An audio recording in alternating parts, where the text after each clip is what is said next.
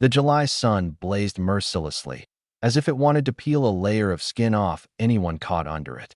Lin Fei pedaled his delivery tricycle, sweat dripping off his chin, his uniform clinging to his back in a sticky and uncomfortable mess. Only one package remained in the cart. Squinting, he checked the address on his phone. Sunny Garden, Building 3, Apartment 702. Lin Fei froze. 702? Wasn't that the apartment next to his? He lived in 701, a cramped single room. In 702 lived a newlywed couple. Word around was that the husband was a high-ranking executive in some major corporation, and the wife had a high-paying white-collar job as well. Whenever they crossed paths, they'd look at him like he didn't even exist, their noses perpetually in the air. Just my luck, the last delivery has to be theirs. Lin Fei grumbled under his breath, but he swallowed his frustration and pedaled back to his apartment complex. After all, he had to eat. Parking the tricycle downstairs, he grabbed the package and headed up to the 7th floor. Standing before the upscale security door, he took a deep breath and rang the doorbell. With a soft click, the door swung open. A wave of cool air mixed with an expensive perfume smell rushed out. The person standing at the entrance was the woman from next door, Su Man. Lin Fei had seen her a few times before and always thought she was strikingly attractive, almost intimidatingly so. Today she was dressed even more provocatively, wearing a tight-fitting camisole and ultra-short shorts. Her long, fair, and slender legs were on full display. Lin Fei was just a regular guy. Out all day working under the hot sun, he wasn't used to encountering scenes like this. He couldn't help but let his gaze linger on her legs for just a couple of seconds. Just 2 seconds. What are you staring at? A sharp and icy reprimand snapped him back to reality, like a bucket of cold water dumped over his head.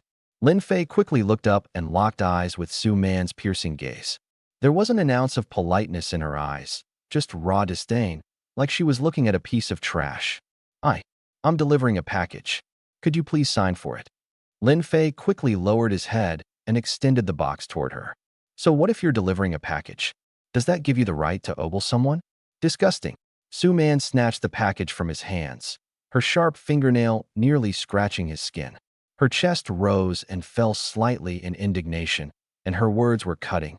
People like you, at the bottom of society, are all the same. No manners, lecherous, and filthy. What's your employee ID number? I'm going to report you. Lin Fei's face turned beet red, blood rushing to his head. His feelings of anger, humiliation, and helplessness churned together, and his fists clenched involuntarily. Before he could say anything, a man in casual clothes and gold-rimmed glasses walked over. Su Man's husband, Li Jia.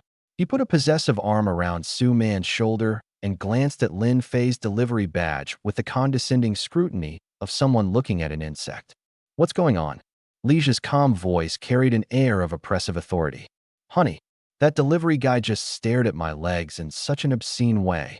Su Man immediately nestled into her husband's arms, her finger pointed accusingly at Lin Fei. Li Jia adjusted his glasses, the corner of his mouth curling into a mocking smirk. Lin Fei, is it? You've got some nerve. His tone was detached, almost lazy, yet every word sliced coldly. A delivery guy, and you dare have thoughts about my wife? Fine. I'll remember you. He paused, the weight in his voice growing heavier with each word. I'll talk to your district manager. Li Jia let out a cold chuckle, emphasizing each syllable. Tomorrow, you don't need to come to work. I'll make sure you're taken care of. That phrase, taken care of, hung in the air like a threat, dripping with malice. But Lin Fei merely glanced at him, his gaze devoid of fear, as if he were watching a clown perform a pitiful act. Do whatever you want. Worst case, I'll find another job. With that, he straightened his back, turned around without a word, and unlocked the door to his own apartment next door, 701. You. Li Jia stared at the slamming door, his face turning green with rage. Grabbing his wife by the arm, he pulled her back into their apartment. As he whipped out his phone, his eyes glinted with sinister intent. That delivery guy? He'd make him pay dearly by the end of the day. Back in his single room, Lin Fei leaned his back against the cold iron door and slowly slid to the floor, feeling as though every ounce of strength had left his body. The western sunlight poured through his tiny window, turning the cramped rental into a suffocating oven. Sweat streamed down his face, but inside, he felt utterly icy. Why? Why could a few casual words from them decide if he kept his job? Why did one brief glance mean he had to lose his livelihood? Just because he was poor? Damn it. He punched the cement floor hard, the skin on his knuckles tearing instantly. Blood oozed out, but he welcomed the pain. It was better than the helplessness coursing through him. In this unfeeling city, he was nothing more than a speck of dust. The rich and powerful could crush him with casual indifference. Submit to it? He refused. But what could he even do beyond stewing in grievance and anger? His eyes began to grow vacant, his willpower eroding, as despair loomed like a shadow ready to swallow him whole. Ding! A cold, mechanical voice abruptly interrupted the silence, its arrival totally unforeseen. Explode in his mind. Detected a strong sense of unwillingness and will to survive. Binding conditions met. Apocalypse sign-in system successfully activated. Lin Fei abruptly lifted his head. Apocalypse warning. In 24 hours, Blue Star will face an unprecedented super cold wave. Global temperatures will plummet to below -50 degrees Fahrenheit and remain there for an extended period. Extreme blizzards are imminent. Please prepare accordingly. What? The apocalypse? Below -50 degrees? He pinched his thigh hard, wincing at the sharp pain. This wasn't a dream. The next second, a semi-transparent blue screen materialized out of thin air right in front of his eyes. Today's sign-in, 4 choices. Please choose carefully. Option 1. Daily provision of essential supplies, food, drinking water, daily necessities, etc. Option 2. A bottle of physical enhancement serum. Slightly improves physical fitness. Option 3. Infinite energy module. Compatible with most household appliances and provides perpetual energy. Option 4. A box of never-ending toothpicks. Lin Fei's mind went completely blank at first, and then, like a surge of electricity coursing through his veins, overwhelming joy engulfed him. The system is real. The apocalypse is also real. By tomorrow, the entire world will change. But the ecstasy quickly gave way to deeper fear. Tomorrow. It's happening tomorrow. He had only 24 hours left. Forcing himself to stay calm, he stared intently at the 4 options. The 4th option, toothpicks? He rolled his eyes. When people are about to freeze to death, who needs toothpicks? Ridiculous. Pass. The 2nd option, a physical enhancement serum. In the apocalypse, physical toughness could determine how long you survive. Very tempting. The 3rd option, an infinite energy module. This thing is practically a godsend. With temperatures at sub-zero extremes, it could power heaters and appliances forever, your lifeline to survival. But Lin Fei's gaze ultimately locked onto the 1st option. Food, water, and daily essentials. In the deadly cold of -50 degrees, no matter how much energy you have, starving to death is just as fatal. Energy is important, but survival comes from sustenance. Sweat trickled down his palms as he focused on the screen. For options, he could only pick one. Energy, physical fitness, a random weapon, and then daily supply drops. His mind raced. Energy won't matter if he doesn't have food or water. Physical strength can't stave off hunger or thirst, no matter how strong he is. Weapons. Society hasn't devolved to lawlessness yet. And then there's the 1st option, guaranteed supplies delivered daily at midnight, without fail. That's the ticket to staying alive. The apocalypse could last for years, maybe a decade. What he needed wasn't a one-time solution, but a consistent lifeline. Screw it, let's do it. Lin Fei gritted his teeth, a fierce resolve flashing in his eyes. System, I choose the 1st option. The screen trembled slightly, and the 1st choice lit up while the other 3 vanished. Immediately after, an icy stream of information flowed into his mind. Choice confirmed. Starting from midnight tomorrow, life-sustaining supplies will be delivered daily. Initial system storage capacity, 10 cubic meters. First sign-in reward has been issued. Lin Fei closed his eyes, his consciousness delving into the system space. An empty void stretched before him with just a few items, several packs of compressed biscuits, a few bottles of mineral water, and a couple of chocolate bars. It wasn't much, but it was his first ticket out of hell. He stood up and walked to the window. The setting sun bathed the entire city in gold as cars weaved through the streets and neon signs flickered to life. A bustling, vibrant scene. Who could imagine? In just 24 hours, this place would turn into a frozen wasteland. Lin Fei's gaze shifted to the closed door of the neighboring apartment. Li Zhou and Su Man, the elite couple with their fancy car and gold-rimmed glasses, who treated him like a stray dog. Just this afternoon, they'd mocked him at the dinner table, calling him broke and offering to help by getting him a lowly security job, lecturing him to be realistic and drop his hopeless dreams. Lin Fei's lips curled into a sinister smirk. All right, by tomorrow, the tables will turn. Let's see what happens then. He was especially looking forward to the moment when that arrogant couple begged him for a mouthful of food on their knees. That night, Lin Fei barely got any sleep. His dreams were filled with Su Man's frosty glare, Li Zhe's disdainful eyes behind his gold-rimmed glasses, and an endless, raging blizzard that swallowed him whole. He jolted awake, heart pounding. The sky outside was still dark, but he could hear it. A faint, persistent rustling sound, like grains of sand gently striking the glass. Lin Fei threw off the blanket, and a wave of cold pierced straight through his bones, making him shiver uncontrollably. Something wasn't right. Yesterday, it was over 90 degrees outside. How could it be so cold inside today? So cold? Really? Lin Fei rushed to the window in just a few quick strides and yanked open the curtain. Outside was a world of white. It wasn't just snow. It was a blizzard. The fat snowflakes, as dense as an unyielding blanket of cotton, plummeted from the sky with unrelenting force. You couldn't even make out the silhouette of the building across the way. In just one night, the flower beds, cars, and streets below were buried beneath a thick layer of snow, and it was still stacking up at an alarming pace, visible to the naked eye. Outside, the howling wind sounded like ghostly wails in the night. Lin Fei grabbed his phone and glanced at the time. 5:47 a.m. He reached out and placed his hand on the window pane. The next second, a biting cold shot up through his fingertips, sharp enough to make him pull his hand back instantly. A delicate frost pattern had already crystallized on the glass. He muttered under his breath, "It's here. It's really here."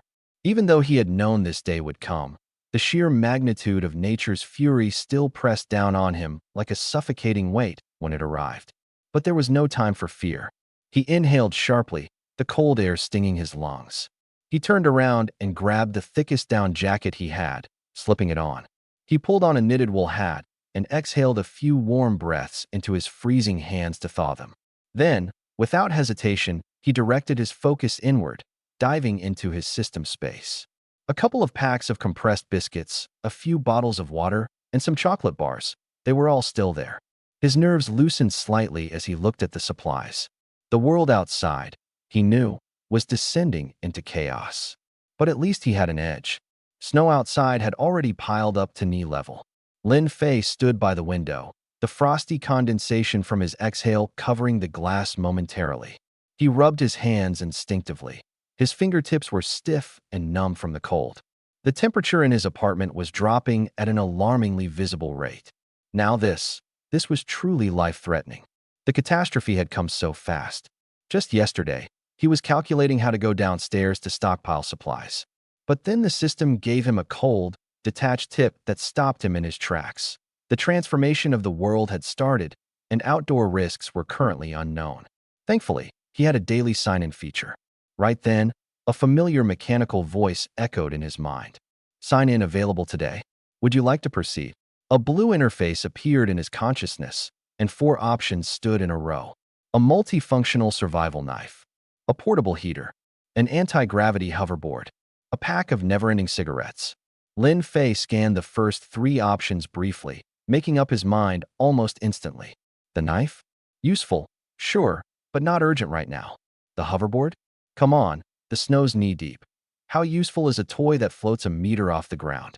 Completely pointless. The cigarettes? Yeah, no time for that nonsense. His gaze locked firmly on the second option. Portable, energy-efficient heater. No external power source needed. Effective within a 3-meter radius. Max temperature of 25 degrees Celsius, 77 degrees Fahrenheit. Lin Fei's breath caught for a moment. No external power source. In this kind of apocalyptic weather, who knows how long the electricity or water supply will last? No one could say for sure. And once the power goes out, This building will turn into one enormous icebox. At that point, no amount of food would save someone from freezing to death. Pick that one. Selection successful. The moment he scanned this choice in his mind, his system's space lit up. In the corner, a small silver-white box appeared, palm-sized and compact, like a mini speaker. Lin Fei retrieved it. The box was cold to the touch and heavier than it looked. He pressed the single button on it. Beep.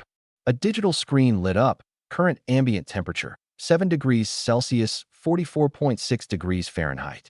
Then, a steady flow of warm air began to seep out from the vent. And just like that, a miracle occurred. The biting chill, as if pushed back by an invisible force, retreated. Within a 3-meter radius from the heater, the temperature shot up rapidly. 8 degrees Celsius, 15 degrees Celsius, 25 degrees Celsius. It was holding steady. Standing in the small pocket of warmth, Lin Fei gradually regained feeling in his toes, and his fingers stopped aching. He let out a long, relieved sigh, the tension in his chest finally easing a bit. Carefully, he placed the heater at the center of the room, ensuring his bed and his main living area were covered within the warm zone. Then, he returned to the window and glanced outside again. The snow was falling even harder now.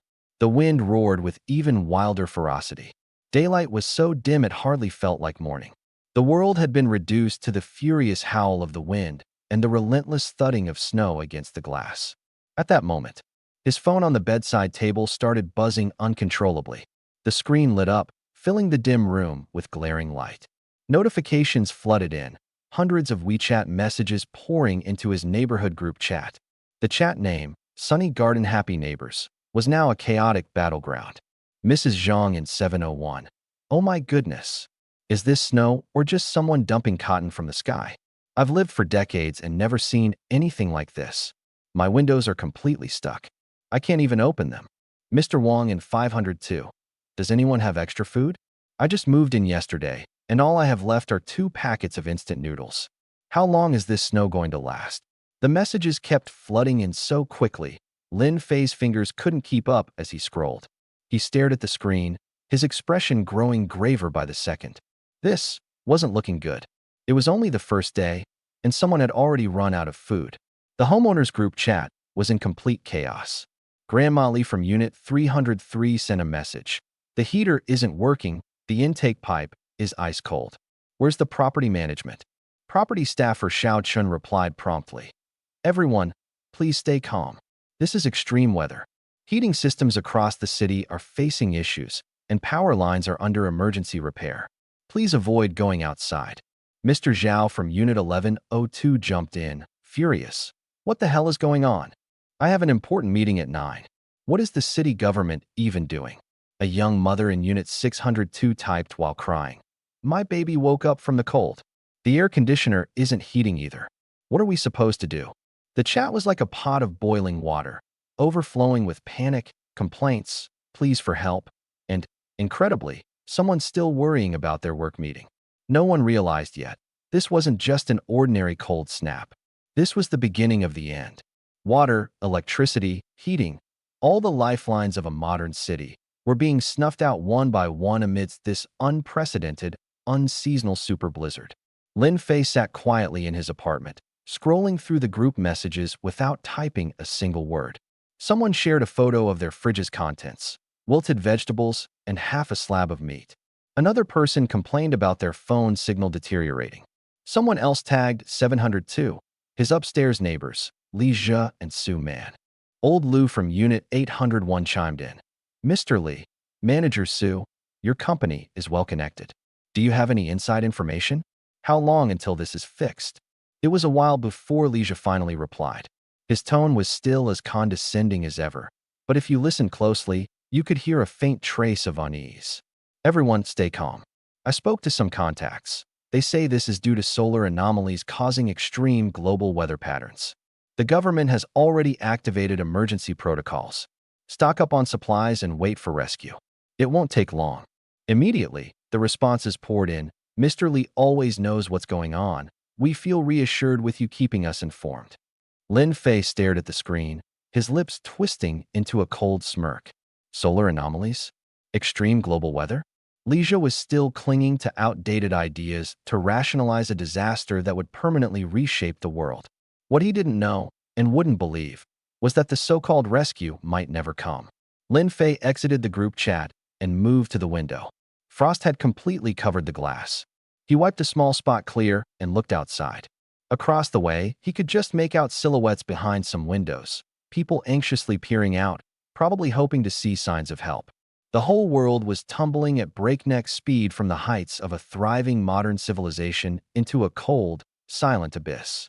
Yet Lin Fei, a delivery driver who had been mocked and even threatened with unemployment just a day ago, had something most people now could only dream of. In this rapidly freezing city, he had a small, warm haven and a steady supply of resources he could rely on. He rested his hand against the icy glass, feeling the stark contrast between the frigid world outside and the haven inside. Behind him, his heater quietly radiated warmth and light, like a loyal sentinel standing guard. The snow continued to fall, with no end in sight. Lin Fei's gaze grew cold and resolute. The first day of the apocalypse. It had begun. By the fifth day of relentless snowfall, the world outside had turned into a vast, white sea of death. The snow drifted down slowly, the winds having calmed a little. Yet the bone-cracking chill was as pervasive as ever, seeping through every possible crack and crevice. Lin Fei yawned and climbed out of his cozy bed. The temperature inside his apartment remained a steady, comfortable 77 degrees Fahrenheit. That sleek silver portable heater, the one gifted to him, continued to hum silently, working flawlessly. Barefoot, he stepped onto an impossibly soft, thick rug, another item he'd been gifted. He walked to the window. Thick frost covered the glass again. He wiped another small circle clear and peered out. Everything was eerily still. The balconies and windows of the nearby buildings were heavily blocked by snow. Not a single person in sight. The only sound came from the howling wind and the mournful whistle of snowflakes slicing through the air, a sound like ghosts weeping. It was the fifth day. Water and power had been completely cut off 3 days ago. Electricity would sometimes flicker back on for a few fleeting minutes. But then, by the seventh day of the apocalypse, the entire city was plunged into total darkness. The homeowners' chat group had long since exploded. What had started as complaints and grumbling had turned into desperate pleas and anguished cries. With temperatures plunging to minus 58 degrees Fahrenheit, no electricity, no heating, no rescue, stepping outside was a death sentence. But Lin Fei wasn't fazed in the slightest. He couldn't even be bothered to glance at the group chat anymore. Because for him, the single most important task today was claiming his reward. A blue screen appeared in front of him right on time. Daily sign-in reward. Please choose one item. 1. A set of extreme cold survival gear. Warm even in temperatures as low as minus 148 degrees Fahrenheit. 2. A multifunctional refrigerator. Keeps food fresh no matter the temperature. 3. Premium grade A5 Wagyu beef. 500 grams. Expressions twisted between desperation and longing. His tightly clenched fists betrayed the overwhelming struggle that raged within him. Inside Unit 701, Lin Fei was in his own little slice of heaven. The aroma from the sizzling A5 grade Wagyu steak was enough to transport anyone to a high-end Michelin-starred steakhouse. The beautifully marbled slab of beef was perfectly seared, releasing juices that blended with the olive oil, black pepper, and sea salt in a symphony of flavors. With the outdoor energy stove humming softly behind him, Lin Fei plated his masterpiece onto a simple porcelain dish. The contrast was striking. This gourmet meal, born in an apocalyptic world, seemed almost out of place amidst the chaos outside. Picking up his fork and knife, he prepared to dive into the luxurious meal. Finally, something worth living for, he murmured to himself with a contented smirk. But unbeknownst to Lin Fei, mere feet away, beyond his thin apartment wall, the scent of his feast was wreaking havoc on the minds of his neighbors. In Unit 702, John Lee and Susan Mann were struggling to keep their composure, or what was left of it. Susan trembled as her knees buckled beneath her, forcing her to lean against the doorframe for support. "John," she whimpered, clutching his arm, desperation thick in her voice. "That smell? I can't take it anymore. We have to check. Please." Her husband didn't respond right away, his eyes fixed on the source of the tantalizing scent, the barely visible gap beneath the door of 701. His mind swirled with images of what might be inside. A roasted chicken? A pot of rich stew? No, this was more than that. This was steak, a kind of delicacy they hadn't tasted in what felt like an eternity. John's stomach clenched with hunger, the sharp pangs nearly bringing him to his knees as he ground his teeth in frustration. That kid in 701, Lin something. He was just some delivery guy before the world collapsed. How? How could he possibly have something so precious while John and Susan were left digging through scraps? John licked his chapped lips, his pride and hunger warring against each other. We can't just. But Susan's emerald eyes flashed with a feral determination he hadn't seen before. John, people are dying out there. If we don't do something now. Her words caught in her throat as her stomach let out a pained growl. Their gaze returned to 701. The scent of roasted fat and peppery tang wafted stronger than before, bazooka-like in its intensity. It wasn't just food, it was survival. It was salvation. And in this freezing, merciless new reality, salvation wasn't something you waited for. It was something you fought for. With a final glance at her trembling husband, Susan straightened up, pulling the wool scarf tighter around her thinning frame. Fine. John exhaled heavily, avoiding her gaze as guilt pooled in his chest. We'll knock. Just ask first. But deep down in his gut, he already knew. If polite requests wouldn't work, more desperate measures might. On the other side of that thin, icy wall, Lin Fei savored each bite of his steak like it was an art form, oblivious to the growing storm brewing just a door away. The woman's stiff expression made it seem as if she were scrutinizing two worthless strangers. Leisha swallowed several mouthfuls of dry air, finally managing an awkward smile to try and hide his embarrassment. Mr. Lin, we're just neighbors, came to see you. Su Man, however, didn't stand on ceremony. She couldn't help but take a step forward, muttering eagerly. Steak? Do you still have any steak? Lin Fei raised an eyebrow, his cold smile deepening. Steak? He seemed to have heard an absurd joke. Mrs. Su, do you think a delivery man like me would have steak? Su Man choked, her face flushed red, yet she remained fixed on the plate, as if one more glance would make her ingest the sauce. Leisha quickly pulled her back, giving her a look that urged her to restrain herself. Brother Lin, Leisha cleared his throat, forcing a fawning tone. You see, given the situation outside, honestly, we neighbors should help each other. Before there were some misunderstandings, all misunderstandings. We didn't think things through and offended you. Please forgive us. Lin Fei stared at him, silent for a long time, his eyes revealing a chilling amusement. The longer he remained silent, the more cold sweat broke out on Leisha's back. Help each other? Finally, Lin Fei spoke, his tone light, yet like an invisible knife. Mr. Li, a month ago in the elevator, you didn't say that. How did you describe my life then? Like an ant on the ground, forever only able to look up at the sky atop the tower. Is that what they say? Leisha's face paled instantly. But I didn't expect, Lin Fei said slowly, his eyes practically stripping away their last veil of shame, that with the apocalypse, the tower collapses, and even ants can rise again. The shame and humiliation in Su Man's eyes were instantly overwhelmed by the famine. She cried out almost hoarsely, Lin Fei, we admit our mistake. Please have mercy and give us some food. Just consider it. Consider it what? Lin Fei coldly interrupted her. Consider it saving our lives. She lowered her head, the tears in her eyes hidden. Lin Fei smiled. That smile held the satisfaction of revenge and the cold cruelty of the apocalypse forcing him to survive. Saving lives? In the apocalypse, life is worthless. If you want something, exchange it for something of equal value. Leisha's brow twitched violently. Equal value? The rules are simple. Lin Fei slowly raised the crossbow from his side, waving it in front of the two men. Or, you can bring something that interests me. It doesn't have to be supplies. Anything will do, in exchange for food. Otherwise, don't waste my time standing here. Su Man's face paled even more instantly. Or, Lin Fei added meaningfully, just stand here, smell the aroma, and imagine what it'll be like to make do with this meal. The air seemed to freeze. Li Jia and Su Man exchanged a glance, both seeing despair and struggle in each other's eyes. This was the apocalypse. Human dignity, order, and respect had all become worthless to faint. Mocking smirk tugged at the corner of Lin Fei's lips. That single glance made Li Jia shudder from head to toe. Humiliation surged through him like a tidal wave, heating his face until it burned.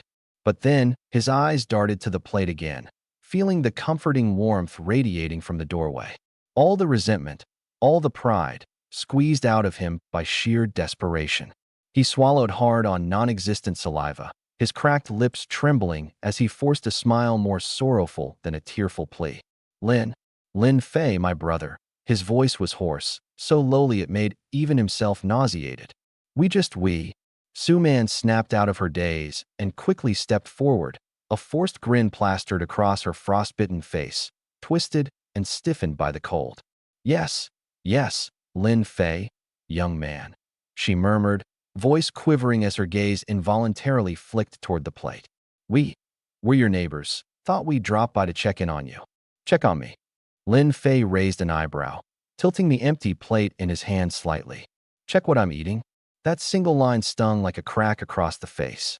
Li Jia's cheeks flushed scarlet, only to be drained pale within seconds by the icy winter wind.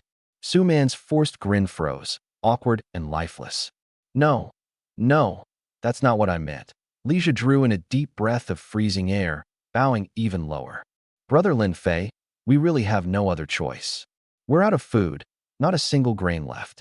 The water's almost gone too, and in this dreadful weather." He paused, casting another glance at Lin Fei's short sleeves, his eyes traveling longingly to the inviting warmth within the doorway.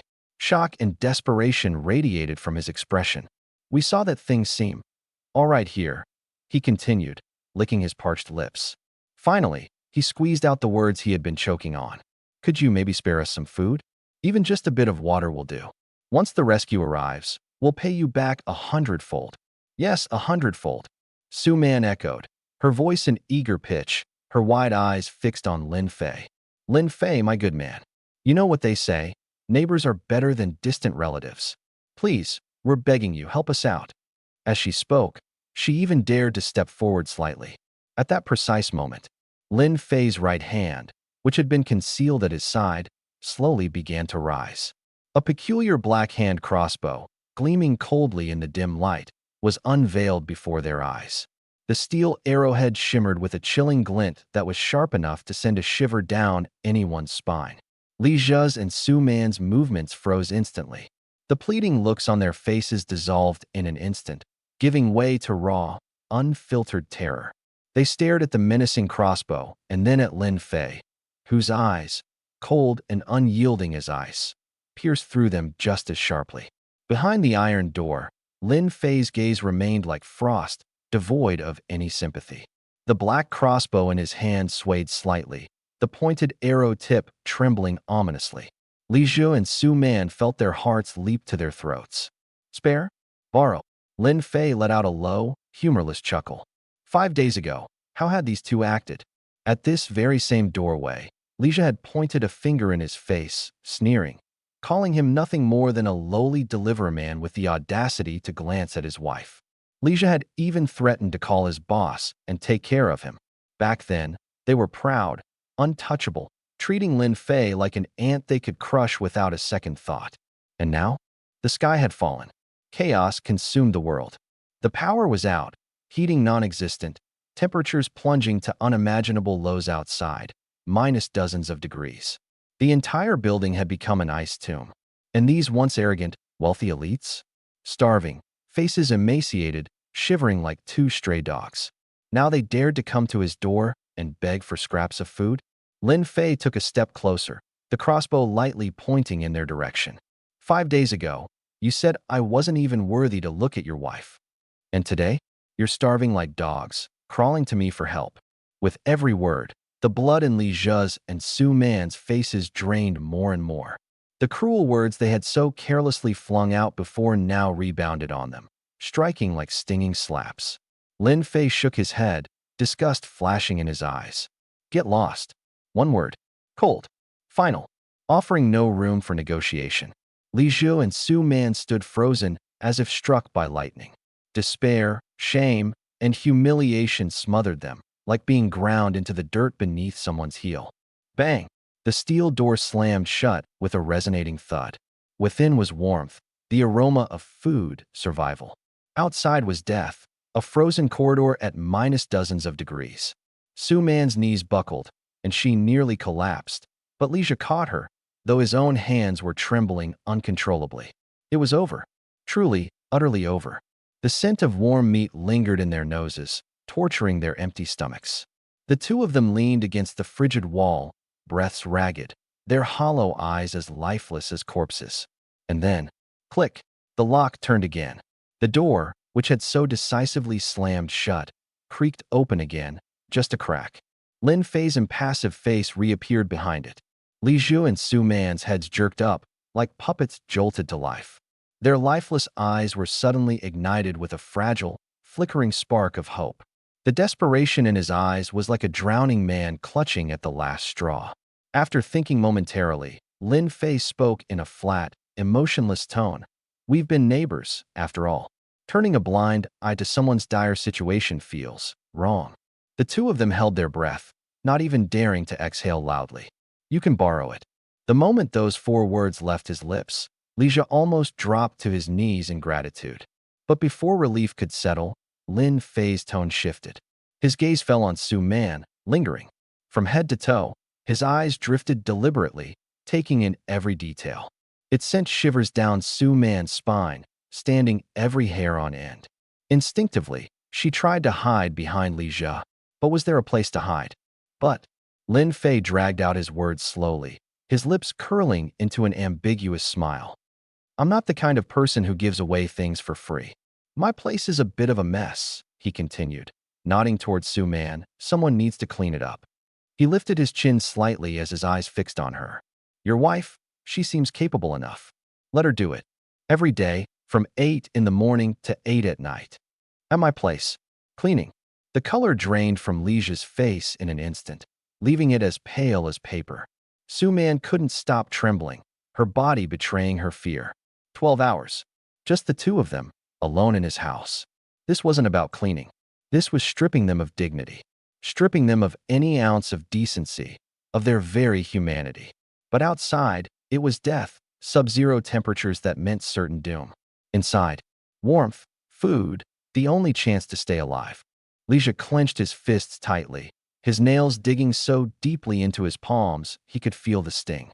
As her husband, the so-called protector, he didn't even have the right to utter the word no.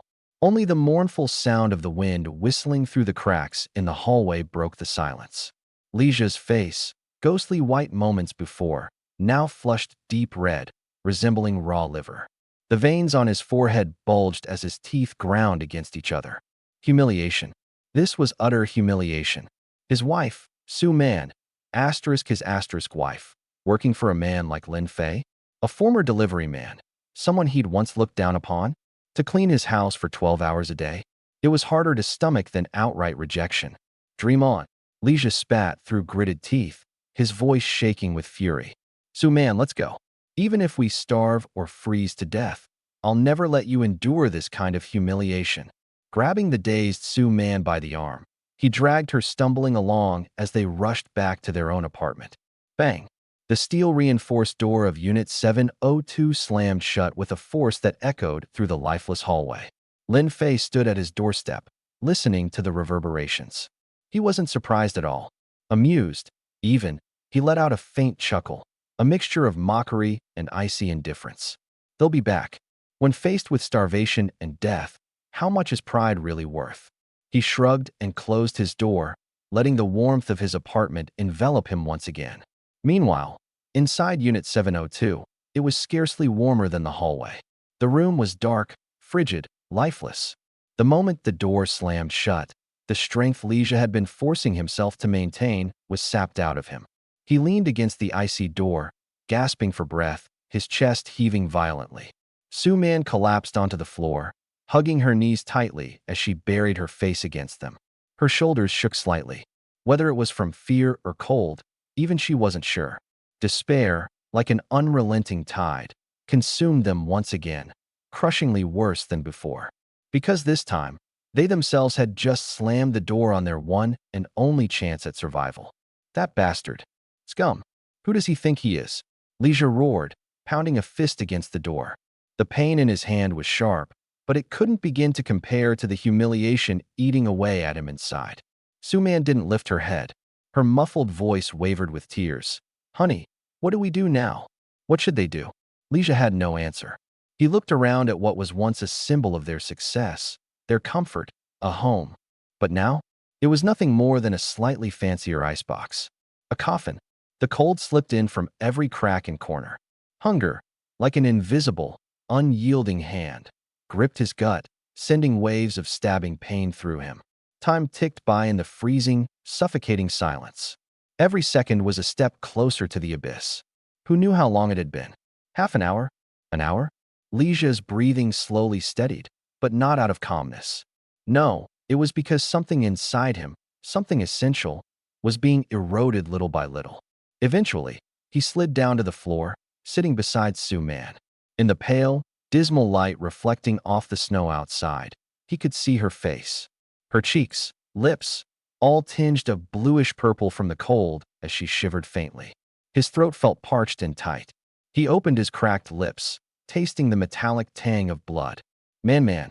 His voice was hoarse, like the creak of an old, broken bellows. She didn't respond. Leisha took a shuddering breath, the frigid air biting into his lungs. We might not last much longer. Suman's body jolted at his words. He didn't dare look at her, keeping his eyes fixed on the icy floor. His voice grew quieter, carrying with it a kind of helplessness he found repugnant, even in himself. That Lin Fei. Even though he's such a bastard. But what he said seems to make some sense. Suman's head shot up abruptly. In the darkness, Suman's wide-open eyes locked onto Li Zhe with an unwavering stare. There was no anger or questioning in her gaze, just a chilling and unfamiliar terror, as though she was seeing this man for the first time. Li Zhe felt a cold shiver run through him under her gaze, but he forced himself to keep talking. His words came out faster and faster, as if he were trying to convince her, or maybe just convince himself. Man, it's just cleaning up. Really, just a little work. It's not that big of a deal. In times like this, surviving is the only thing that matters, isn't it? If we can get food and water, we'll make it through this. Once the rescue arrives, everything will go back to normal. Then we'll. His words stuck in his throat, because he saw Suman looking at him with an expression he'd never seen before. There was no understanding in her eyes, no forgiveness, just an icy despair. She stared at the man she'd married, the one who used to be so confident, so in control of everything. And now, this same man stood there, voice trembling, asking her to serve the man they had just ridiculed and despised. All for a scrap of food. Suman didn't say a word. She just stared at him, silently, relentlessly, until Leisha couldn't bear it anymore and awkwardly turned his head away. The room was filled with nothing but the sound of their heavy, suffocating breaths. It was even more stifling than the snowstorm outside. Time dragged on unbearably in the cold and hunger, each second like a dull knife scraping against flesh. Suman curled into the corner of the couch, wrapped in a thick down jacket, yet she couldn't feel the slightest warmth. The chill seeped into her very bones. Her stomach tightened in painful spasms, her throat felt parched like a wasteland, and her lips were cracked and bleeding in several places. She didn't dare move or think. Any movement might drain what little energy she had left. Any thought might drown her in despair. Still, the images played relentlessly in her mind. The warmth inside Lin Fei's apartment, that irresistible scent of meat in the air, and Li Zhe's words, the ones urging her to make herself subservient to the man they had looked down on. Those words were like icy needles, piercing straight into her heart. Was this really the man she had married?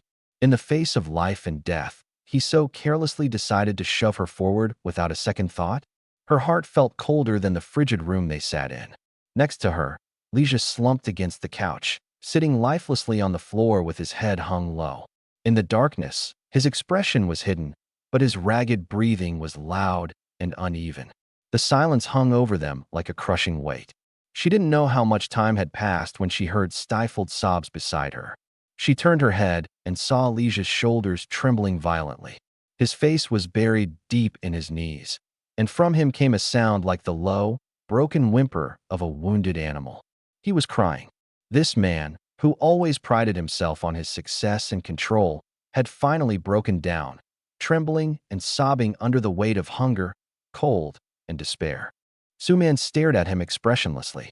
The frozen sea within her heart grew strangely calm, leaving her with an almost numbing emptiness.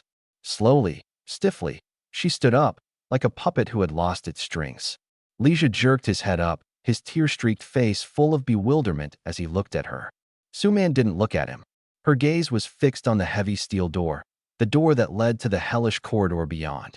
Behind it was the man who had trampled them beneath his feet. Her lips moved, and her voice was so soft it was nearly inaudible, drained of all emotion. "All right, I'll go." As those two words left her lips, Suman felt the last shred of strength leave her body. But still she walked. Step by step, she made her way toward the door. Lija opened his mouth as if to say something, but no words came out. He could only stand there in stunned silence as he watched his wife's retreating back, step by step, as she reached out. Reaching for that door leading to the unknown. Suman's fingers touched the icy, metal-cold handle, her whole body trembling. The chill in the corridor bit deeper than it did in her memory. She pulled her clothes tighter around her, but the thin layers barely kept out the biting cold that seemed determined to burrow into her bones. 701. She stopped in front of the door, staring at the number on the plaque, her heart hammering uncontrollably. Behind this door was warmth, a chance at survival. Before it was an icebox, and the inevitable creeping of death. She raised her hand and hesitated midair. 3 seconds. 5. Her fingers quivered, but it wasn't from the cold. It was because she knew that once she knocked, some things would never be the same. But she had no choice. Knock, knock, knock. The sound was soft, yet in the oppressive silence of the hallway, it echoed like a drumbeat against her chest. Footsteps came from inside immediately. Click. The door opened. Lin Fei leaned against the doorframe, wearing a thin t-shirt, his signature smirk playing on his lips. His gaze swept over Suman, taking in her trembling form. The ends of his mouth curled slightly higher, like a predator spotting its prey. Man's gaze slid downward, brushing past her body wrapped tightly in layers, until it stopped at her frost-bitten, reddened legs. It was an unabashed appraisal, watchful, amused, laced with the calm demeanor of a man who once found himself beneath her heel and was now towering over her with the upper hand. Suman's face burned as if it were set aflame. Instinctively, she wanted to press her legs together, but her body, frozen stiff from the cold, could only manage a faint twitch. She lowered her gaze, daring not to meet his eyes. "Have you thought it through?" Lin Fei's voice drifted over, slow and deliberate. Suman bit down hard on her lower lip, nearly drawing blood. From between clenched teeth, she forced out a single word. "Yes." The smile on Lin Fei's lips deepened just slightly. He stepped aside, making way for her. "Come in." Suman took a deep breath and stepped over the threshold.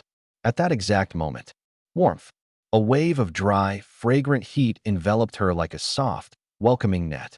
Her numb, frozen skin seemed to awaken under the cascade of warmth, as though life itself was flowing back into her. She lifted her head abruptly, glancing around the room, and froze. Completely froze. Was this the shabby one-room apartment of that poor delivery guy? No. The space was clean, organized, and as cozy as a spring morning. The bed was draped in soft blankets, and a thick shag rug covered the floor.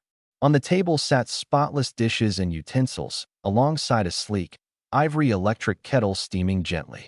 Neatly stacked boxes occupied a corner of the room, and in the very center of the room stood the source of this unbelievable warmth, a silver heater radiating steady heat. There were no shadows here, no despair, none of the icy, suffocating silence that had gripped the world outside. Here it felt alive, like a real home.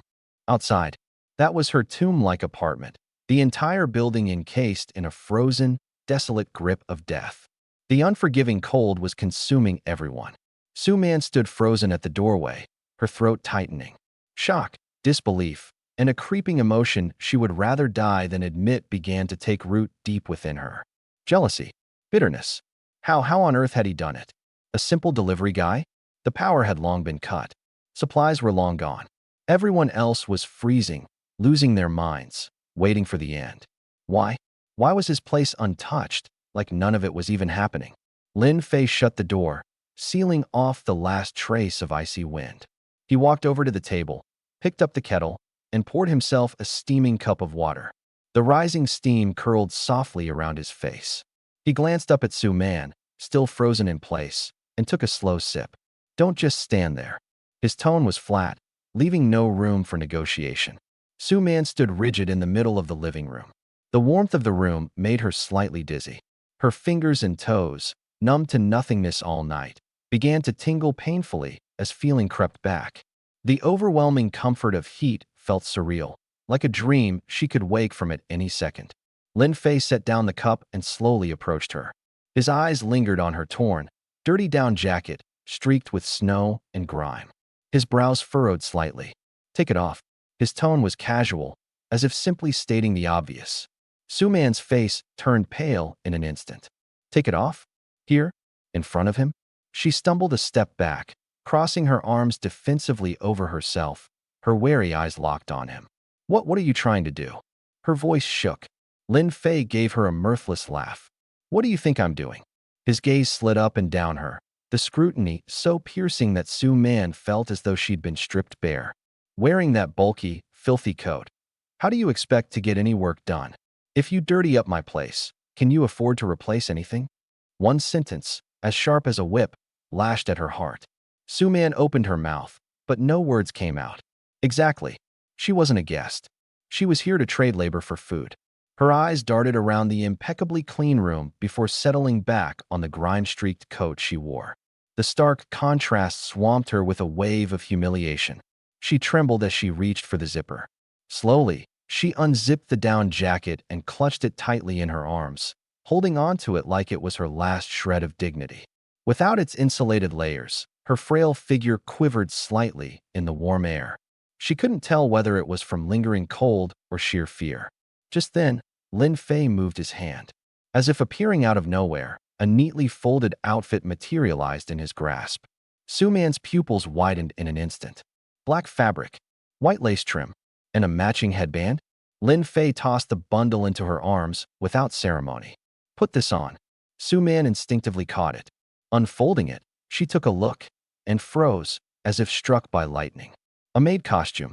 The classic black and white ensemble, complete with a short skirt, apron, and pristine white headpiece, down to the last detail. Blood surged to her head, her face flushing a fiery red, whiter than a sheet. Her face drained of all color immediately. This was humiliation. Pure, unvarnished humiliation. The kind that stomped on her last shred of dignity and ground it into dust. You bastard.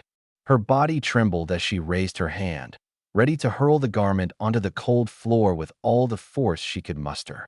Lin Fei stared at her, his eyes icy and indifferent. Not going to change? He raised a brow, flicking a finger towards the door as if he were merely pointing out the weather. His voice was maddeningly casual. The door's right there. You can leave anytime. Go back to that freezing pit you call home and wait for the inevitable with your noble, prideful husband. Starve, freeze, your choice. His words stabbed Su Man's heart like a red-hot needle, searing her to her very core. Her head rang. Asterisk boom asterisk. A deafening emptiness as a whirlwind of memories assaulted her. The freezing, bone-chilling air at home. The hunger gnawing away at her insides like fire. The image of her husband, Li Jie, curled up under thin, threadbare blankets, tears streaking his pale cheeks. And the memory of his bloodshot eyes, the painful conviction in his voice as he pushed her out the door and whispered his parting words. All of it surged back to her at once. The hand she'd raised hung, paralyzed midair.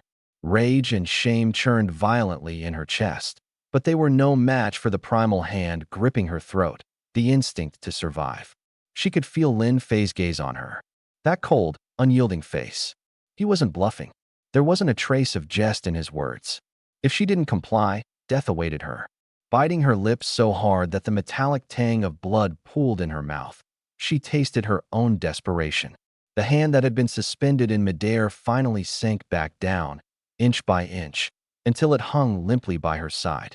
Her eyes burned, but she clenched her teeth, refusing to let a single tear fall. The seconds ticked by silently. Each one was a blade, slicing into whatever was left of her pride. Finally, her hand, all the fight gone out of it, lowered completely, gripping the coarse fabric of the maid uniform tightly. Her knuckles whitened from the pressure. Lin Fei watched her closely, the corners of his mouth curving ever so slightly, just enough to be unsettling. "Change. Here," he said. He sauntered over to a chair and sat down, casually crossing one leg over the other. He didn't bother looking away. In fact, his stare locked onto her, as if daring her to defy him. Su Man shuddered, her entire body recoiling as though she had been struck. She shut her eyes, inhaling deeply. When she opened them again, the light in them was dead, as if she had retreated to a place inside herself, a necessary numbness for her own survival.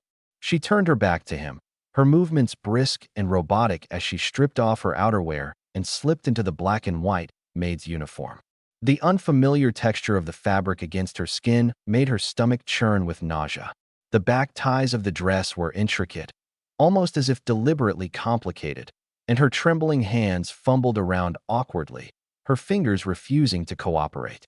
Lin Fei remained seated, his gaze fixed on her, silent but unyielding. By the time she fitted the last white headpiece into place, it felt as though she had lived through an eternity.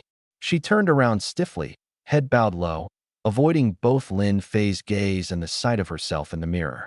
"Not bad," Lin Fei remarked blandly. Those two words hit her harder than any shouted insult could have. They pierced straight to the bone, a sting far deeper than anger.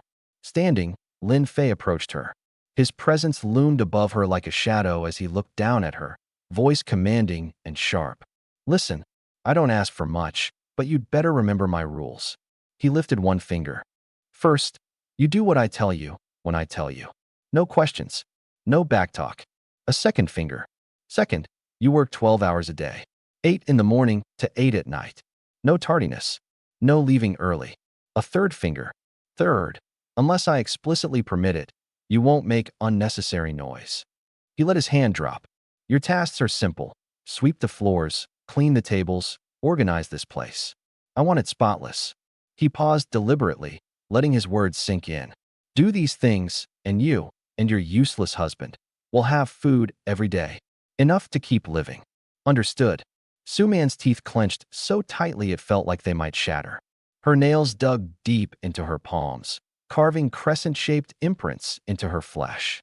After several seconds, she managed to summon every ounce of her willpower and forced a response from her throat. Yes. She thought. She hoped. This would be the end of it. What she didn't realize was that this was just the beginning. Lin Fei's gaze swept over her like a sharp knife, his eyes measuring every inch of her. The scrutiny was unbearable, even her toes curled in her shoes. An involuntary tension stiffened her whole body, her legs pressing together instinctively, though she dared not make any movement too obvious. Still missing something, Lin Fei muttered to himself suddenly. Su Man's stomach dropped. Her instincts screamed danger. What now? Lin Fei casually flicked his wrist, tossing something onto the floor before her feet. Her eyes froze on the object, mortified. Stockings. Sheer, near-transparent white. This request, no, demand, was suffocating, even beyond his piercing gaze. Her body locked up in place, breath catching in her throat. "Do you need me to repeat myself?"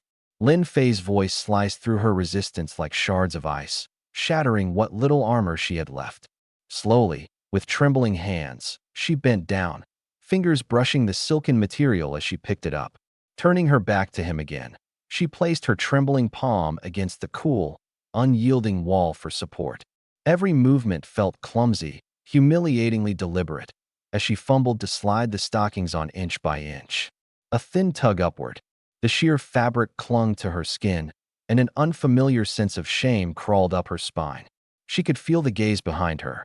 It was like needles, like fire, scorching every inch of her legs, her ankles, her entire body. By the time she finally straightened up, her body felt as if it had just endured a brutal ordeal. A black miniskirt, a white apron, and thigh-high stockings that clung like second skin. She stood there, resembling a perfectly wrapped gift, carefully prepared, and awaiting someone to tear it open. Lin Fei's eyes scanned her from top to bottom. This time, he seemed satisfied. He turned and walked toward the corner of the room, where several boxes were piled. Opening one, he revealed packs of compressed biscuits and bottles of water. Su Man's gaze locked onto the supplies like a nail. She couldn't look away. Her stomach twisted sharply, and her throat burned with dry, desperate agony. It had been so long that she couldn't quite remember what it felt like to be full. Lin Fei picked up a bottle of water and a pack of biscuits, then turned back. But instead of handing them over, he weighed them nonchalantly in his hand. "Hungry, aren't you?" he asked, his tone laced with mockery. Su Man pressed her lips together tightly, forcing her gaze away from the food. But the small involuntary gulp in her throat betrayed her. Lin Fei watched her, desperate, on the brink of collapse, yet refusing to give in, and a flicker of amusement passed through his eyes. He held the food out to her. "For you," he said. Su Man froze. Could it really be that simple? "What's the matter? Afraid I've poisoned it?" He chuckled darkly. She shook her head violently, almost snatching the food from his hand. The cold water bottle burned against her palm like scalding iron. "Eat here," Lin Fei instructed, settling into a chair and fixing his gaze on her. Su Man couldn't focus on anything else. She twisted off the bottle cap and tilted her head back, gulping down several mouthfuls. The icy liquid seared down her parched throat, the relief making her eyes sting.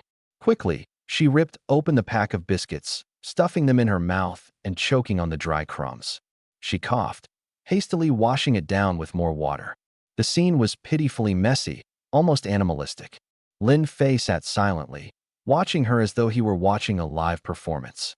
When she finally managed to slow down, catching her breath, he spoke, his voice measured but piercing with purpose. "Here, if you follow the rules, you'll live. There's food, water, heat." His eyes flickered over her maid outfit, lingered on the stockings. "All I ask is a little work. And that's a fair trade, don't you think?" Su Man's chewing slowed. She understood. Complying meant wearing these humiliating clothes, eating within his sight, and obeying the rules he dictated. And in exchange, she got to survive. It was a deal, trading her dignity, her submission, for her life. She stared down at the half-eaten biscuit in her hand, feeling the unfamiliar warmth of the room, her emotions in turmoil. But she knew what was outside. Outside was frozen wasteland, a merciless hell where people killed for a morsel of food. A defenseless woman like her wouldn't last 3 days out there. And this man who humiliated her, who terrified her, held her only lifeline. Slowly, she swallowed the last bite of the biscuit. Su Man's expression shifted with a mix of emotions, shame, humiliation, but buried beneath it all was a fragile gratitude for still being alive. At least tonight, she wouldn't die from hunger or the cold. As for tomorrow, she didn't dare think about it. The very thought sent shivers through her limbs. Lin Fei observed her every reaction, a cold smirk curling his lip. This was exactly how it had to be. Offering a slight kindness after imposing fear was the simplest, most ruthless way to break someone. He didn't need her genuine loyalty. He needed her fear strong enough to choke out any thought of defiance. "Done?" he asked, his tone indifferent. Su Man popped the last crumb into her mouth and nodded, staring at the floor. "Then get to work," Lin Fei ordered, pointing at the floor. "Start by scrubbing. The standard of clean around here is what I say it is. If I so much as see a speck of dust, consider your meal wasted." Su Man's body trembled as she gripped the empty water bottle tightly. "Yes," she replied, her voice barely more than a whisper. Lin Fei leaned back comfortably into the sofa. The sofa was a perk from the survival system, plush, soft, and 100 times more luxurious than his old rickety bed. The flask in his hand was another system gift, filled with rich, warm whiskey. He took a sip, the warmth coursing down his throat and spreading through his chest, revitalizing him. Then he glanced sideways at Su Man. She was hunched over, meticulously scrubbing the table's surface, inch by inch, taking care not to miss a single spot. Clearly, she had never done this type of work before, yet fear had driven her to a level of painstaking diligence he found almost amusing. A strange sense of satisfaction welled up in Lin Fei. Just a few days ago, he'd been a struggling delivery worker, standing under the relentless sun, at the mercy of elite individuals like this once untouchable woman and her now-absent husband. They could insult him, dismiss him, and ruin his livelihood with a single careless word. His meal ticket. But what about now? The wife in this couple, wearing clothes he specifically chose, was cautiously cleaning his house, warm and cozy like spring, just to earn a single meal to fill her stomach. As for the husband, he was huddled next door in a freezing room so cold that his breath turned to mist, waiting for any scraps of opportunity that might be thrown his way. This world, it changed so damn fast. No, Lin Fei turned the wine flask slowly in his hands. It wasn't just fast. This was the truest form of the end of the world. Strip away civilization's fragile veneer, and there are only two things that matter: power and control. Whoever has the power determines the rules. What kind of life had he lived before all this? Waking up before dawn, working till exhaustion, fawning over people just to earn scraps of money that couldn't even sustain him. He'd lived in this very crappy, run-down single room. But now he had his system. He had a virtually endless supply of resources. He had this warm, sheltered haven that defied the freezing cold outside. So, why shouldn't he enjoy it? He took another swig from the wine flask, his gaze darkening. This was just the beginning. What he wanted was something deeper, absolute control. Take Li Jia from next door, for instance. Wasn't he the stubborn one? So proud, refusing to bend? Fine. Let's see how long he holds out. Lin Fei's lips curled into a cold, calculating smirk as he swirled the wine flask. Not much was left inside. Bring that box over, he ordered casually, pointing to the corner of the room. Su Man froze for a moment, placing the cleaning cloth down silently before walking over to the box. Lin Fei's gaze followed her the entire way, blatant and uninviting, like someone newly inspecting property they just bought. Meanwhile, on the other side of the complex, deep in the shadows, another kind of evil was quietly beginning to take shape. The property management office had long lost power, turning it into an abyss of darkness. A few candles, salvaged from who knows where, flickered weakly, illuminating a handful of twisted, ferocious faces. At the forefront of the group was Wang Chong, the former head of security. He had always been a towering man who, in ordinary times, greeted tenants with bows and polite hellos. But now, his face was set in a sinister snarl, the fat on his face twitching as his sharp, ruthless eyes gleamed in the dim light. The deference and niceties he once bore were nowhere to be found. Around him stood 4 or 5 other men, security guards, handymen, each with grim, dark expressions that matched the chill in the room. It had only been a few days since everything had changed, but already, human nature had frozen over in this wintry apocalypse. 3 days into the city's icebound blackout. Inside the property management office, the flickering candlelight reflected the faces of men twisted by hunger. God damn it. Wang Chong kicked a chair over, his voice cold and menacing. The stockpile at home's bottomed out. The water's almost gone, too. If we keep sitting around like this, we'll end up frozen solid like damn popsicles. A wiry man, skin clinging tight to his bones as if he hadn't eaten in days, rubbed his hands together nervously. Brother Wang, what do we do? Are we just supposed to sit here and wait to die?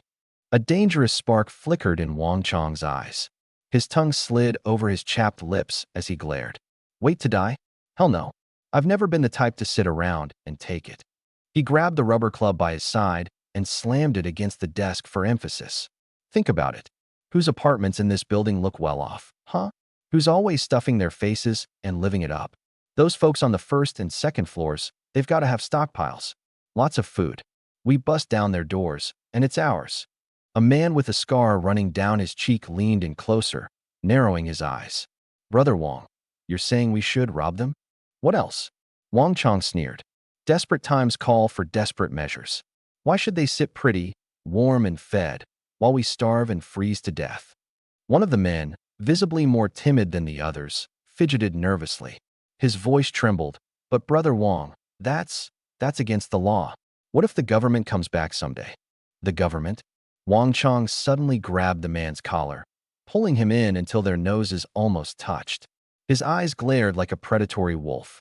Take a good look outside, you idiot. Where are the police? Where's the rescue team? There's not even a goddamn shadow. Out here now. The law of the jungle rules. The strongest fists make the laws. He shoved the trembling man away and scanned the room, resting his gaze heavily on each person present.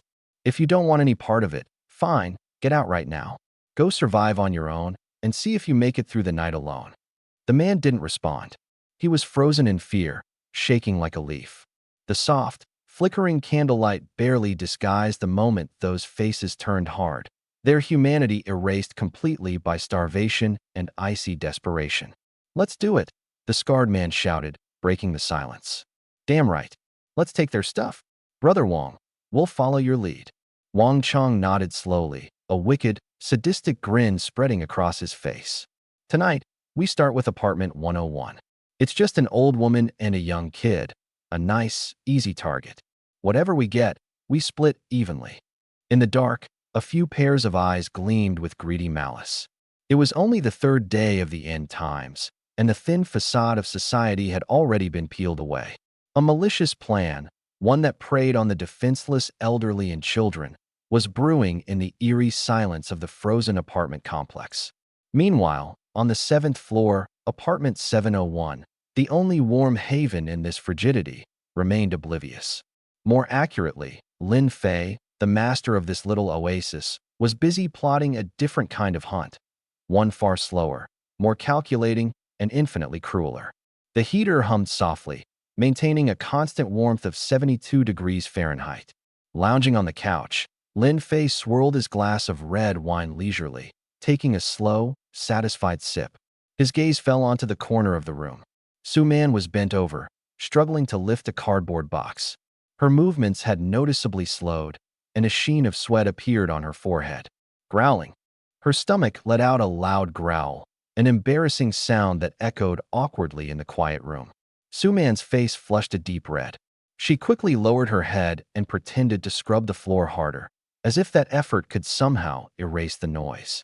Lin Fei's lips curled into a faint smirk, but he said nothing. Standing up, he walked over to the multifunctional energy stove. With a thought, he accessed his system storage and retrieved the day's reward: a beautifully marbled fillet steak, a few plump mushrooms, a handful of fresh asparagus, and a small block of imported butter. Out of the corner of her eye, Su Man couldn't stop herself from glancing over. As the frying pan heated up, the butter hissed and melted with a sizzle, releasing a rich, creamy aroma that quickly filled the room. When the steak hit the pan, the scent exploded like a symphony of meat, fat, and smoke. It was intoxicating, gripping Su Man's hunger-stricken stomach like an iron fist. Her mouth began to water uncontrollably, the sound of her swallowing audible even to herself. Her hunger was unbearable now, exponentially worse than earlier in the day. The 2 compressed biscuits she'd eaten for breakfast felt like they dissolved into air hours ago. She bit down hard on her lip, clutching the dirty rag in her trembling hands. She knew Lin Fei was doing this on purpose. In a world turned upside down, where survival was a daily battle, the smell of food had become the cruelest form of temptation. Standing a few meters away, Su Man gripped the filthy rag so tightly her knuckles turned white. Her gaze was glued to the steak, its deep, caramelized crust, the pink juices that seeped out when cut, and the butter-coated mushrooms and asparagus shimmering luxuriously in the warm light. This wasn't the apocalypse. This was heaven. It had been 3 days since she'd had a proper meal. Her throat felt like sandpaper, even swallowing hurt. The growls from her stomach grew louder and more frequent, so much so that she didn't dare lift her head. Lin Fei continued cooking, his back to her, but the corners of his lips curled into an almost imperceptible smile. He knew this once proud woman was slowly, inexorably crumbling under the assault of the mouth-watering aroma. He plated the food and sat at the table, even pulling out a set of silverware. As the sharp knife sliced through the steak with a faint sound, more juices seeped from the meat. He speared a bite-sized piece, brought it to his mouth, chewed slowly, and let out a deliberate expression of satisfaction. Then, he looked at her. Su Man froze on the spot. The black and white made outfit clung to her trembling figure, her knees slightly pressed together from weakness, but her eyes resembled those of a starving animal, locked on the food in his hands. Lin Fei put down his utensils and chuckled. "Do you want some?" he asked with an almost teasing tone. Her body jolted. Every ounce of her pride screamed at her to say no. to cling to the last shred of dignity she had. But the raging fire in her stomach burned through everything else. Yes, the single word escaped her lips, barely audible, like the buzz of a mosquito. Lin Fei's grin widened. He leaned back in his chair and casually patted his thigh. Come, sit here. Her pupils instantly constricted, and her face turned as white as a sheet. Sitting on his lap? That was even more humiliating than wearing this demeaning outfit. I'll just stand, she stammered, taking an involuntary step back. Lin Fei wasn't in a hurry. He speared another piece of steak with his fork and waved it lightly in front of her, allowing the rich scent to drift straight into her nose. I'll feed you, he stated flatly, his tone leaving no room for argument. Or, you can stay standing and watch me finish it all. He paused, and then delivered the final blow. Afterward, you can head back to that freezing hole of yours with nothing to show for today. Nothing to show for it. Those words hit her like shards of ice, piercing through the last of her hesitation. She thought of her younger brother, feverish and curled up under a thin blanket. With no food, no warmth, they wouldn't survive the night. Pride or survival? Her body moved before her mind could make the decision. Step by step, she approached Lin Fei, her movements robotic, her head bowed, unable to meet his gaze. In excruciatingly slow motion, she turned sideways and lowered herself onto his lap. The moment her body made contact, both of them tensed. Lin Fei felt how light she was, as if her frailty could be blown away by the wind. Through the fabric of her clothes, her skin was slightly cool, trembling uncontrollably. To Su Man, his lap felt like molten iron. Blood rushed to her head, leaving her vision blurred with black dots. She forced herself to sit ramrod straight, trying to minimize the contact between them. Lin Fei, however, seemed entirely unbothered by her stiffness. His arm naturally circled around her waist, holding her firmly in place. With his other hand, he lifted the piece of steak, warm and dripping with juices, to her lips. In the snow-laden night, under the soft glow of artificial light, Lin Fei sat there, one arm wrapped securely around Su Man's waist, the other holding a fork with a piece of steak hovering at her trembling lips. Open your mouth, he murmured, his breath brushing against her ear. Su Man clenched her eyes shut, her long lashes quivering violently. Surrender. Shame brimmed in her eyes, but she held back the tears with iron resolve. She thought of the icy cold back home, the maddening hunger that gnawed at her stomach, her bedridden mother, and her younger brother waiting desperately for his tuition fees to be paid. Her lips parted just slightly. The warm, tender beef, dripping with rich juices and fragrant with black pepper, was placed into her mouth. Almost instinctively, her teeth bit down. Tender, juicy, the fat melted on her tongue. It was the long-forgotten taste of a normal world. Her taste buds erupted in that moment, the explosion briefly overshadowing the deep humiliation in her heart. She chewed uncontrollably, her throat moved, and she swallowed. Her empty stomach groaned in satisfaction. Do you want more? Lin Fei's voice carried a teasing undertone as he stabbed another piece of steak with his fork, deliberately soaking it in more sauce. Su Man didn't reply, but the way her slightly parted lips glistened with oil said enough. Lin Fei laughed. He knew what he was doing, breaking down her pride, bit by bit, using something as simple as food. This woman, who once stood high above others, was now in his grasp, lowering herself for a single bite of meat. Outside, the wind and snow howled fiercely. Inside, under the warm glow of the room, Su Man, dressed in a maid outfit, ate quietly bite after bite. The room was silent, yet charged with an invisible struggle. Slowly but steadily, that steak vanished from the plate, consumed by Su Man's desperate hunger. At the same time, it also consumed a part of her once untouchable spirit. Watching her swallow the second piece, a flicker of satisfaction crossed Lin Fei's eyes. That's more like it, he said, his chuckle low and thick, slipping into her ears like an uncomfortable whisper. Su Man froze, her recently relaxed nerves taut once more, her heartbeat accelerating. She sensed what would come next. Sure enough, this time Lin Fei didn't use the fork. He leaned down, gripping another piece of meat between his teeth. Slowly, he moved toward her. Her breath caught in her throat. Could she dodge? And if she did, where would she go? Refuse? But what would be the price of defiance? Images of her freezing home, her mother's pale face, it all flashed through her mind again. In despair, she closed her eyes. The warmth of food grazed her lips. A soft, juicy piece of beef was forced into her mouth. The juices burst on her tongue as her primal instincts overruled her shame. She chewed and swallowed. And another. And yet another. Together, they shared this meal in an atmosphere that was chillingly intimate despite its clear unease. When the plate was finally empty, Lin Fei licked the corner of his mouth with a deliberate satisfaction, his gaze trailing over Su Man's dazed, hollowed expression. Her lips, slick with oil, appeared unervingly red against her pale face. Reaching out, he used his thumb to harshly wipe the corner of her mouth, smearing away a bit of sauce. Delicious. It wasn't clear if he was referring to the food or something else entirely. Su Man jolted as though burned, springing off his lap and stumbling a few paces back. She kept her head down as her chest heaved violently from suppressed emotions. At that exact moment, an old-fashioned alarm clock rang out from the corner of the room. It was 8 o'clock. Her working hours were officially over. The sound was like a pardon, breaking through Su Man's haze of humiliation and bringing her back to herself. She all but bolted to the corner, grabbing her puffy, grimy down jacket. She hurriedly shoved her arms into its sleeves, desperate to cover the shame of the maid costume beneath it. Lin Fei didn't stop her. Instead, he watched her frantic movements with an amused smirk that spoke volumes. To him, tonight was just the beginning. The snowstorm howled louder outside as Lin Fei casually strolled toward a food storage box in the room. He pulled out 2 packs of compressed biscuits and a pair of bottled waters. Pausing, he put 1 pack of biscuits back before turning and handing the remaining items to Su Man. "This is your payment for today."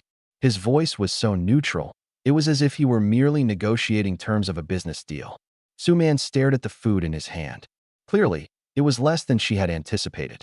Her lips parted, as though to argue. But in the end, she said nothing. Silently, she extended a hand to take them. The cold plastic against her skin brought back a sliver of mental clarity. At least, she thought, she survived another day. "Change back into your clothes. You're free to leave," Lin Fei said, jerking his chin toward the bathroom.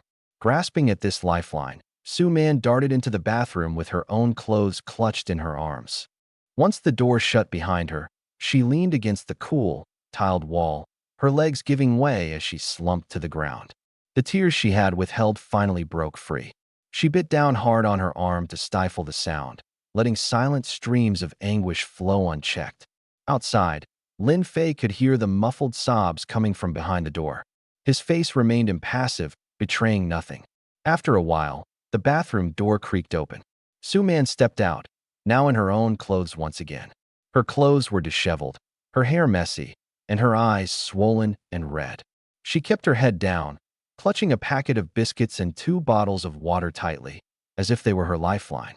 She didn't dare to look at Lin Fei and moved straight toward the door. Just as her hand touched the doorknob, Lin Fei's voice came from behind, laced with a faint smile. "Tomorrow." Su Man froze in place. "Don't be late." His tone was light, almost playful, even carrying a hint of fondness. But to Su Man, those words felt colder than the biting wind outside. She turned the knob with a rush, practically fleeing into the hallway. Bang! The door to room 701 slammed shut behind her. The chill in the hallway instantly surrounded her, making her tremble uncontrollably. Clutching the meager food to her chest, she staggered toward room 702. Inside room 701, Lin Fei slowly walked over to the window. He gazed at the endless snowstorm outside, a cold, chilling smile curving his lips. The game had just begun. The door to room 702 swung open and then slammed shut. Su Man nearly stumbled as she entered, collapsing against the door in deep, gasping breaths. She clung to the biscuits and water as if they were a lifeline. The room was even colder and darker than the hallway outside. Only a faint, ghostly glow came from the snow reflected through the window. "Man." From the shadows, Lija's raspy voice called out. He staggered over from beside the sofa, his voice distorted by unbearable hunger. "Did you get it?" "The food." His hands darted toward the items in Su Man's arms. Instinctively, Su Man pulled back. Lija grabbed at nothing, pausing momentarily, then burst out in frustration, his voice low and fierce. Give it to me. I'm starving. Only then did Su-man reluctantly release her grip.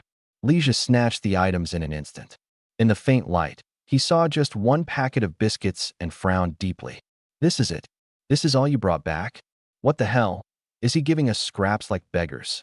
Despite his complaints, his hands moved hurriedly, tearing open the wrapping. He stuffed the biscuits into his mouth, swallowing hard and nearly choking. He quickly unscrewed a bottle of water and gulped it down. His frantic eating was as desperate and undignified as Su-man's had been in Lin Fei's room just moments earlier. Standing in the shadowy corner near the door, Su-man silently observed him, saying nothing.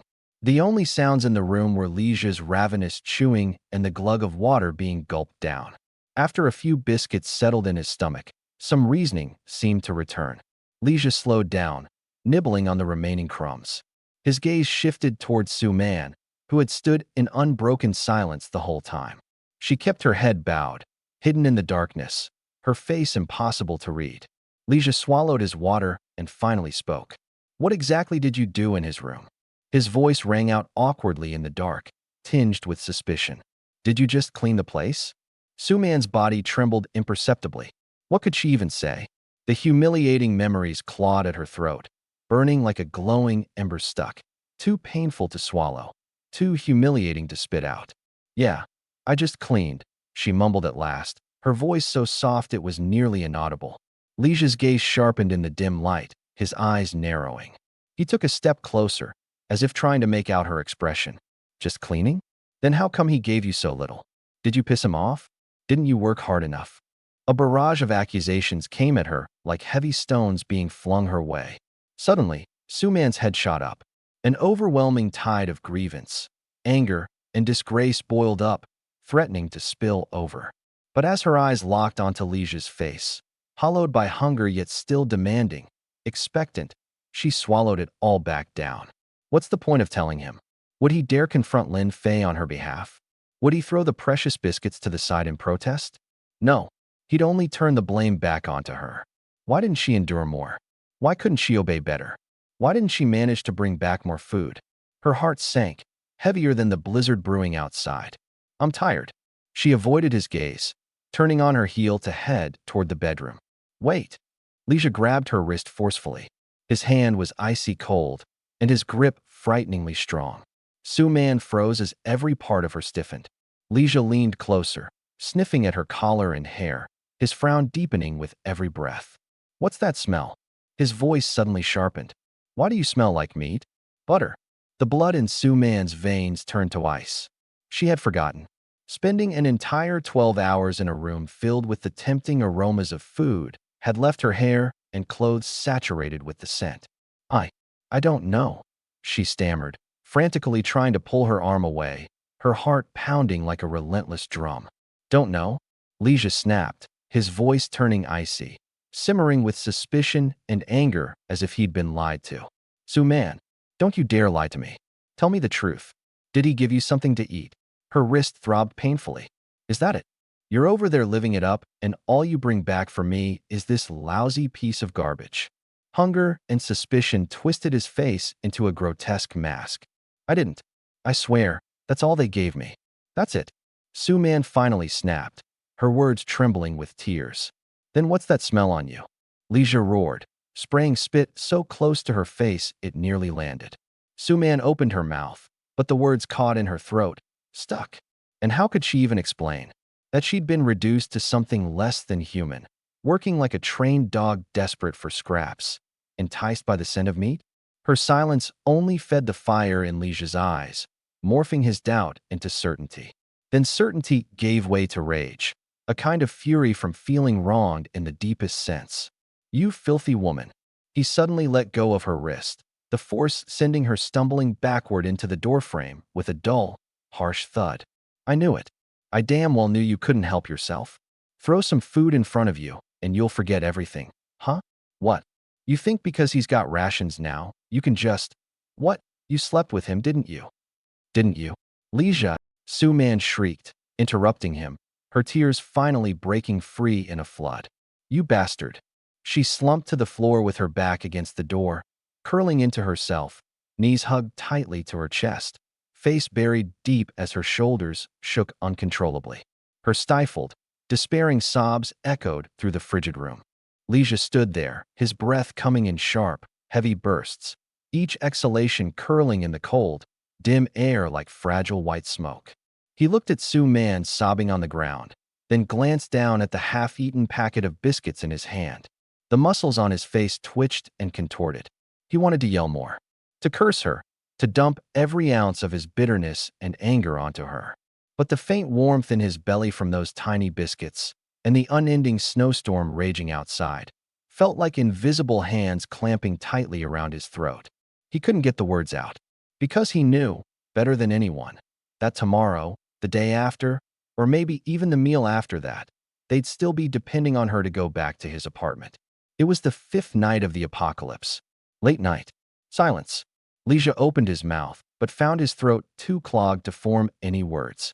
In the end, he said nothing. Instead, he silently walked over to the tattered sofa and sat down.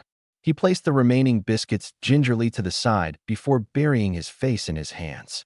The room was left with only the sound of Su Man's stifled sobbing, mingled with the weight of his heavy breathing.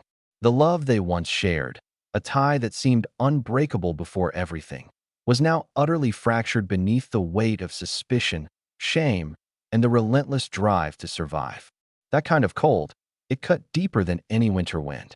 Meanwhile, just next door in apartment 701, Lin Fei had just polished off a can of fruit cocktail for his midnight snack.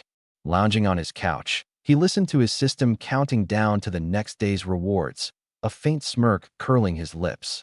Tomorrow, he'd make sure to shatter whatever remained of that poor couple's dignity. The night was far from over. The next morning, Lin Fei woke to the chime of the system notification. Today's check-in is available. Do you wish to proceed? He remained snug in his warm bed, the steady heat of his electric heater soothing his body, as his consciousness sank into his system. Four options appeared in a glowing blue screen before him. Option 1 * Desert Eagle, unlimited ammunition. Option 2 * portable water purifier, 5 liters per hour. Option 3 * self-heating hot pot, case of 12. Option 4 * a baseball cap that will always sit perfectly straight on your head. Lin Fei's eyes instantly zeroed in on the first option. In a world that had crumbled into chaos, where rules and order no longer had any bearing, what could possibly be more reassuring than a weapon with infinite firepower? The crossbow he'd been relying on was effective enough against a straggler or two, but in the face of a determined mob, intimidation wouldn't cut it. I'll take the first one. In a flash of light, a gleaming silver Desert Eagle appeared before him, a weapon both massive and mesmerizing, its rugged design exuding sheer dominance. Alongside it, a neat stack of magazines, though, with unlimited ammo. The system had seemingly included them purely for aesthetics and the sake of ritual. Simultaneously, a flood of gun knowledge and shooting techniques imprinted itself into his brain as seamlessly as if they'd always been there. Lin Fei reached out and gripped the cold metal firearm, feeling its weight settle in his palm. The cool, lethal certainty of it dissolved the last shred of unease he might have felt about the couple next door. With this in hand, who would dare mess with him? He slid the gun into its rightful place, his mood distinctly lighter as he set about preparing breakfast. There was no food among today's rewards, but his stockpile was still more than plentiful. A simple, satisfying breakfast: toast, ham, lettuce, and a generous smear of butter. The sizzling pan rested on his portable stove, its aroma quickly filling the air. That's when it came. Knock. Knock. Two hesitant, tentative taps at the door. Lin Fei raised an eyebrow. Visiting already? It seemed Leisha had spent the entire night urging her until she'd finally dragged herself over.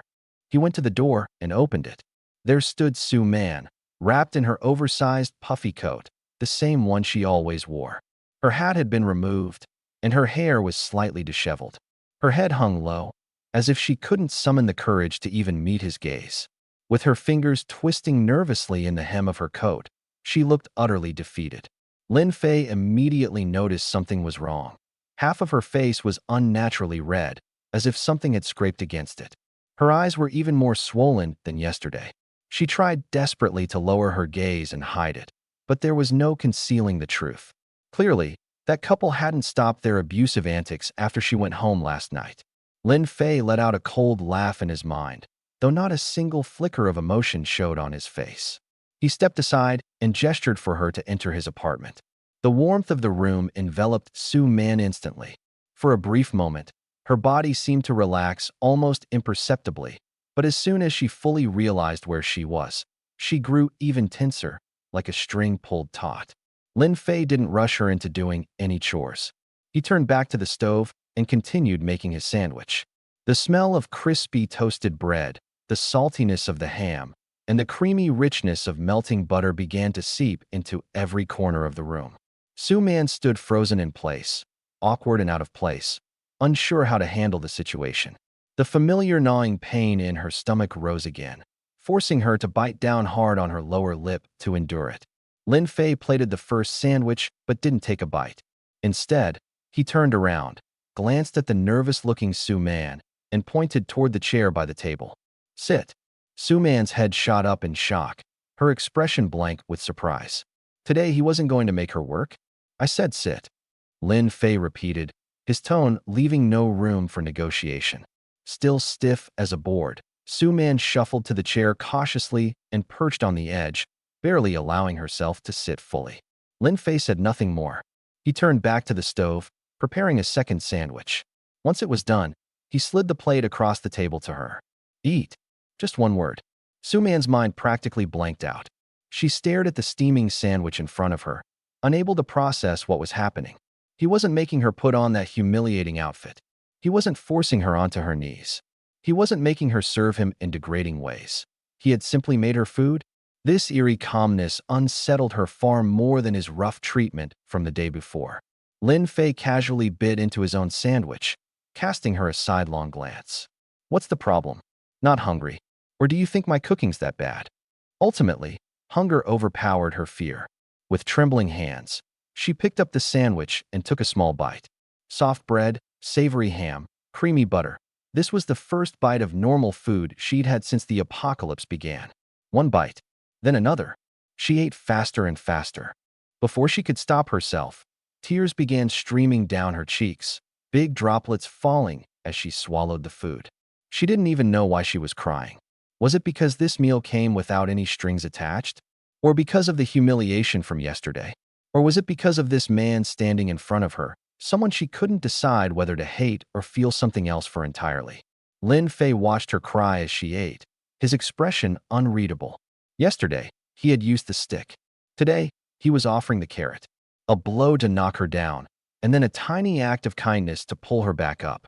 He wanted her caught in a cycle of unease and gratitude, her emotions swinging back and forth until she wouldn't even dare to rebel anymore. Every tear she shed, exactly as he predicted. But just then, in the dark stairwell outside, 5 men were creeping upwards, weapons in hand. Leading them was Wang Chong, gripping a steel pipe. Behind him, his 4 lackeys carried tools of chaos, crowbars, more steel pipes, and even a fire axe. All deadly in the wrong hands. "Damn, it's colder up here than downstairs," one lackey complained, rubbing his hands together for warmth. "Shut it," Wang Chong snapped in a hushed tone. "That broke family we hit yesterday? All we got out of them was a few packs of ramen. Useless." A man with a scar down his cheek stepped up, grinning. "Boss, I scoped it out. The couple in 702? The guy's some company executive or something. They're loaded. Whatever they've got stashed, it'll keep us fed for months." Another skinny lackey nudged his boss, an exaggerated wink plastered on his face. "And boss, the woman, you should see her. She's a knockout, like a movie star. And that body, phew." A dark hunger flashed through the group, breaths growing heavier. In a world like this, food and women, both were enough to drive men to madness. Wang Chong licked his cracked lips, green glints of greed lighting up his eyes. Rich and with a knockout wife. He sneered, gripping the steel pipe tighter. "That's more than enough reason for a little visit, don't you think? Maybe they've been waiting for our help. Come on, we start with 702. Like feral dogs stalking in the shadows, the 5 of them closed in on the apartment, step by step. Meanwhile, in the warmth of 701, Sue Man was still silently crying as she nibbled her way through the perplexing sandwich that churned up so many feelings inside her. She had no idea that just one thin wall away, a pack of ravenous wolves was sharpening their fangs. Lin Fei watched Sue Man cry and eat all at once, looking every bit like a kitten, starved, wary, and hurt. He finished his portion, took a napkin to wipe his hands clean, and got up. Walking over to her, he handed her a soft, clean towel. The towel was something he'd plucked out from his system inventory. He'd stockpiled plenty of these during his sign-ins. But just as he held the towel out to her, footsteps echoed faintly from the hallway outside. They were muffled, deliberate, but growing unmistakably closer. "All right, that's enough crying," Lin Fei said, his voice calm and steady, but there was a sharp edge hidden in his words. The sharp sarcasm was gone.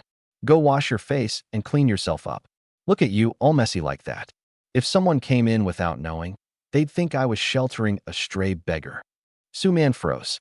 Her tearful, blurry eyes lifted up, staring at him in confusion, then shifted to the clean towel he was holding out to her. A stray beggar? The word was so absurd. It felt like a joke when compared to her usual polished and glamorous appearance. The disparity was as wide as the sky and the earth. But then she looked down at herself. Her hair was disheveled, her eyes swollen, and she was still wearing that ridiculous maid outfit. Honestly, she did look a bit like one. A faint smile, one even she wasn't aware of, almost crept onto her lips. But it was quickly buried beneath a heavier wave of cold despair. Still, in that moment, she stopped crying. Quietly, she took the towel. Its soft texture brought a fleeting sense of warmth to her icy fingertips.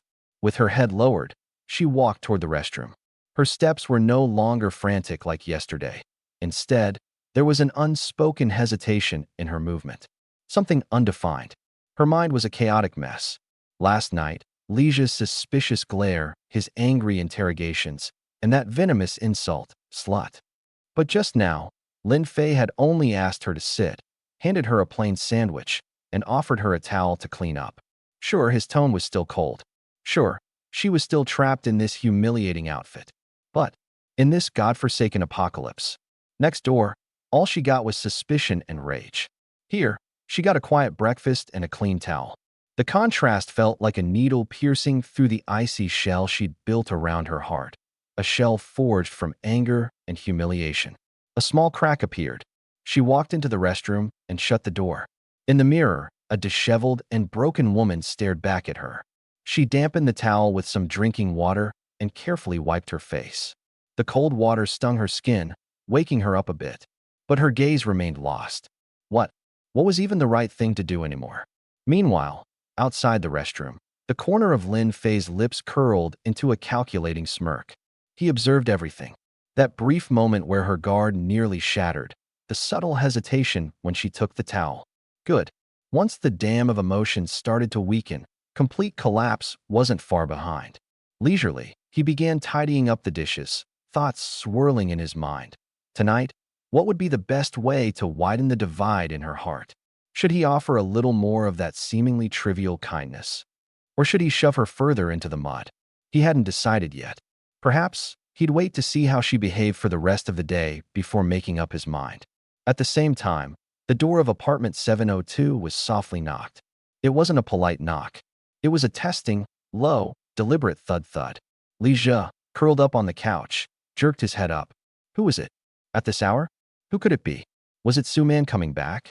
Impossible. She'd only just left. His heart suddenly started pounding, an ominous feeling creeping up his spine. He held his breath, frozen in place. The knocking paused for a moment.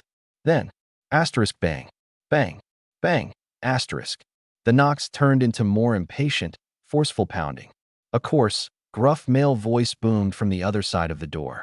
Anybody in there? Open up. Property management inspection. Property management? Lija's heart seized.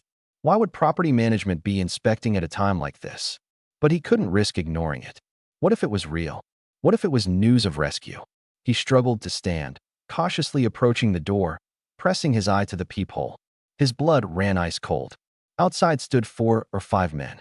They were dressed in mismatched layers of heavy clothing, holding sticks and clubs in their hands, their expressions dark and hostile. This wasn't property management. This was clearly a group of bandits. Li Zhi's heart felt like it dropped into a bottomless pit. Damn it! They were here to rob him. His mind went blank, buzzing in panic. He instinctively turned to look for something to barricade the door. But before he could move, the rage-filled shout from outside struck like a sledgehammer. Damn it! You want to play the hard way? Break it down. What followed was the thunderous sound of something slamming against the door. The old security door groaned under the intense impact, the wood around the lock splintering and cracking. Li Zhi stumbled backward, his face pale as a sheet. Asterisk bang. Bang. Asterisk another couple of hits. The door's frame bent, the locking mechanism snapping loose. With a final, deafening crash, the door to apartment 702 was violently kicked open.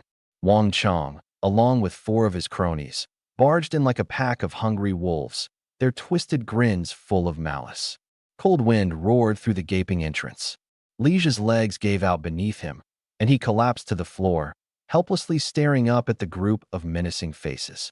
Wang Chong stepped onto the fallen door, his gaze sweeping over the pristine yet eerily cold living room, before finally settling on Li Zhi. His lips twisted into a smirk, revealing a mouthful of white teeth. Well now, you must be Mr. Li. The guys and I are here to borrow something from you. Next door, in Unit 701.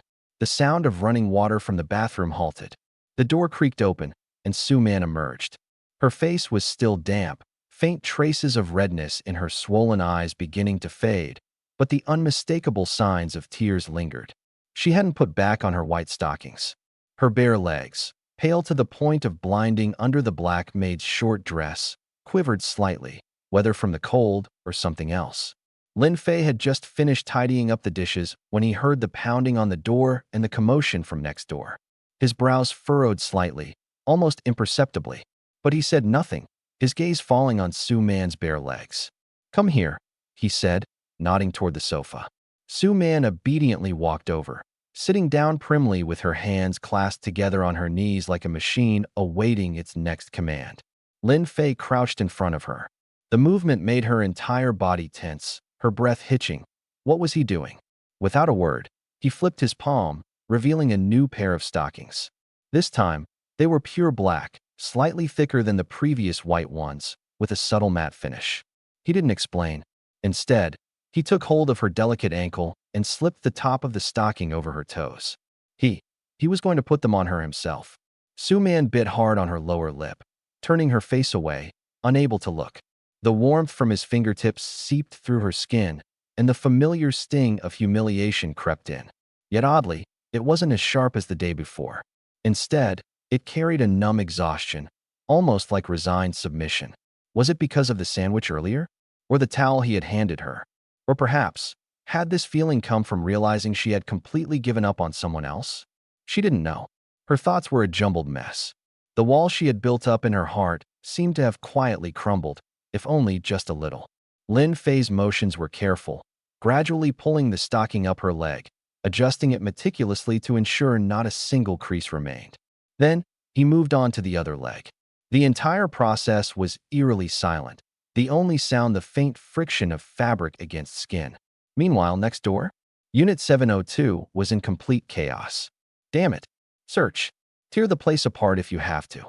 Wang Chong kicked a chair across the room, his furious roar reverberating within the walls. His lackeys rummaged like bandits looting a village, tearing through every drawer and cabinet.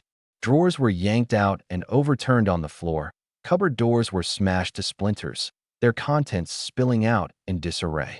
Yet after all the mayhem, all they found were a few designer clothes, some documents, and decorative knickknacks. Not a single grain of food remained.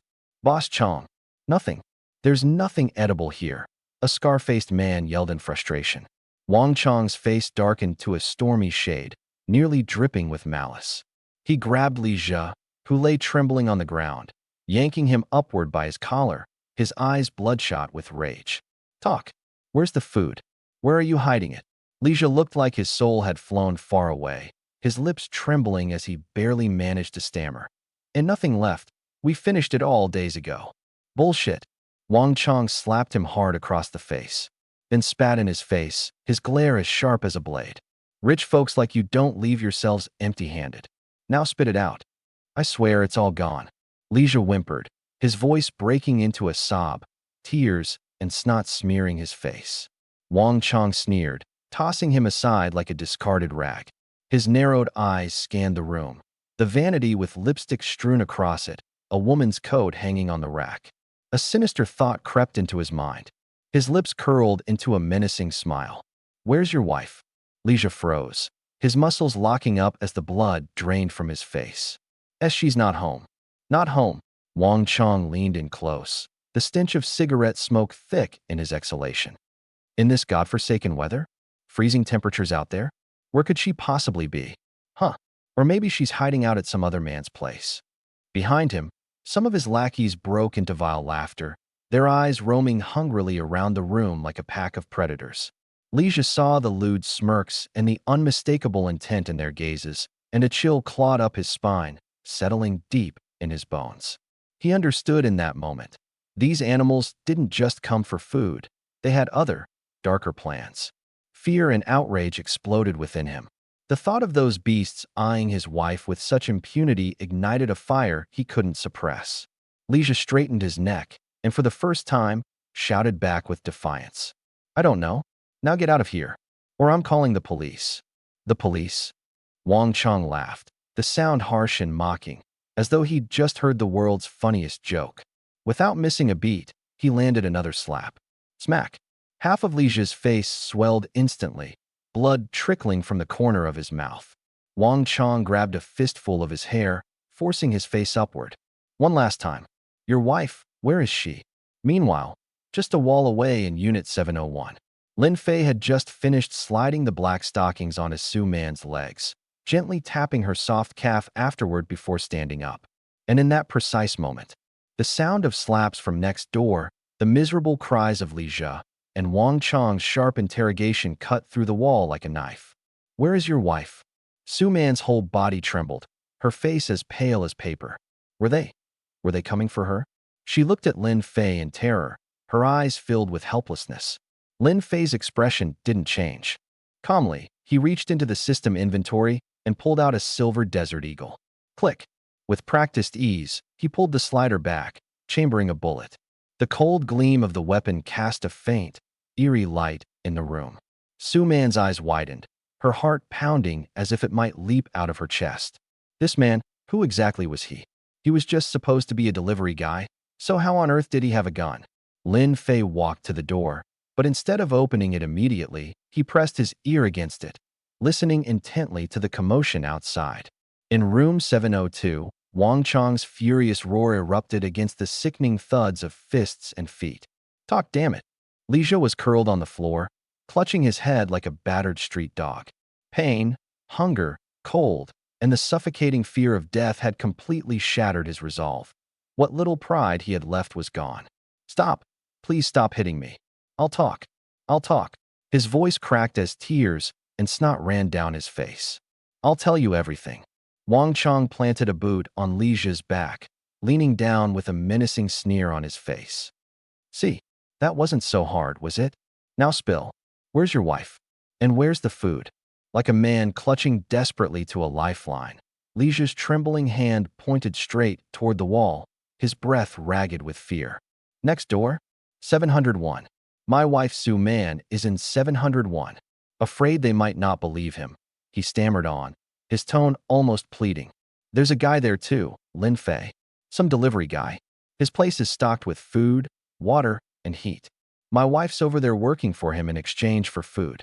For the sake of a single meal, Leisha betrayed his own wife and the man who had saved her by serving them both up on a platter to predators. What he didn't know was that, on the other side of the flimsy wall, the barrel of a loaded Desert Eagle was already pointed at the door. Out in the hallway, Leisha knelt on the icy ceramic tiles, his swollen face pressed against the cold floor. His voice shook with desperation. Guys, please, I'm begging you, let me live. That delivery guy in 701 has everything. Food, water. It's like a treasure trove. He swallowed hard, his eyes betraying nothing but the primal need to survive. My wife's there too. Take her. Take everything. Just let me live. With those words, Leisha ceased to be a man. He was no longer a husband. He was nothing more than a desperate animal, willing to sacrifice anything and anyone to cling to life. The irony? Every word he spoke spread through the poorly soundproofed metal door leading into room 701. Inside, Su-Man pressed her hands tightly over her mouth, her knuckles white as snow. It felt as if someone had dumped a bucket of ice water over her, chilling her to the bone. The arguments, the shouting, the suspicion from last night. She had thought that was rock bottom for their marriage. But she was wrong. There was something far worse hiding beneath it. He hadn't just given away her hiding place or revealed Lin Fei's stockpile. He had handed her over like a prize, a bargaining chip to appease wolves. Tears streamed down her face, silently falling one after another. But it wasn't from fear or grief. It was the cold, irrevocable death of her spirit. The last fragile hope she had clung to overnight. The hope that maybe things weren't as broken as they seemed. Snapped with a clean, soul-crushing crack. She sank into the sofa, her eyes hollow, her body limp as if her soul had been ripped from her. In the face of life and death, so-called love, so-called marriage, had proven worth less than a piece of worthless scrap paper. Lin Fei stood by the door with his back to her, the desert eagle steady in his hand. He had heard every word Lija said. He'd also heard Su-Man's muffled sobs. His face showed no surprise.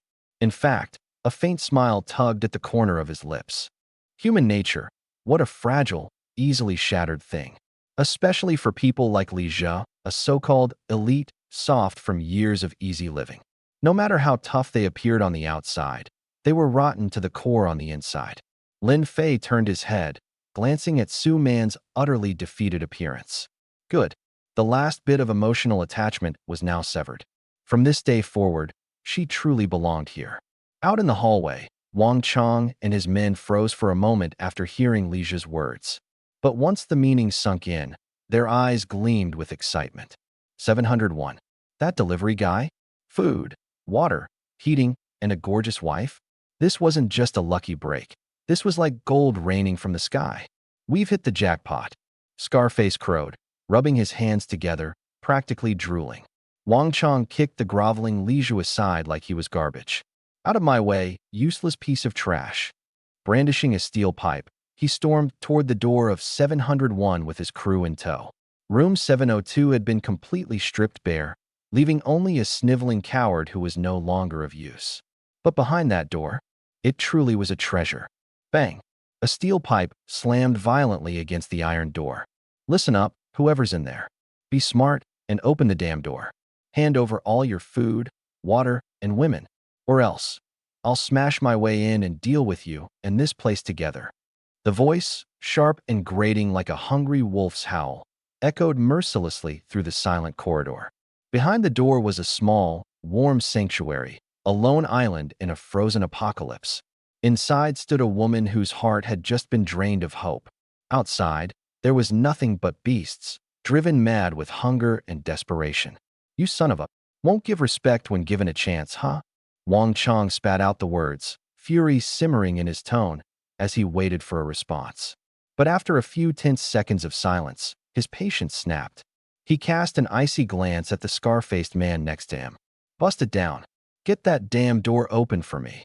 Scarface let out a sinister smirk, gripping a hefty fireman's axe. Muscles bulged as he raised the weapon high, aiming for the lock, preparing to bring it crashing down. But just as the sharp blade was about to make contact, click, the faint sound cut through the tension. That rusty iron door, worn with age and neglect, slowly creaked open by itself. Wang Chong, still holding his pipe, Scarface with his axe, and the handful of muscled men behind them all froze in place as if struck by lightning. The axe froze midair, no one dared let it fall. And then they saw him. Standing inside the now slightly ajar doorway was Lin Fei. He wore just a thin short-sleeved t-shirt, his expression calm, casual even, with an easy, unbothered demeanor, as though the freezing wasteland outside wasn't even within his realm of reality. Worst of all, or perhaps most enviable, was his left arm. It rested snugly around the slender waist of a woman. The men at the door couldn't help but stare. Their eyes were glued, unblinking, to the immaculate vision before them. The woman wore a tight, black maid's dress, perfectly hugging her alluring figure, with a pristine white apron and delicate lace headpiece. Her long, silky stockings traced legs that seemed to stretch on forever. Even the faint tear stains marring her beautiful face only added to her fragile, sorrowful charm, igniting an overwhelming desire to protect or conquer. It was her, Su-man, the same woman they had been obsessing over for days, the one who haunted their sleepless nights. But what hit the men even harder was what lay beyond the door. A wave of warm, fragrant air rolled outward, assaulting their frozen skin and numbed senses. It carried the tantalizing aroma of cooked food, rattling their empty stomachs mercilessly. Inside, the room was bathed in a golden glow, illuminated and impossibly warm, as if untouched by the harsh apocalypse outside. Supplies were stacked in neat piles in a corner, crates full of canned goods, rows of bottled water organized with care. On the table sat remnants of gourmet dishes, a spread from a world they could barely remember. Wang Chong and his crew were stunned. Their frozen minds harbored only one thought. This wasn't the end of the world. This was paradise. How? How the hell had a delivery guy, a broke nobody like Lin Fei, managed all this? Heat, food, and a stunning woman catering to him? The sheer difference between their miserable reality and the warm sanctuary in front of them was a blow to their chests. Jealousy and greed mixed with the burning rage of watching someone else live the dream they felt they deserved. Their last shreds of rationality ignited into a fiery explosion of hatred. God damn it. Wang Chong's face turned an ugly shade of red. His mask of civility now dropped, replaced with primal fury. He jabbed his weapon at Lin Fei, spitting venomous words. You little punk. Hand over the supplies, the drinks, and that woman, everything. Or I'll get you right here, right now. The men behind him shouted boisterously, swinging their pipes and makeshift weapons in the air, itching to storm in and seize this treasure trove of miracles. Su-man, trembling at the sight of their feral faces, instinctively hid behind Lin Fei, clutching his shirt as if her life depended on it. For the first time since stepping into this nightmare world, she understood. Beyond this door lay violence and raw savagery. Inside, despite the unspoken price she had to pay, there was a chance to live. Lin Fei felt her trembling growing against his side, and his arm tightened slightly, pulling her closer. Yet his expression didn't waver. His eyes, cold and detached, sized up Wang Chong and his gang as if they were nothing more than inconsequential flies buzzing around. All the while, his right hand remained hidden behind his back. Hand over my stuff? Lin Fei finally spoke, his voice languid, carrying a touch of biting mockery. And why exactly should I do that? Why? Wang Chong let out a guttural laugh of disbelief before raising his steel pipe high. Because of this. Unable to hold back any longer, Wang Chong lunged forward. And in that moment, Lin Fei's hidden hand whipped forward. In the blink of an eye, a sleek, cold glint of silver emerged from his palm. The room seemed to hold its breath. It was a gun. Not just any gun. This was the rugged, unmistakable Desert Eagle. The imposing weapon's massive barrel and ridged edges encapsulated pure power. Its jet-black muzzle pointed unerringly between Wang Chong's eyebrows, unshaken and deathly calm. Lin Fei's expression sharpened in an instant. His gaze turned razor-sharp and dead cold, piercing Wang Chong as if staring straight into his soul. This, Lin Fei's low voice oozed icy disdain and dominance. Is this enough? Though the volume of his words was soft, the weight of them was bone-chilling, like a sheet of ice encasing the entryway in frozen silence. Wang Chong's body froze mid-step. The steel pipe trembled faintly in his raised hand before coming to a halt, unable to move closer. His feral snarl cracked and fell from his face, leaving behind nothing but wide-eyed terror. Behind him, Scarface and the rest of his crew were no better. They froze like statues, the predatory glint in their eyes vanishing in a flash. Their faces turned pale as the blood drained with the realization of just what they were looking at. A gun. A real, life-ending firearm. And not just any gun, but a weapon they had only seen in action flicks from another lifetime. A true force to be reckoned with in the post-apocalyptic chaos. How the hell did he have a gun? What the? Isn't he just a delivery guy? A chilling aura of death seeped through the hollow barrel of the gun, weaving its way into the very marrow of everyone in the hallway. The corridor fell into a stillness so vast, it was as if even sound dared not linger. The stifling silence was broken only by the ragged, heavy breathing of the men in the stairwell. Inside the doorway, Lin Fei stood motionless, gun raised, his face a mask of apathy. Outside, Wang Chong and his crew froze in place, sweat dripping, tracing cold rivulets down their necks. The gun, a desert eagle, pointed at them with an icy, menacing clarity, the barrel like a black hole drawing in their courage. Time itself seemed strangled, suffocating in the tension. But fear, potent as it was, lasted barely 2 seconds. Then Wang Chong's face twitched, his lips pulling back in a snarl as he roared out. Bullshit. Quit pretending to be hot stuff. There's no damn way that thing's real. His eyes flared with a bloodshot intensity as he glared at Lin Fei. These days, getting your hands on a real gun is like finding a unicorn. You're just a no-name delivery boy. How the hell would you have a real deal?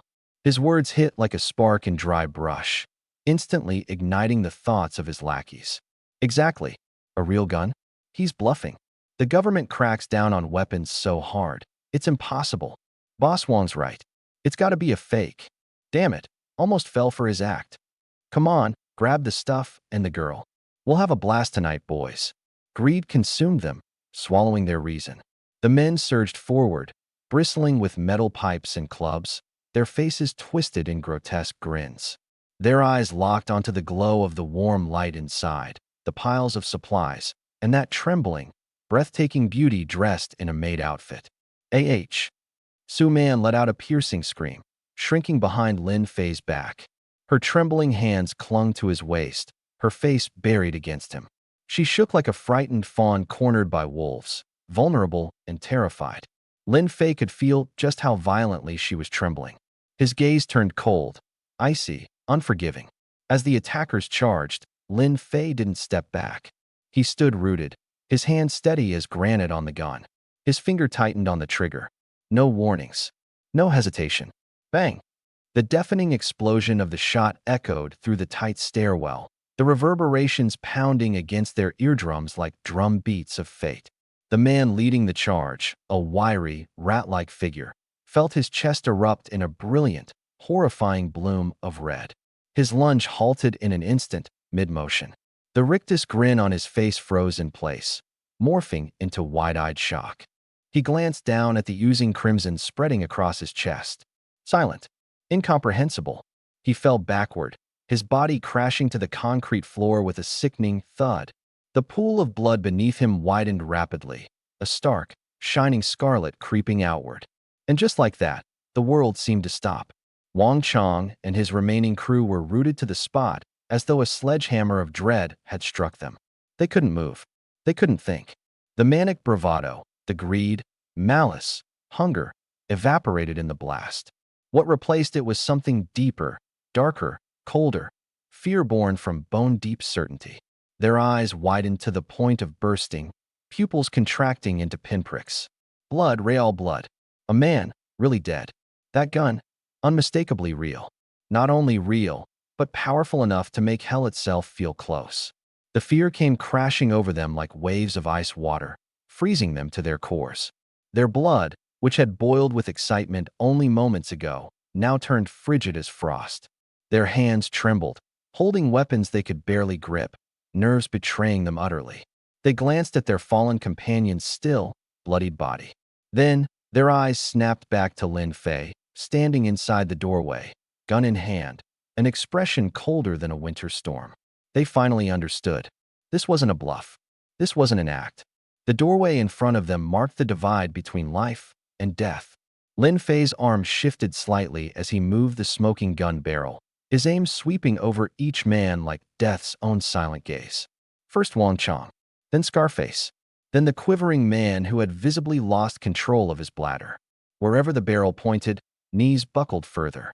The air reeked of smoke and the metallic tang of blood. One body bled out on the concrete, lifeless. The rest of the gang were paralyzed, their faces washed in ashen shades of terror. Scarface collapsed entirely, his legs giving out beneath him as he hit the floor. A dark patch spread across his pants, a pungent stench following. His shaking barely concealed his broken composure. The man next to him trembled almost as badly, clutching the wall for support. Only Wang Chong remained standing, barely holding himself upright. His grip on the metal pipe seemed unconscious. His trembling hands betrayed whatever facade of courage his posture attempted to hold. Lin Fei held his position, gun still at the ready. Su Man clung to him from behind, hands clutching the fabric of his shirt as if holding onto the last thread of sanity. Her sobbing breath came in panicked gasps. Anyone else? Lin Fei's voice finally broke the silence. Low, measured, piercing as a blade of cold steel. Want to test me? Thud. Scarface was the first to drop to his knees. He began bowing furiously, his forehead hitting the floor in rapid procession, his voice cracking as he wailed. Big bro, please. Spare me. I didn't know. We didn't see what we were messing with. Please, let us go. We're not even worth the trouble. Yeah. Another chimed in, his words laced with sobbing terror. We're just idiots. Please, we swear we'll never pull this crap again. Their pleas echoed pitifully in the corridor. Moments earlier, these men had been a snarling pack of wolves. Now, they were nothing more than defeated, groveling cowards. Standing frozen in place, he looked down at his convulsing companion sprawled on the ground, then back up at Lin Fei's cold, emotionless eyes. The steel pipe in his hand slipped and clanged onto the concrete floor. Food, supplies, women, none of those things mattered anymore. Living was all that mattered. But Lin Fei had no intention of granting him that chance. He knew full well. This was just the beginning of the apocalypse, and order was already crumbling. Someone like Wang Chong, bold enough to lead evil acts and charismatic enough to rally others, would only become a greater threat if left unchecked. Today, he had the audacity to lead a raid. Tomorrow, he'd return with reinforcements for revenge. You don't just trim weeds, you uproot them. Bang! The second gunshot rang out.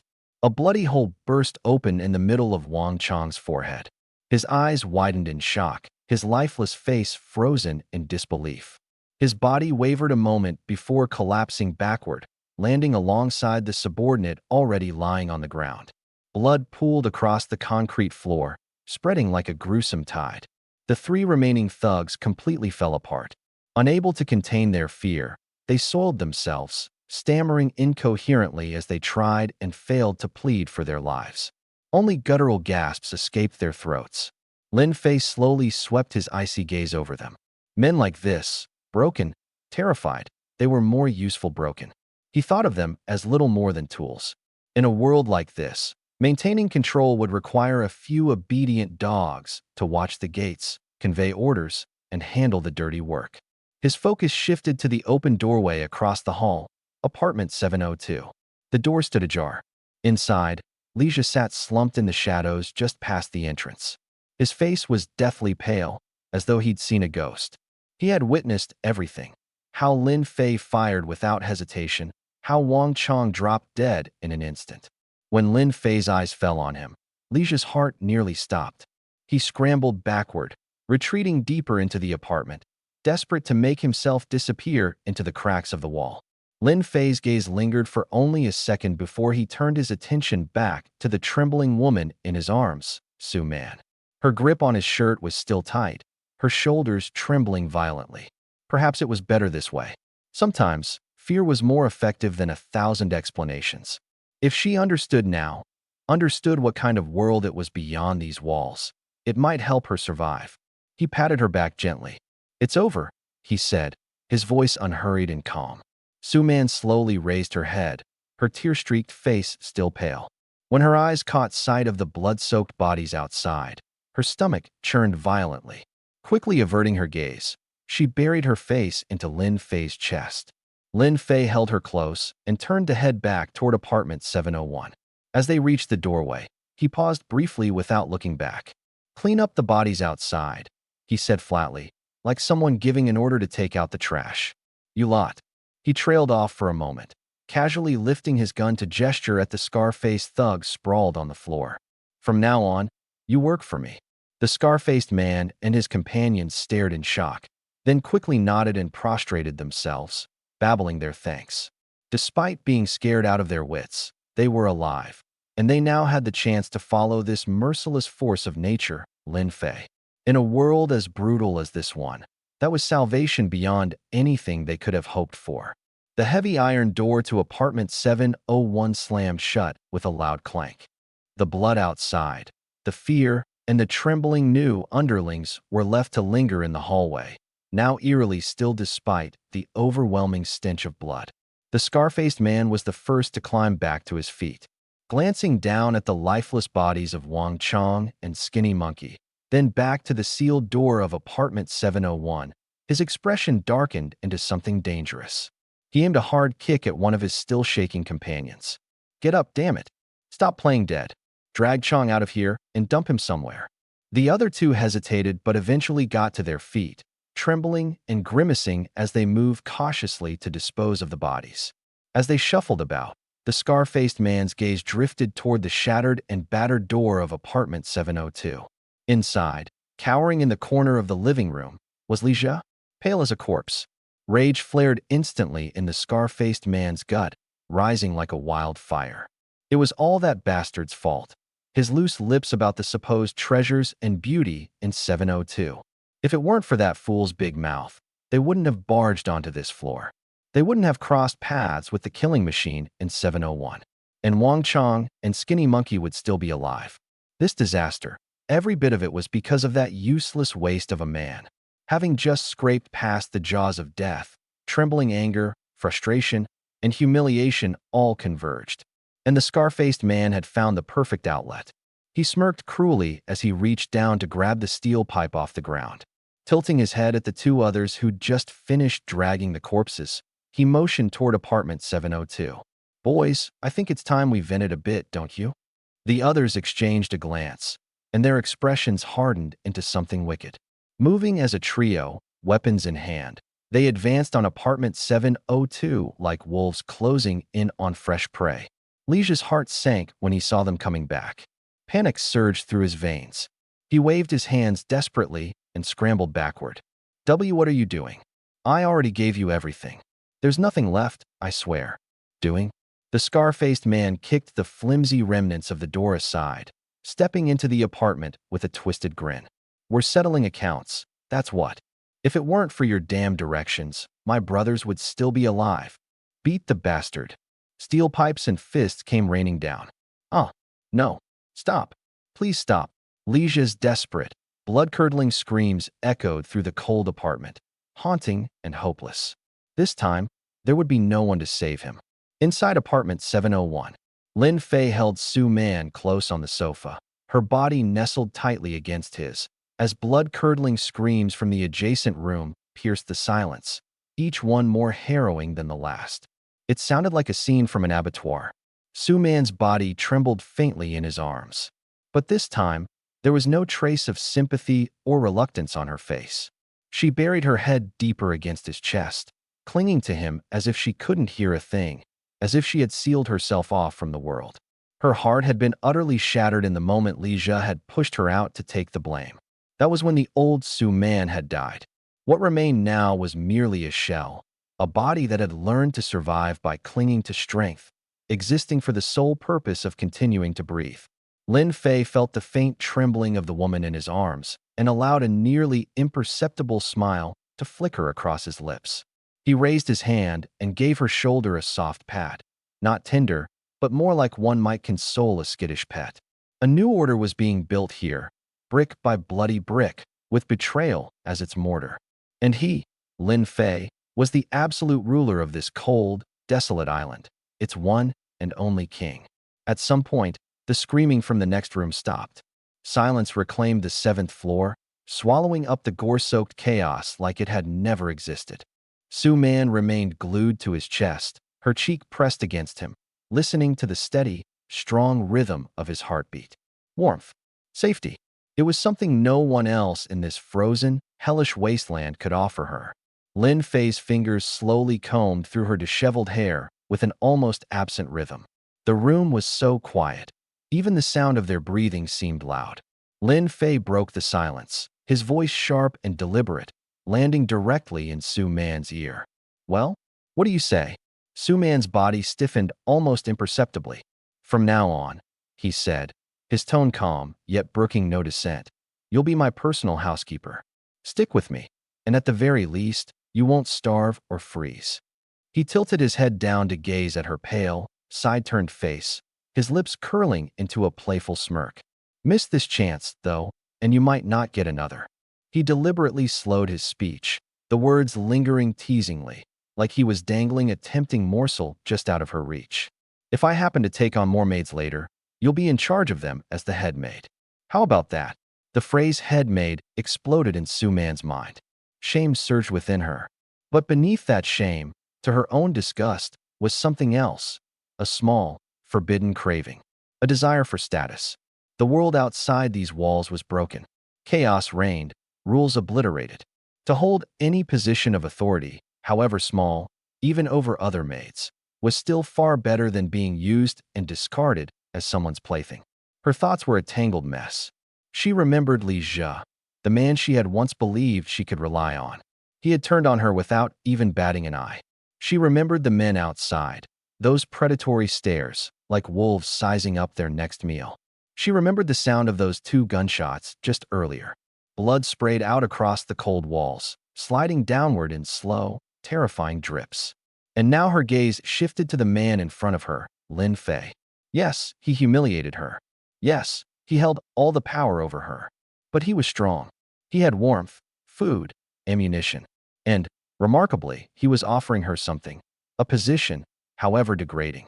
On one hand, there was frostbitten, starving death. On the other, survival as a stripped-down, dignity-bereft head maid. The choice wasn't difficult. Su-man shut her eyes, her lashes trembling violently. Her nails dug deep into her palms, leaving crescent-shaped imprints that bled slightly.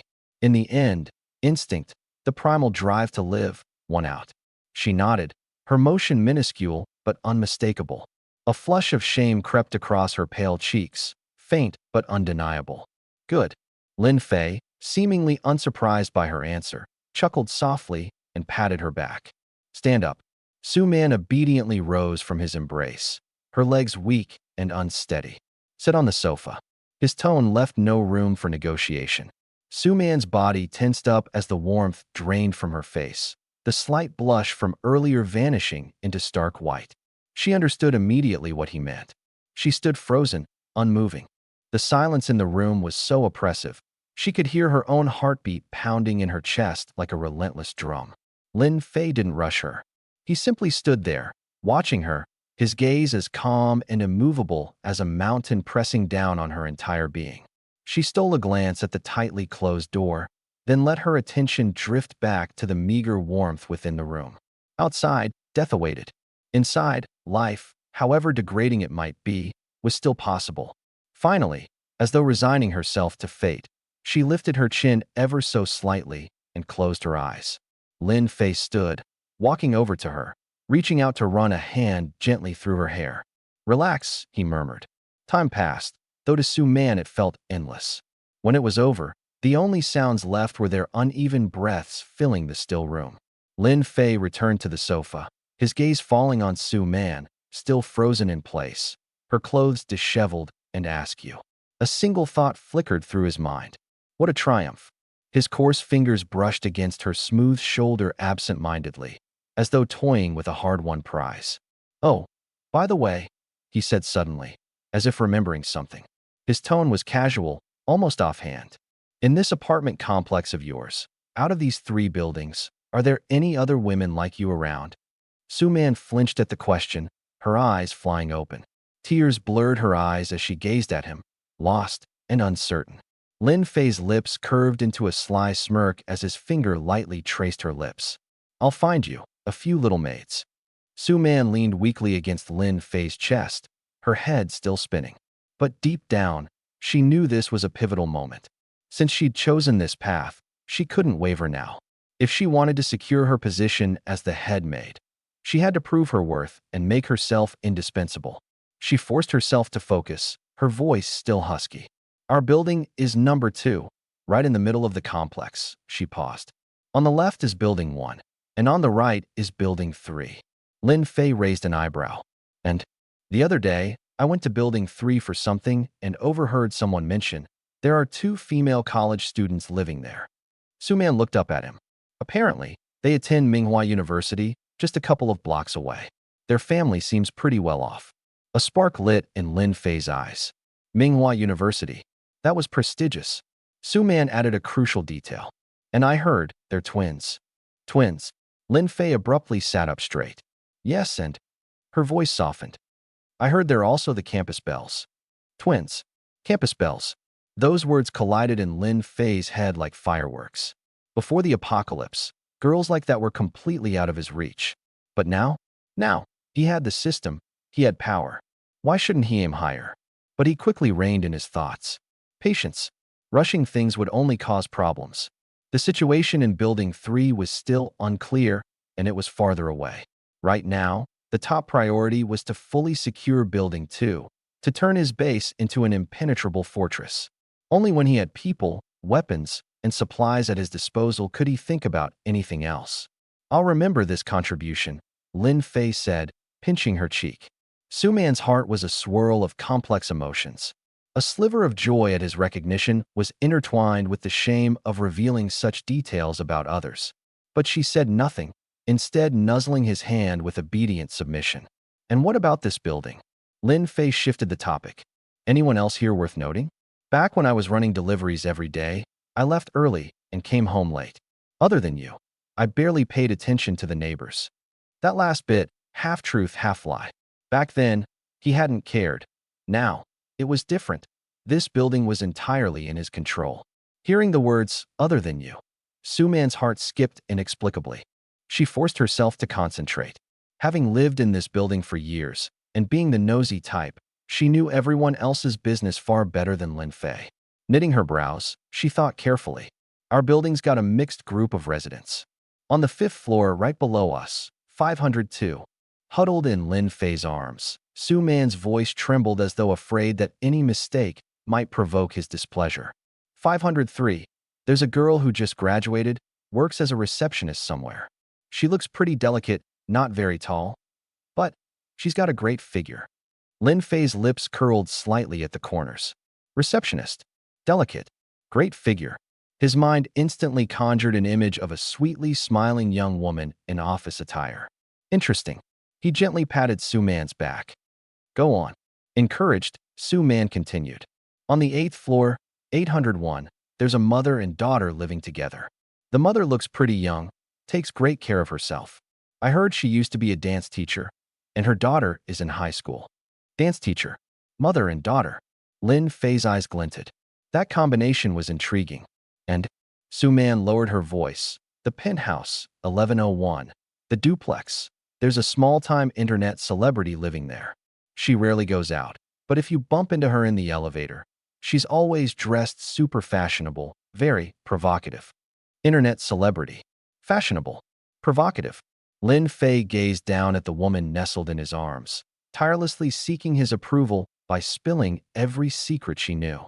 That rush of control swelled within him again, intoxicating. Just days ago, this proud woman wouldn't have spared him a second glance. And now? Now, she was curled up in his arms, bending over backward to tell him everything she knew about their neighbors, all to gain his favor. This was the power of authority. This was what the apocalypse had changed. He leaned down, his voice brushing against her ear. Not bad at all. My head maid. You certainly know how to please. Su-man shuddered, her cheeks flaring bright red as she closed her eyes. Deep in her heart, she understood. Ever since the moment she'd nodded her agreement, she was no longer the woman she used to be. Lin Fei lazily ruffled her hair, already planning his next steps. Clearing and consolidating Building 2 had to accelerate. Space was limited, and with more people coming in, preparations and arrangements had to be made ahead of time. All right, get up. Su-man obediently rose, though her legs were still unsteady. With a flick of his wrist, Lin Fei produced a brand new pair of white stockings and casually tossed them to her. Put these on. Su-man caught them and turned her back to him. Her movements, though still a bit stiff, showed that she was becoming more accustomed to his demands. She carefully removed her torn black stockings and slowly slid on a pair of pristine white ones. Lin Fei watched her intently, his gaze unwavering until she smoothed the hem of her skirt. Satisfied, He nodded briefly, turned to the door of room 701, and yanked it open. The metallic tang of blood in the hallway had lessened, though it still lingered. 3 men stood guard by the door, including the one with the scarred face. They resembled stray dogs awaiting a command from their master. The moment Lin Fei stepped out, they straightened up, plastered uneasy but deferential smiles across their faces. "Be boss," the scar-faced man stuttered, bowing and scraping as he approached. Lin Fei's sharp eyes scanned the 3 men before darting toward the open door of room 702 across the hallway, a tomb of eerie silence. "The one inside handled?" Lin Fei asked flatly. "Handled, boss," the scar-faced man chirped hurriedly. Lin Fei acknowledged this with a disinterested hum. To him, Leisha was nothing more than a dead man walking. Whether they handled him or not was of no consequence to him. He turned his attention back to the trio, his eyes suddenly narrowing like a blade being drawn. "I'm giving you a job," he said. Immediately, the 3 straightened further, their ears perked like rabbits sensing a predator. Even their breathing slowed. "Building 2, start from the first floor," Lin Fei ordered, his voice calm but authoritative, echoing clearly in the desolate hallway. "Knock on every door." He paused just for a beat, his tone turning frostier than ice. "Tell everyone. They want to survive, they want food. Then tomorrow morning at 8 sharp, they better gather in the 7th floor hallway. I'll be handing out food." He let those words hang in the air before delivering his warning. "As for anyone planning to cause trouble, or those who don't show up." Lin Fei didn't finish the sentence, but the creeping chill of his incomplete threat ran along the corridors and froze their spines. In a world like this, death was just another Tuesday. A few more corpses wouldn't even warrant a mention. Lin Fei chuckled coldly, glancing at the dark red, half-dried bloodstain on the floor. "Let them think about what those 2 gunshots just now meant," he said ominously. The 3 men visibly flinched, their shoulders shaking slightly. They understood perfectly. This wasn't just about rallying tenants. It was a conquest, a complete takeover of the entire building. "Understood, boss." Scarface clasped his chest emphatically. "We'll deliver the message word for word." "We'll make sure they show up," the other 2 chimed in, almost tripping over each other to pledge their allegiance. Lin Fei watched the group with cold indifference before flipping his hand over. Out of thin air, 3 packets of compressed biscuits and 2 bottles of mineral water materialized in his palm. He tossed them casually toward the men. "Follow me, obey me, and you'll eat," he said, his tone firm and heavy, as if each word carried the weight of a hammer. "But if anyone dares to get any ideas..." Once again, he didn't need to finish. His icy gaze spoke volumes. The 3 men's hands shook as they caught the food and water. They had been starving under their former leader's rule, reduced to skin and bones. Switching to Lin Fei hadn't just saved them, it had fed them. The sheer contrast was enough to solidify their loyalty far more effectively than any threat. "No way, not us," Scarface sputtered. "You can trust us completely, boss." "Our lives are yours," added another. "Anyone steps out of line, I'll deal with them myself." The third nodded fervently, his face trying to show more loyalty than his words could express. Lin Fei waved them off dismissively, like one might shoo away an annoying fly. "Go, and don't screw it up." Grateful for the dismissal, the 3 clutched their food like precious relics and bolted toward the staircase. This was their first assignment under their new boss. It had to be carried out perfectly. Lin Fei watched their figures disappear around the corner before turning back into room 701 and shutting the door behind him. Inside, it was as if the entire world had been left outside. Su Man stood quietly in the center of the room, now dressed in her white stockings. She waited patiently for him to speak. Her disheveled black dress against the crisp white of her stockings created a peculiar contrast, one that carried an undeniable allure. Lin Fei approached her, lifting her chin slightly with his finger. "The loose ends are tied up," he said, his lips curling into a sly smirk. He added smoothly, "Now, it's time for my chief maid to properly attend to me." He slipped an arm around her waist and gently guided her toward the sofa. Outside, the Scarface trio had already begun knocking door to door, their voices trembling yet laced with enough menace to convey Lin Fei's decree. The message of the Demon King on the 7th floor spread throughout the building like wildfire. Fear and hope became contagious. each feeding off the other, spreading through the cold, desolate corridors. Inside room 701, the flickering warmth resembled spring. Outside, the hallways were gripped by a chilling conquest. At that moment, the fate of the building's second tower had been reforged. Fifth floor, room 502. Zhao Qian sat curled in the corner of her worn sofa, buried under every flimsy blanket she could scavenge, but still shivering uncontrollably. Her teeth chattered violently. Cold seeped into her marrow. She was the lobby clerk Su Man had mentioned, a fresh college graduate, her youthful features still carrying traces of innocence.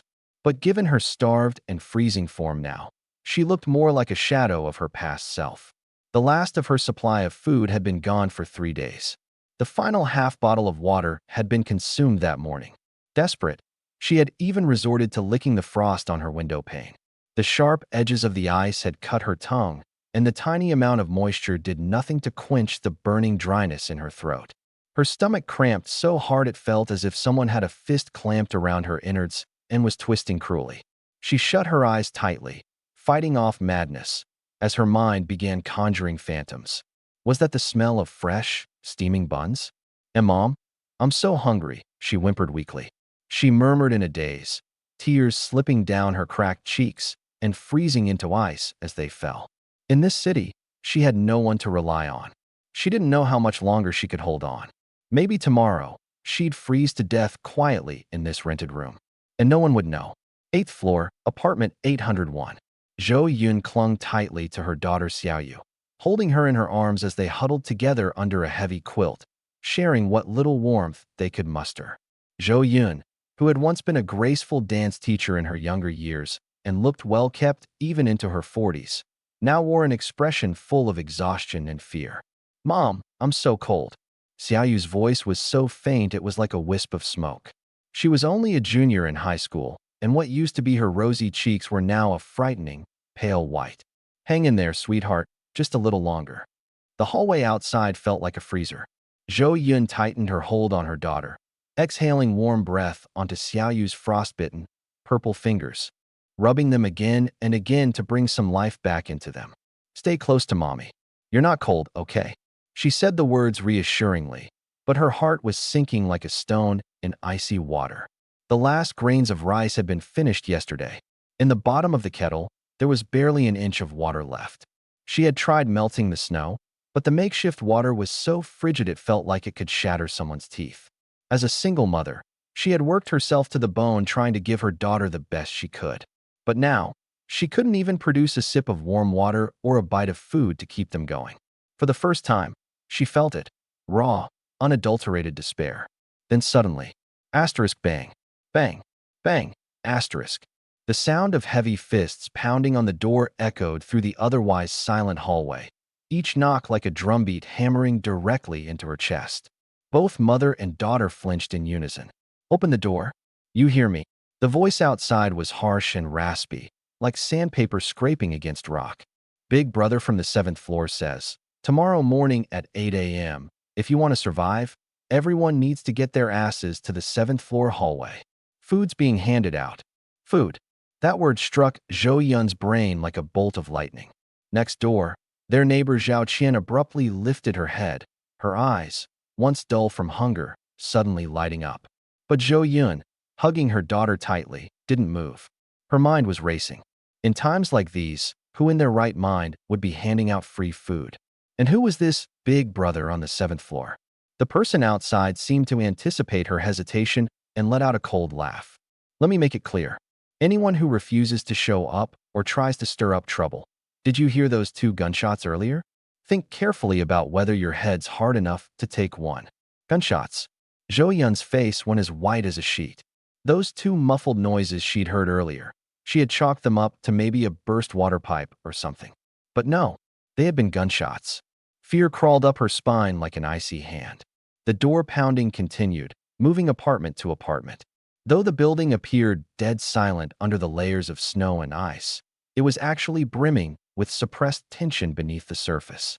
Some tenants clung to the hope offered by the word food, while others were paralyzed with dread at the mention of gunshots. And at the center of it all, on the 7th floor, in apartment 701, Warmth filled the air as if spring had come early. Lin Fei reclined lazily on the sofa, his eyes indifferent and cold. At his feet, Su Man knelt on the plush rug. Her long legs were wrapped in white stockings, primly pressed together, as her delicate fingers massaged his calf with a careful, practiced balance of strength and gentleness. But Lin Fei's gaze trailed past her, sweeping over the modest 500-square-foot studio apartment. When he'd been living alone, this place was adequate. But now it was different. Su Man was just the first. Tomorrow, there'd be more, many more people serving under him. This place was already too cramped to fit his growing ambitions. And that rickety, squeaking single bed in the corner? It was unworthy of his current status. He thought back, vividly, to the information he'd memorized about this building. On the top floor of every tower, the 11th floor, there was an entire premier suite, a 2,000-square-foot luxury flat outfitted with floor-to-ceiling windows and lavish furnishings. Su Man. His voice broke the silence, interrupting her massage.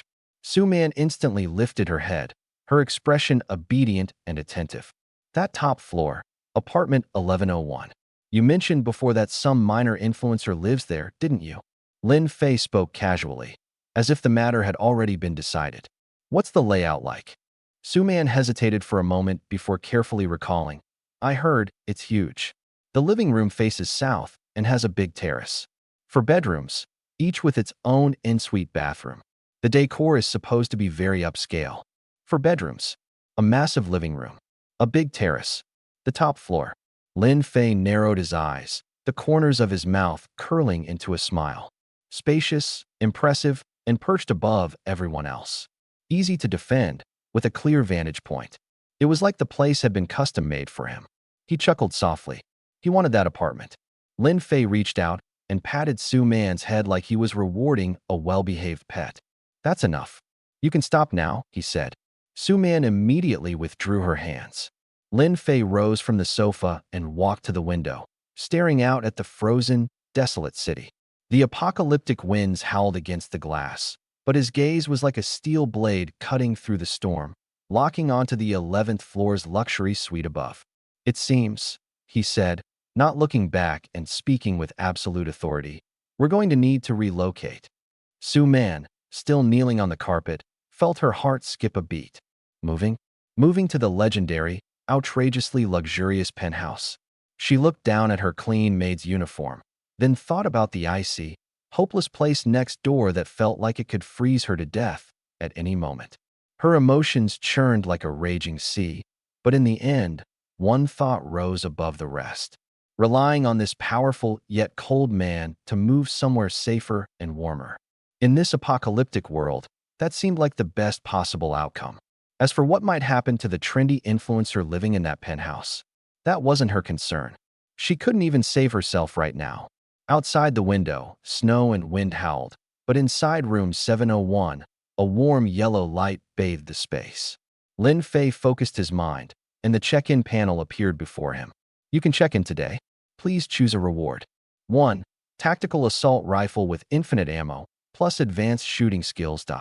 2. Small ecological planting box, capable of producing a sustainable supply of vegetables. 3. An entire cow, butchered and processed. 4. A deck of cards you can never win with. When Lin Fei reached the fourth option, the corner of his mouth twitched. This damn system had such a quirky sense of humor. The rifle could wait. The planting box was too slow, too much of a delay to be practical. In chaotic times, nothing beat good, solid food. Without hesitation, Lin Fei selected 3. With a flash of light, his system space was instantly filled with fresh, crimson-red cuts of beef, tenderloin, ribs, brisket, shank, and even 4 massive, perfectly prepared cow legs. Enough to last him quite a while. Lin Fei returned his focus to Su Man, who stood quietly by, awaiting instructions. Can you cook? He asked. Su Man, taken aback, stammered, a little. In truth, back in her affluent past life, everything was handled by housekeepers. At most, she'd occasionally pan-fry a steak or toss together a salad. Hardly impressive skills. Lin Fei didn't seem to mind. With a casual flip of his hand, he dropped a huge cow leg, thicker than Su Man's arm, onto the table with a heavy thud. Su-man drew a sharp intake of breath.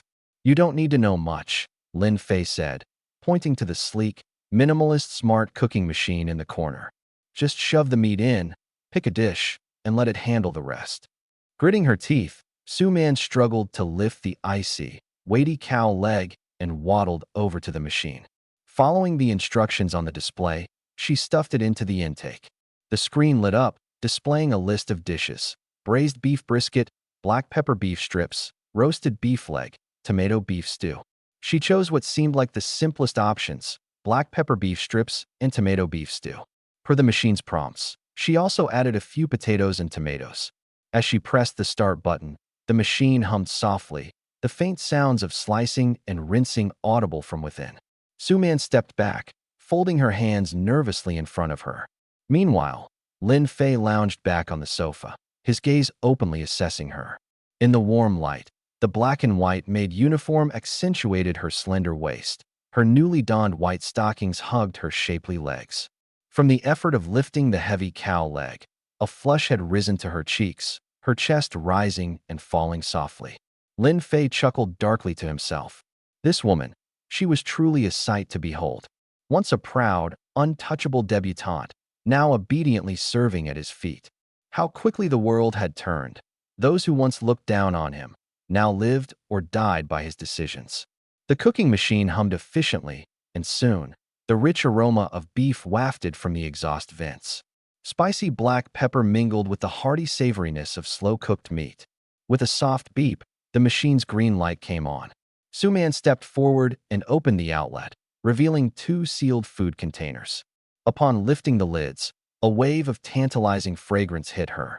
One container held glossy black pepper beef strips, the beef coated in a thick, savory sauce, garnished with sliced bell peppers and onions that glistened under the light.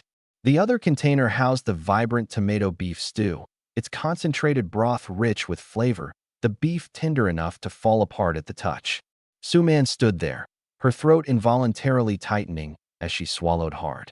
She hadn't eaten all day. The meager sandwich from that morning had long been a distant memory. In this apocalyptic world, a hot meal like this was more valuable than gold. Lin Fei sat up and gave her a casual wave. Bring it over. Obediently, Su-man carried the food containers and bowls of rice to the low table. Lin Fei picked up a piece of beef with his chopsticks and tasted it. The meat was tender and flavorful, the sauce perfectly balanced. Next, he sipped a spoonful of the stew, a refreshing combination of tangy and savory, utterly satisfying. Not bad, he said simply, setting down his chopsticks. Then, noticing Su-man standing silently next to him, her eyes fixated longingly on the food, he patted his leg. Sit. Su-man froze, her face flushing crimson.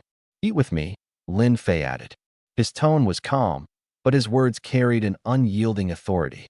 She hesitated for only a moment. Hunger overpowered her pride. Slowly, she stepped closer and carefully perched on Lin Fei's lap. Compared to her first time sitting this way yesterday, she seemed slightly less stiff. Lin Fei wrapped an arm around her waist and used his other hand to pick up the largest piece of beef. Guiding it to her lips, he said, "Open." Su-man closed her eyes and obeyed, her lips parting to take the bite. The intense flavor of the beef exploded across her tongue, indulging her in a fleeting moment of warmth and comfort amidst the harsh realities of their world. At that moment, she almost let out a sigh. Before Lin Fei could pick up another piece of food, she quickly snatched the spoon, scooped up a spoonful of tomato soup, blew on it gently, and took a small sip. The warm soup slid into her empty stomach, spreading a comforting warmth through her body that made her feel completely at ease. Lin Fei watched her with amused eyes.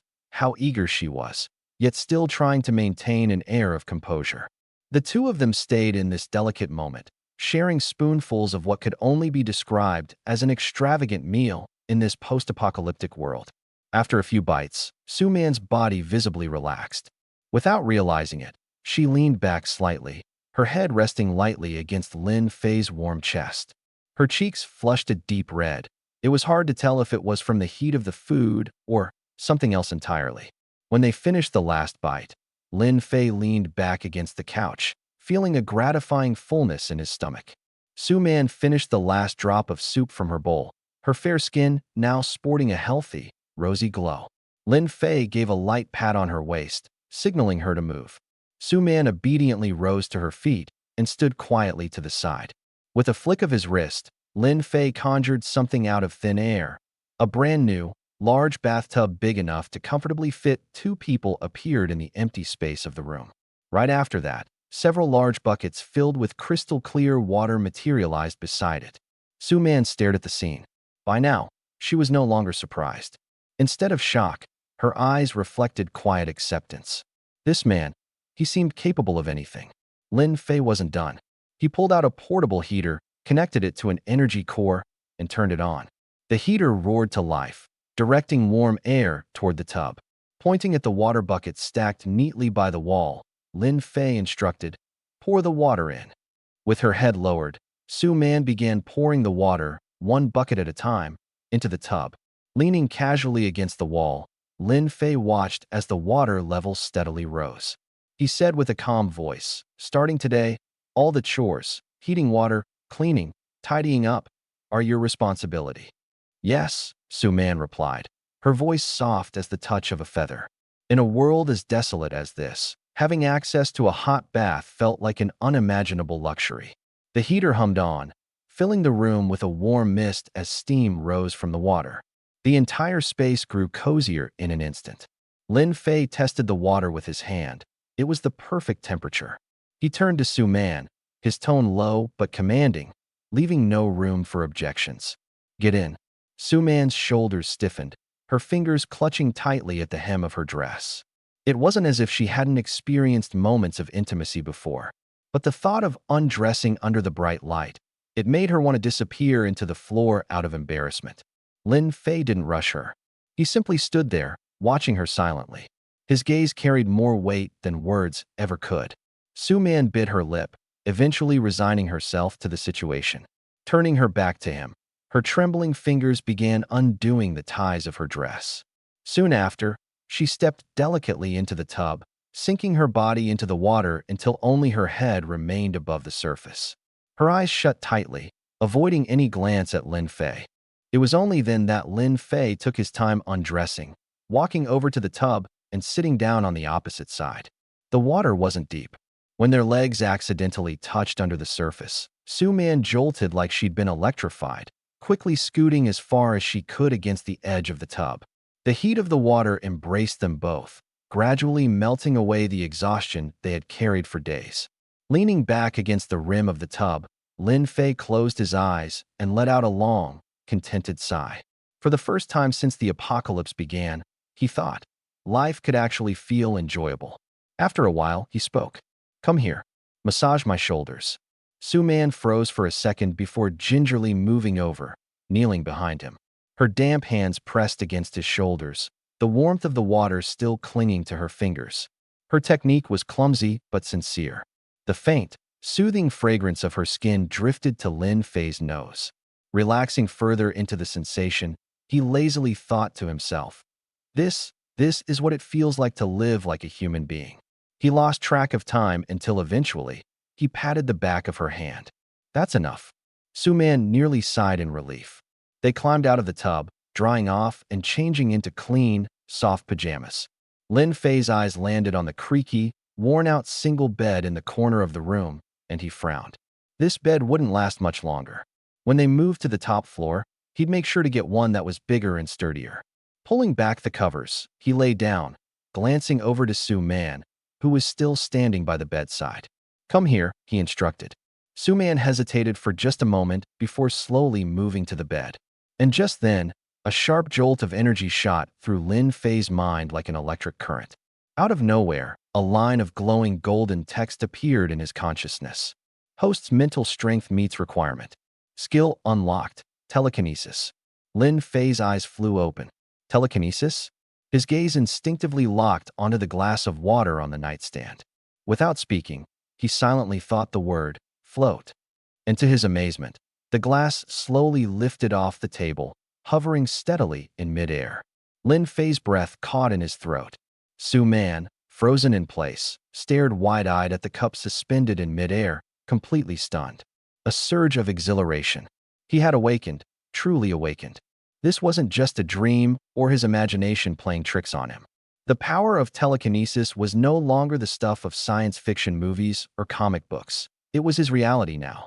In the apocalyptic world he lived in, where survival hinged on resources, strategy, and sheer willpower, having a superhuman ability elevated him far beyond the average survivor. The importance of his newfound strength couldn't be overstated. It was his passport to not only surviving, but thriving. He glanced down at Sue Man, still asleep in his arms, her peaceful expression a stark contrast to the chaos that lay beyond their small room.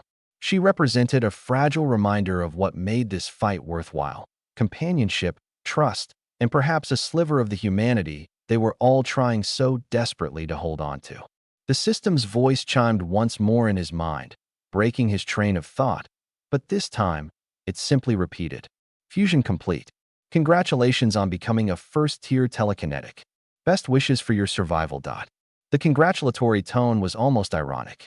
Survival wasn't handed out like a prize in this unforgiving wasteland. It had to be earned with blood, sweat, and now, his newfound power. Taking a deep breath, Lin Fei pulled his thoughts together.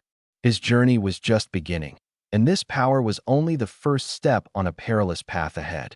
For now, though, he allowed himself a rare moment to savor the strange comfort of a warm bed and the presence of another soul. Because outside, beyond the thin walls of room 701, the wind howled endlessly. The frozen wasteland waited for no one, ready to devour whatever, or whoever, stumbled unprepared into its grasp. Morning had come, but the apocalypse wasn't going anywhere. It was time to prepare. The real battles were yet to come. A surge of exhilaration swept over him. At the start of the apocalypse, while everyone else was scrambling for a bite of food, he held both a gun and an extraordinary ability in his grasp. In this chaotic world, he could go wherever he pleased, and nobody could stand in his way. The commotion in the hallway outside was growing louder.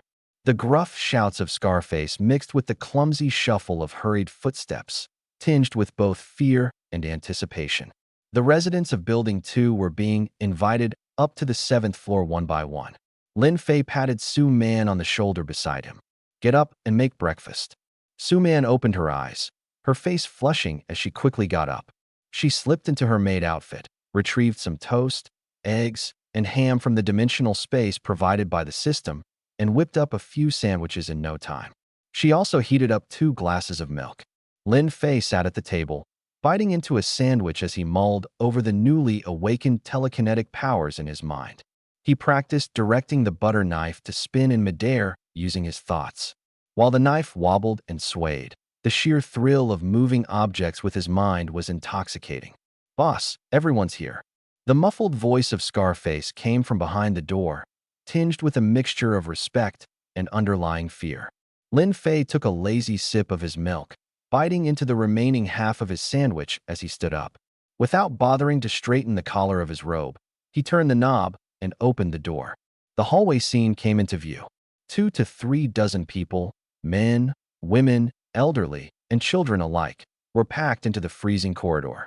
Their cheeks were sunken, their clothes threadbare, and they shivered uncontrollably from the bitter cold.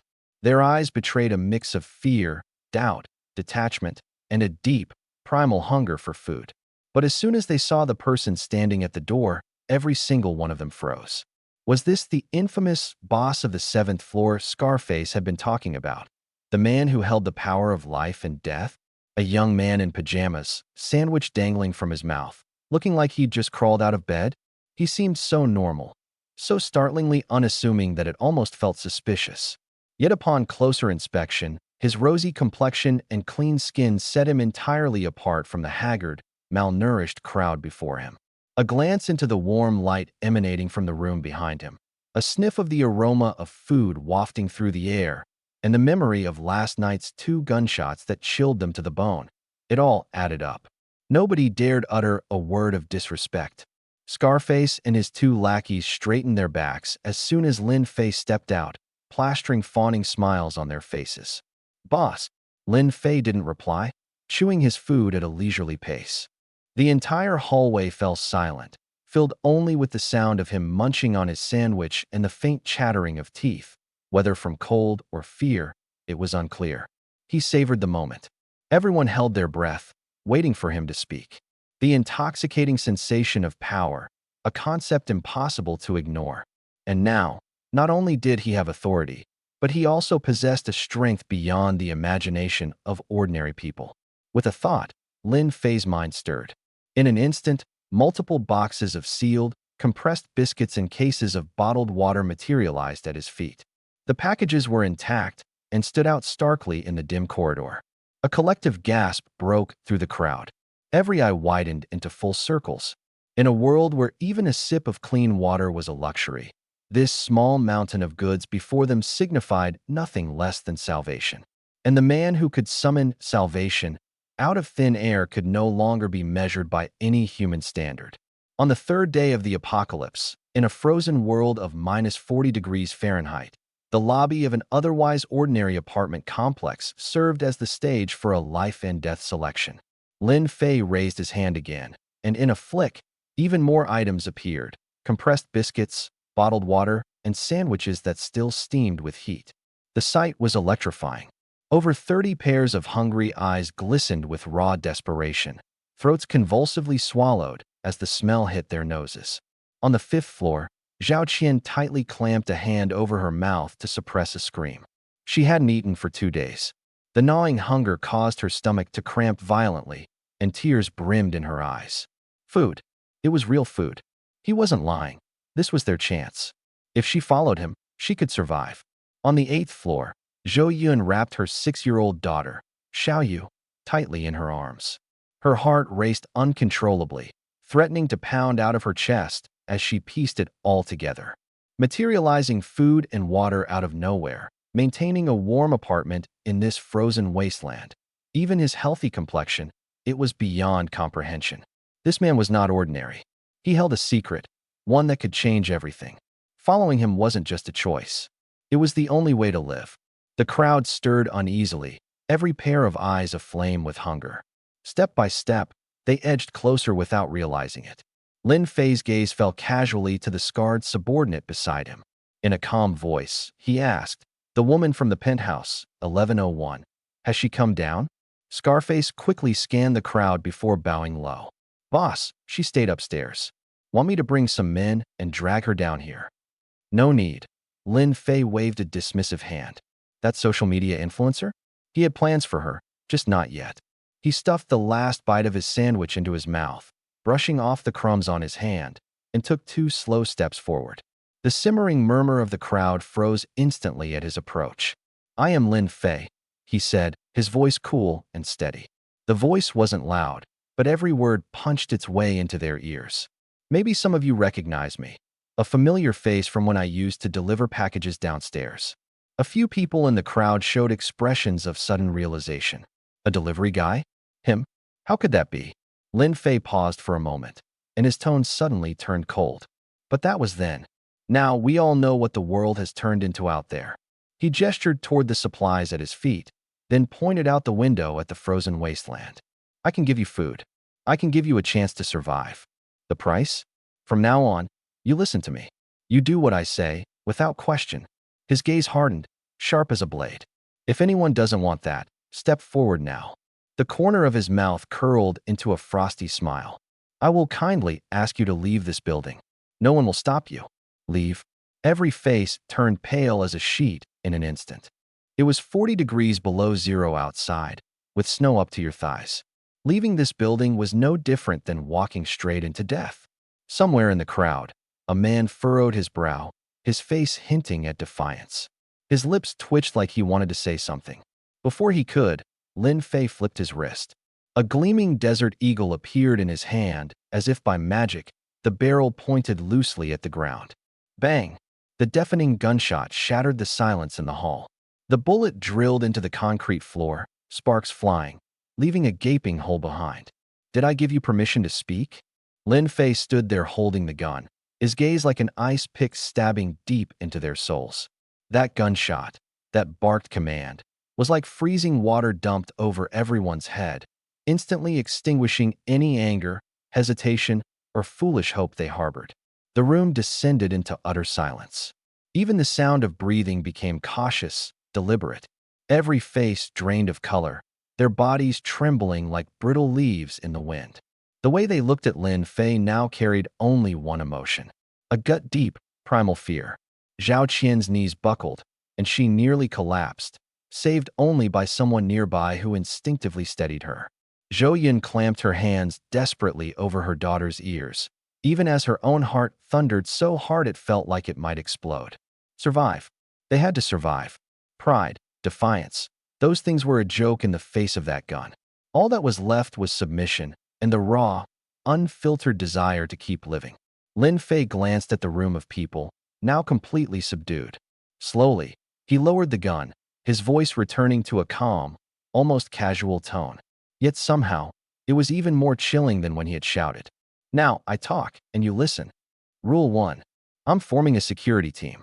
Standing at the center of the hallway, his eyes swept over the room, landing on the young, able-bodied men in the group one by one, his gaze as sharp as a knife. Anyone fit and strong enough can volunteer to join. He paused briefly, dangling the first bait.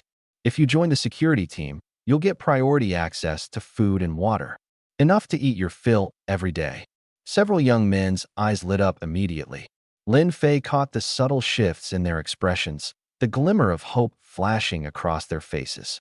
He smirked inwardly. A few days of hunger could make the phrase, eat your fill, sound more thrilling than salvation itself. But he wasn't done. The real hook was yet to come. He lowered his voice, adding with calculated intensity, like a devil whispering temptations. Also, you'll get meat. Regularly. Guaranteed. Meat. That single word hit the room harder than the gunshot had earlier. Everyone, men, women, even the elderly, swallowed audibly, the sound of throats gulping clear in the dead silence. The apocalypse had only been here for a short while, but already they'd scavenged through leftovers, nibbled on moldy crackers, even laid in bed with rumbling stomachs. Meat? They could barely remember what it tasted like. A few of the young men, still hesitating, suddenly started breathing harder. Their expressions shifted, overcome by a desperate hunger, a hunger not just for food, but for hope, for a better shot at survival. And that was precisely the reaction Lin Fei wanted. Turning his head, he locked eyes with a scar-faced man. Scar. Here, boss. The man straightened up so stiff he might have been a soldier, his back ramrod straight. You're in charge of the security team for now, Lin Fei said flatly. Pick the honest ones, the ones with some strength. I'll explain the rules to you later. Yes, boss. Consider it done. Scar's face flushed with excitement, as though he had just hit the jackpot. From this moment on, his status was different, and he knew it. Finally, Lin Fei glanced at the pile of supplies on the floor, then tilted his chin toward it. Distribute those. Everyone gets a portion. Don't starve. If you starve, no one's around to do my bidding. The way he said it, he might as well have been talking about feeding livestock. But no one cared about his tone. In a world like this, being fed was the only grace that mattered. Scar immediately grabbed 2 lackeys to maintain order, yelling commands and barking at anyone who stepped out of line. The crowd lined up, each person receiving a single pack of compressed biscuits and a bottle of mineral water. Those who got their share clutched the items tightly to their chests like they were holding onto their very lives. When they looked up at Lin Fei, their expressions were a patchwork of fear, awe, and, shockingly, a faint hint of gratitude. Lin Fei stood observing it all, his gaze cold and unreadable.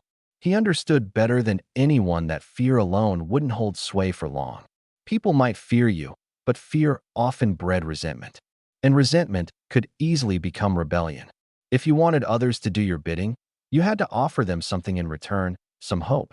Make them believe that following you wasn't just survival, but a better survival than they might find elsewhere. The armed squad and the promise of providing meat. These were the first hooks Lin Fei had thrown. And he stood at the other end of those hooks, gripping the strings that bound every life here to his will. Without a word, he turned and began heading back to his room. But as he scanned the faces in the crowd one last time, his gaze accidentally lingered on 2 specific people, Zhou Yun and Zhao Qian. Both of them had also received food. They were carefully tucking it away, their eyes flickering with unease, occasionally darting back toward him. The seeds had been planted. Now all he had to do was wait for them to grow. Lin Fei pushed open the door to room 701. shutting out the noise, the hunger, the fear, and even the thin strands of hope lingering in the hallway. Bang! The door shut with a heavy finality, and it was as if the tightrope string holding the hallway's tension taut suddenly snapped. Chaos erupted behind him. "Keep the damn line. I'm not saying it again. If you push, I'll beat you to death myself," a gruff voice bellowed. A man with a long scar running down his cheek appeared, brandishing the jagged length of a broken mop handle. He waved it menacingly at the restless, surging crowd. Two younger lackeys at his side followed his lead, their voices echoing as they barked and jeered in support. Those clutching food held onto it like a mother shielding her young, terrified someone might snatch it away. Meanwhile, those who hadn't gotten any yet shoved forward desperately, arms outstretched, their eyes filled with one simple, primal desire: survival. Among the mob, a few quick-witted younger men exchanged knowing glances. They sidled their way toward Scarface with strained smiles plastered on their lips. "Brother Scar, we're interested in joining the squad," one of them called out. "Yeah, we're strong, we can work hard," another chimed in. "Just give us a little food, and we'll do anything," the last one pleaded. The tension in the hallway was nearing its breaking point. Scarface, now visibly irritated, lashed out, kicking an overeager man trying to cut in line. The blow sent him sprawling to the ground with a pained yelp. "Everybody shut the hell up," Scarface roared, veins bulging on his forehead. His voice reverberated down the hallway like a thunderclap. "Just because the boss stepped away, you think you can ignore the rules?" He swung his makeshift weapon, pointing it at the crowd like a judge accusing a courtroom. "If I see anyone else getting out of line," he growled, "you're not getting food tomorrow. You can starve for all I care." That threat struck deeper than any swing of his rod. The mere memory of the single gunshot echo earlier and the thought of going without food were enough to drain the heat from the chaos. Though the people didn't stop shoving entirely, they at least managed to form two wobbly, unsteady lines. Scarface exhaled heavily, drawing a quick dividing line on the ground with his makeshift weapon. "Listen up. This side gets food," he barked. Just then, the click of the door opening in room 701 cut through the clamor like a razor. The hallway froze.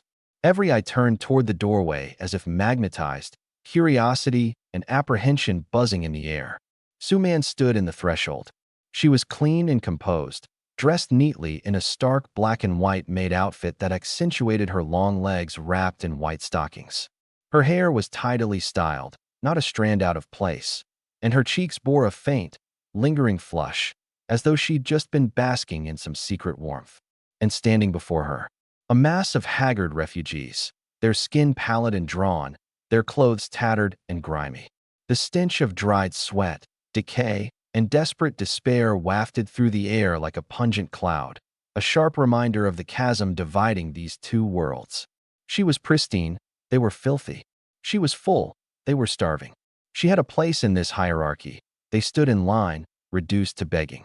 Yesterday, she'd been one of them, perhaps even worse off, drowning deeper in desperation than most.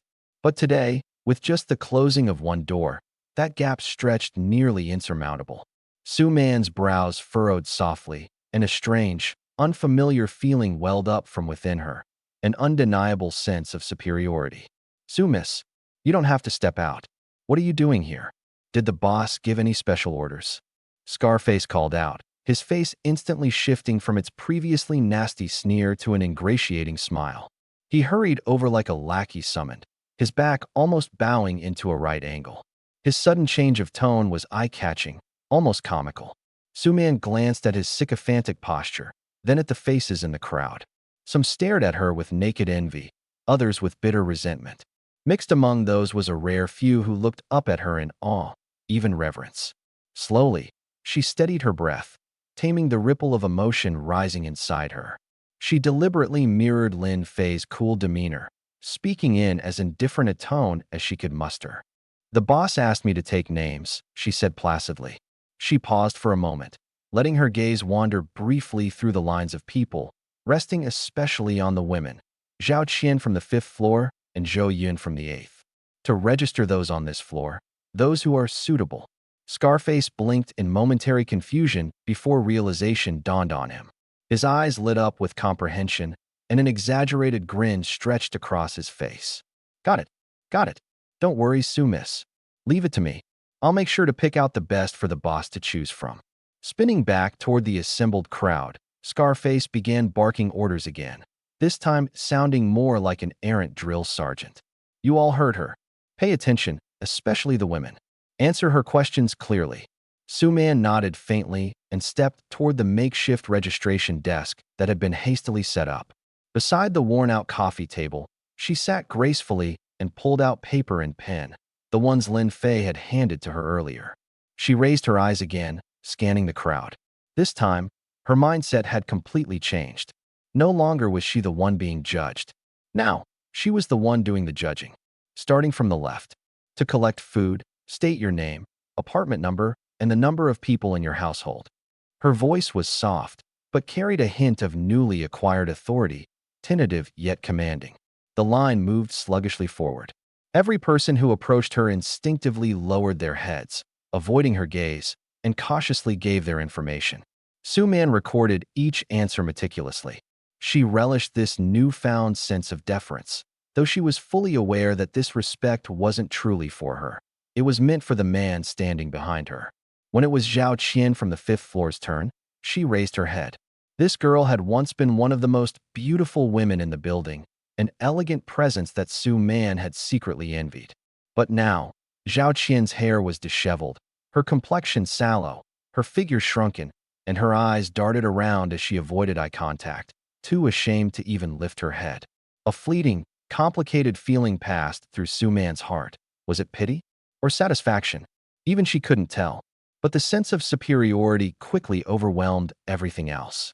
She gave Zhao Qian a fleeting glance before jotting down. Room 502. Zhao Qian, one person. Next was Zhou Yun. Zhou Yun held her daughter Xiaoyu's hand tightly, her voice barely above a whisper. Room 801. Zhou Yun, with my daughter Xiaoyu. Two people.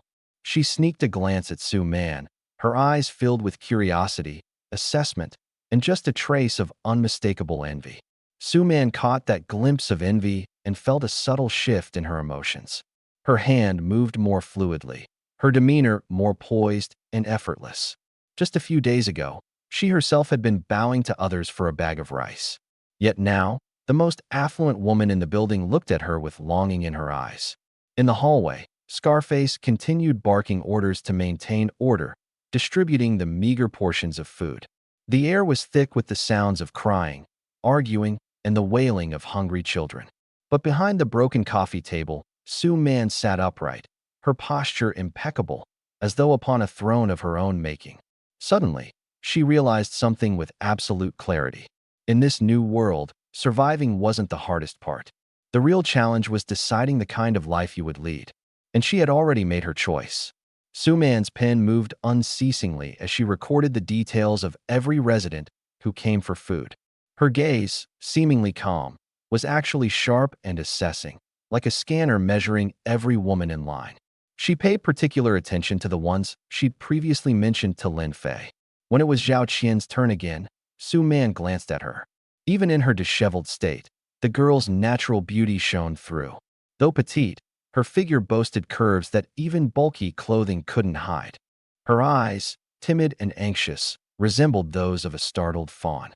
Name, apartment number, and the number of people, Su Man repeated. Zhao Qian, room 502, just me. Zhao Qian stammered, not daring to lift her head. Su Man wrote down her name, pausing for a moment before adding a few extra words. Delicate, timid. She didn't let Zhao Qian leave. Stay to the side for a moment. There's something else, she said. Zhao Qian froze, growing anxious, but obediently shuffled to the wall, clutching the small packet of survival biscuits she had just received. Next came Zhou Yun and her daughter.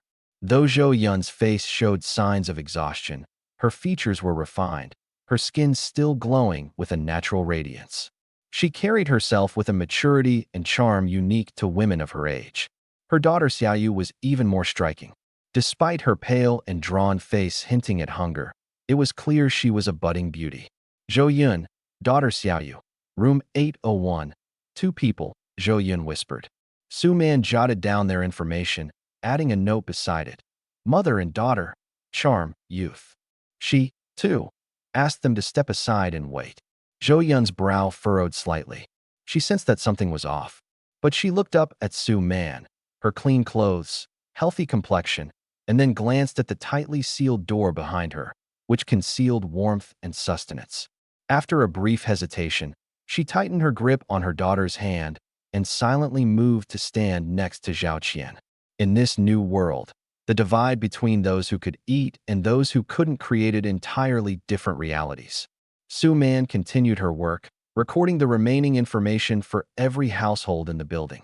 It was then that Scarface returned, flanked by a group of men he'd selected for the security team. Including 3 older members, there were 12 in total. Each was sturdy, their eyes glinting with the desperate edge of hunger. "Miss Su, here's the list of names and the men themselves for your review," Scarface said, his tone unusually deferential as he handed over a crumpled sheet of paper. Su Man accepted the list, her eyes sweeping over the 12 men who stood at attention, each trying their hardest to appear capable and reliable. She nodded lightly. "I'll report this to the boss," she replied. She took the list carefully and quietly asserted her control. From the moment the commotion settled, Unit 701 stood eerily silent. As the door creaked open, a wave of warm air swept into her face. But the next second, she froze in place. Lin Fei stood in the center of the room, his brow furrowed slightly, his gaze fixed on the empty space before him. And in front of him, a glimmering, steel kitchen knife hovered midair. The knife trembled faintly, drawing circles that were anything but steady.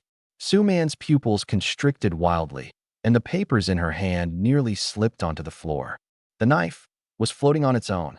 Her mind reeled in disbelief. This defied any logic she had ever known. Before, when objects seemed to appear out of nowhere, she had barely managed to dismiss it as some sleight of hand or advanced tech.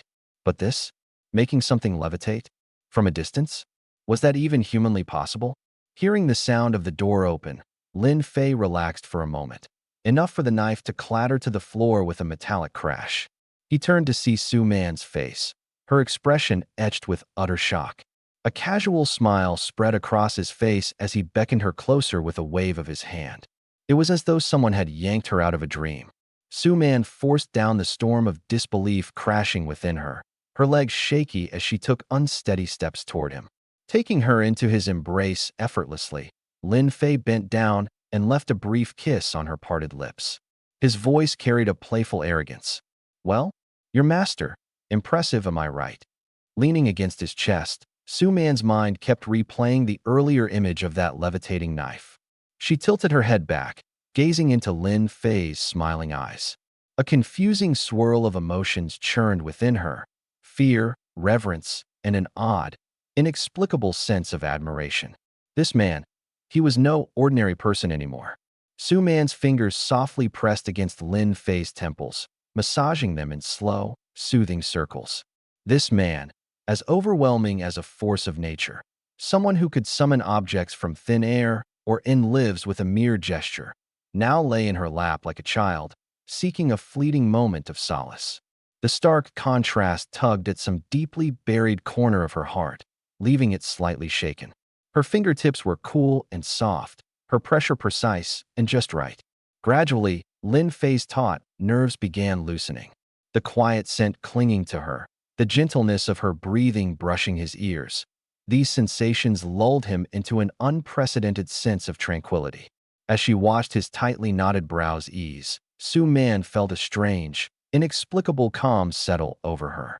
She knew, however, that this serenity was fleeting. It rested on the imbalanced foundation of their master-servant dynamic. Still, in the despairing bleakness of this apocalyptic world, moments like these were a rare and costly luxury. The room fell into a peaceful hush, broken only by the faint hum of the space heater. Lin Fei slept deeply, the kind of sleep that made one lose all sense of time, only stirring awake around noon. As his eyes opened, his senses were greeted by the savory smell of food. Su Man was busy at the automated cooker, with the fresh beef from yesterday's rewards spread out on the nearby counter. Hearing him stir, she turned, her voice soft and sweet. "Master, you're awake." The 3 women from this morning were shivering outside, so I let them return to their rooms to wait. Lin Fei rubbed at the dull ache that still lingered in his temples. The after effects of overusing his telekinesis hadn't completely worn off. He nodded slightly. Good decision, he replied. Stretching to shake off stiffness, he directed a glance towards Su Man and added, I'm going to check on the security patrol. Pushing the door open, he stepped into a much quieter hallway. Only one of Scarface's lackeys remained, leaning against the wall and dozing off. The man's head snapped up at the sound of footsteps. Instantly alert, he stood at attention, his face taking on an expression of absolute deference. Boss, you're awake, he stammered. Lin Fei's tone was calm, but carried undeniable authority. Go, summon the entire patrol team to the 7th floor. Yes, boss. The lackey bolted, his running footsteps echoing loudly in the empty corridor. It wasn't long before the sound of hurried movements approached from the stairwell. Heading the pack was Scarface himself, with 11 others close behind him. They quickly assembled on the 7th floor. Compared to the ordinary residents, these men looked noticeably more spirited. Their eyes carried something brighter, the faint glimmer of hope fueled by even the smallest scrap of sustenance and survival. They lined up in front of Lin Fei, a mixture of nervousness and anticipation radiating off them. All eyes were on him, on the man who held their survival in his hands. Lin Fei's gaze swept across the row of faces, most of them young. Some were fearful, others ingratiating, and a few held a spark of ferocity. Clearing his throat, his voice steady and commanding, he spoke. Follow me, and in this apocalypse, I won't make you any false promises. But I, Lin Fei, can swear on one thing. No one under my watch will starve waiting for death. No sooner had the words left his mouth, he lifted his right hand, giving it a casual flick. Bang! Bang! 2 massive cow bones, streaked with remnants of fresh meat and glistening with blood, materialized out of thin air, crashing heavily onto the concrete floor. Though the bones held only sparse chunks of meat, the sight of that fresh red hue and its pristine marbling of protein was enough to render every man speechless. In this nightmarish wasteland where even a warm meal was but a distant dream, they couldn't remember the last time they had seen anything like it. The sound of gulps as Adam's apples bobbed up and down filled the air.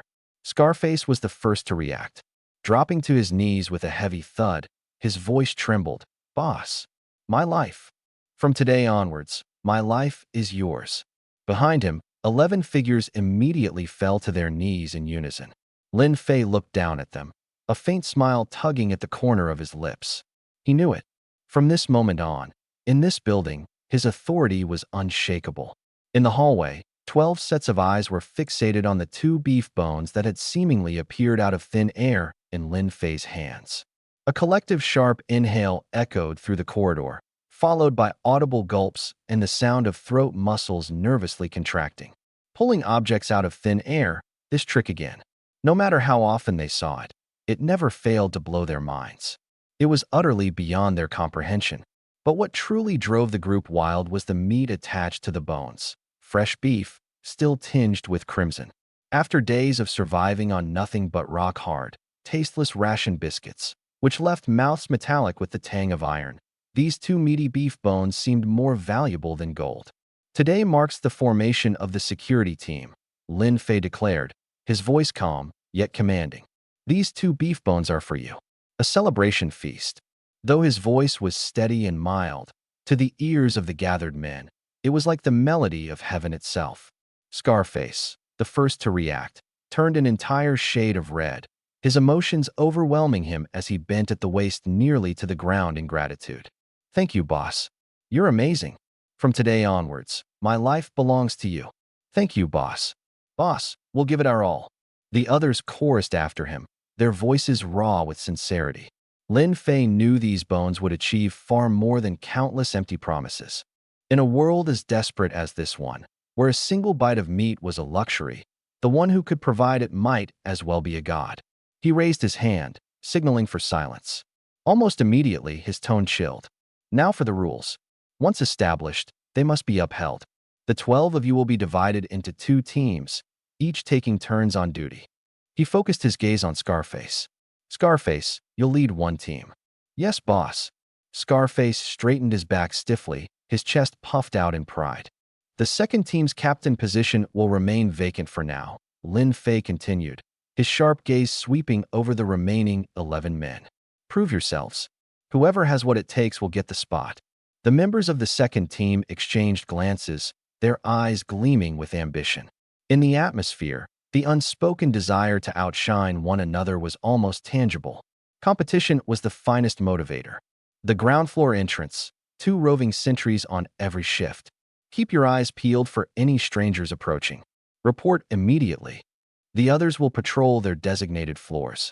Your job is to maintain order, prevent thefts, and defuse any trouble. My floor, the 7th, assign 1 guard to stand watch at all times. Understood, he demanded. Understood, boss. All 12 roared in response, their voices more synchronized than before. Lin Fei nodded approvingly, then gestured casually.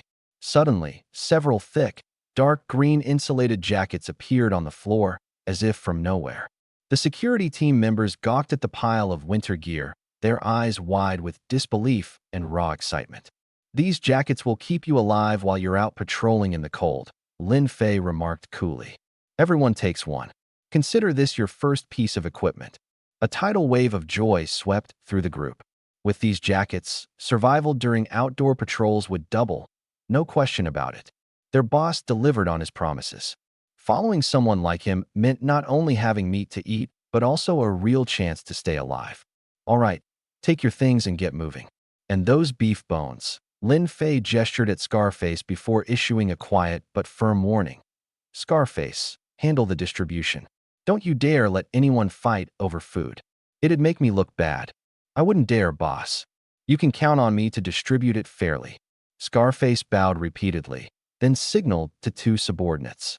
Like they were handling sacred relics, they carefully and reverently lifted the hefty beef bones before leading the jubilant group towards the stairway. The hallway fell silent once more. Lin Fei watched as the team disappeared down the stairs, the corner of his lips curving upwards in satisfaction. Kindness balanced with authority, promises fulfilled with tangible rewards. This was the winning combination. With the foundation of loyalty now set, this security team was firmly in his grasp. But this was only the beginning. Lin Fei planned to take complete control of Building 2. Everything, including the spacious penthouse at the top and the resources on that list, he intended to claim every last item. He turned and walked back towards apartment 701. As he pushed open the door, the rich aroma of cooked meat enveloped him instantly. Su-man had already prepared lunch. Inside the cooker, stewed beef brisket simmered alongside a simple stir-fried vegetable dish. Plates and utensils were arranged meticulously on the dining table. Hearing the door, Su-man turned her head and quickly approached, pulling out a chair for him with practiced ease. Her voice was soft and sweet. Master, the meal is ready. She kept her head low, her demeanor as docile as a tame cat. Lin Fei glanced towards the hallway outside, where their neighbors had withdrawn into their apartments, not a single peep escaping. Looking back at the gentle woman before him, a deep sense of control welled within him. He sat down and grabbed Su-man's hand, guiding her to the seat next to him. Eat with me, he said, the tone casual but laced with finality. Su-man hesitated for a moment, caught off guard, yet somehow, it sparked a faint warmth in her chest. She nodded compliantly. Thank you, master. On the second day of the apocalypse, while everyone in the building struggled to find their next meal, Lin Fei's apartment exuded a life of luxury. Hot, flavorful dishes, tender, savory beef brisket, and even someone to serve him personally. Su-man picked up a piece of beef with her chopsticks, blew on it gently to cool it down, and brought it to his lips. Lin Fei took it into his mouth, chewing slowly, though his thoughts had already drifted elsewhere. Looked at the floating steel rod with a mixture of disbelief and fear. It hovered mid-air, relentless and threatening, like the reaper's sickle poised to strike. To anyone witnessing, it was beyond comprehension, a chilling display of power none hoped to stand against. Earlier that afternoon, Lin Fei swallowed the last bite of his meal and calmly announced, "This afternoon, come with me to the top floor." Su-man froze mid-motion, her chopsticks halfway toward her bowl. To find that influencer? Lin Fei responded nonchalantly. And, while we're at it, let's check out our new home. Su-man, ever cautious, reminded him, "She didn't show up this morning during the gathering. She's probably got enough supplies to hold out for a while." Lin Fei chuckled, though the sound lacked humor. "And what of it?" He leaned back, the picture of ease, yet his presence bore down like a weight pressing onto the air, suffocating and irresistible. "She's living in what will soon be my home," he stated, voice even but sharp as ice. "And she's occupying the best spot. How does it make sense that she doesn't pay a price for that?" To him, the luxurious floor-to-ceiling penthouse was already his property. The current occupant was little more than a house sitter, conveniently keeping it warm for him. Su-man couldn't hold back a soft laugh this time, although she quickly covered her mouth. A knowing glint danced in her eyes. Agreement. In a world now ruled by chaos and survival of the fittest, perhaps only a man like Lin Fei, someone assertive, utterly commanding, and uniquely powerful, could claw his way to victory in a crumbling society. Lin Fei noticed and pinched her cheek lightly, eyes narrowing with playful authority. "Am I wrong?" "Master is never wrong," Su-man replied obediently, then plucked another piece of food with her chopsticks and brought it to his lips. After their meal, the two lounged on the couch, resting. Lin Fei closed his eyes, but his mind was far from idle. He spent the next stretch of time repeatedly practicing and refining his telekinetic control over the unseen, formidable power he'd awakened. Hours of mental effort were already reaping results.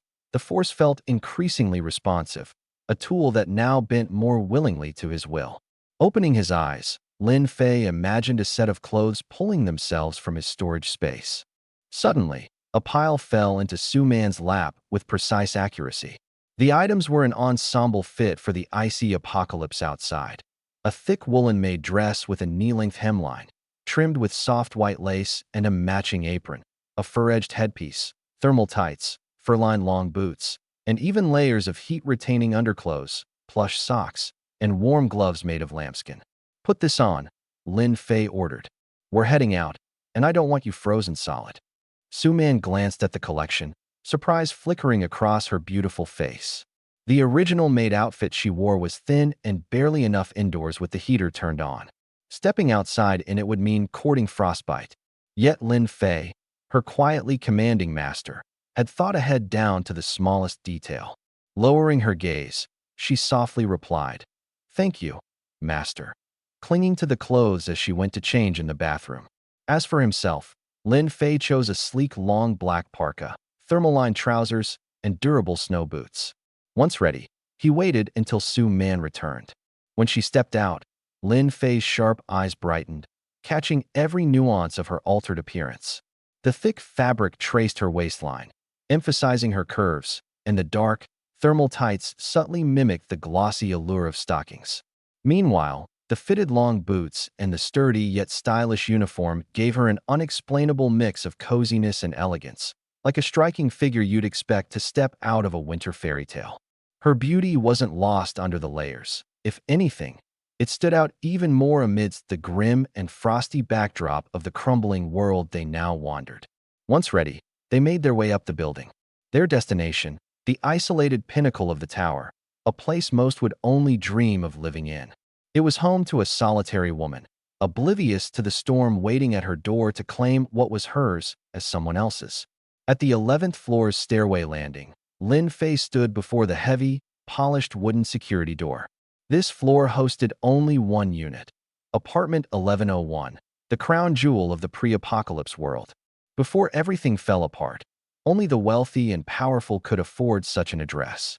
Now, in the ruins of civilization, to not only own such a space but also maintain it untouched required a sharp mind, or raw, unrelenting power. Lin Fei's mouth curled into a cold smile. This was exactly the kind of place he wanted. Behind him, Scarface, a hulking brute whose nickname matched the scar running across his jaw, ambled up the stairs, flanked by two equally rugged guards. The man still bore joyful remnants of his earlier meal of beef stew, his energy crackling after the rare feast. Meanwhile, Su-man stayed close to Lin Fei's side, her thick uniform softening her figure even though her porcelain-perfect features gleamed unnaturally against the faint light. "Knock," Lin Fei said simply and with disinterest. Wasting no time, Scarface banged his fist against the door with so much brute force it echoed aggressively down the desolate halls. Bang! Bang! Bang! Hey, in there! Open up, he roared. The sound ricocheted across the corridor, a noise so harsh it seemed to jab at the skull of anyone nearby. On the other side of the door, silence reigned. Seeing no response, Scarface's pounding grew increasingly violent, his thick hands slamming harder and harder. Can you hear me? Open the damn door already. If you make me break it down, you'll see what happens next, he barked. Still, no sound came from inside. But Lin Fei wasn't deterred. In fact, he was perfectly aware that someone was watching them from behind the door, their figure obscured except for the faint shadowy flicker through the peephole.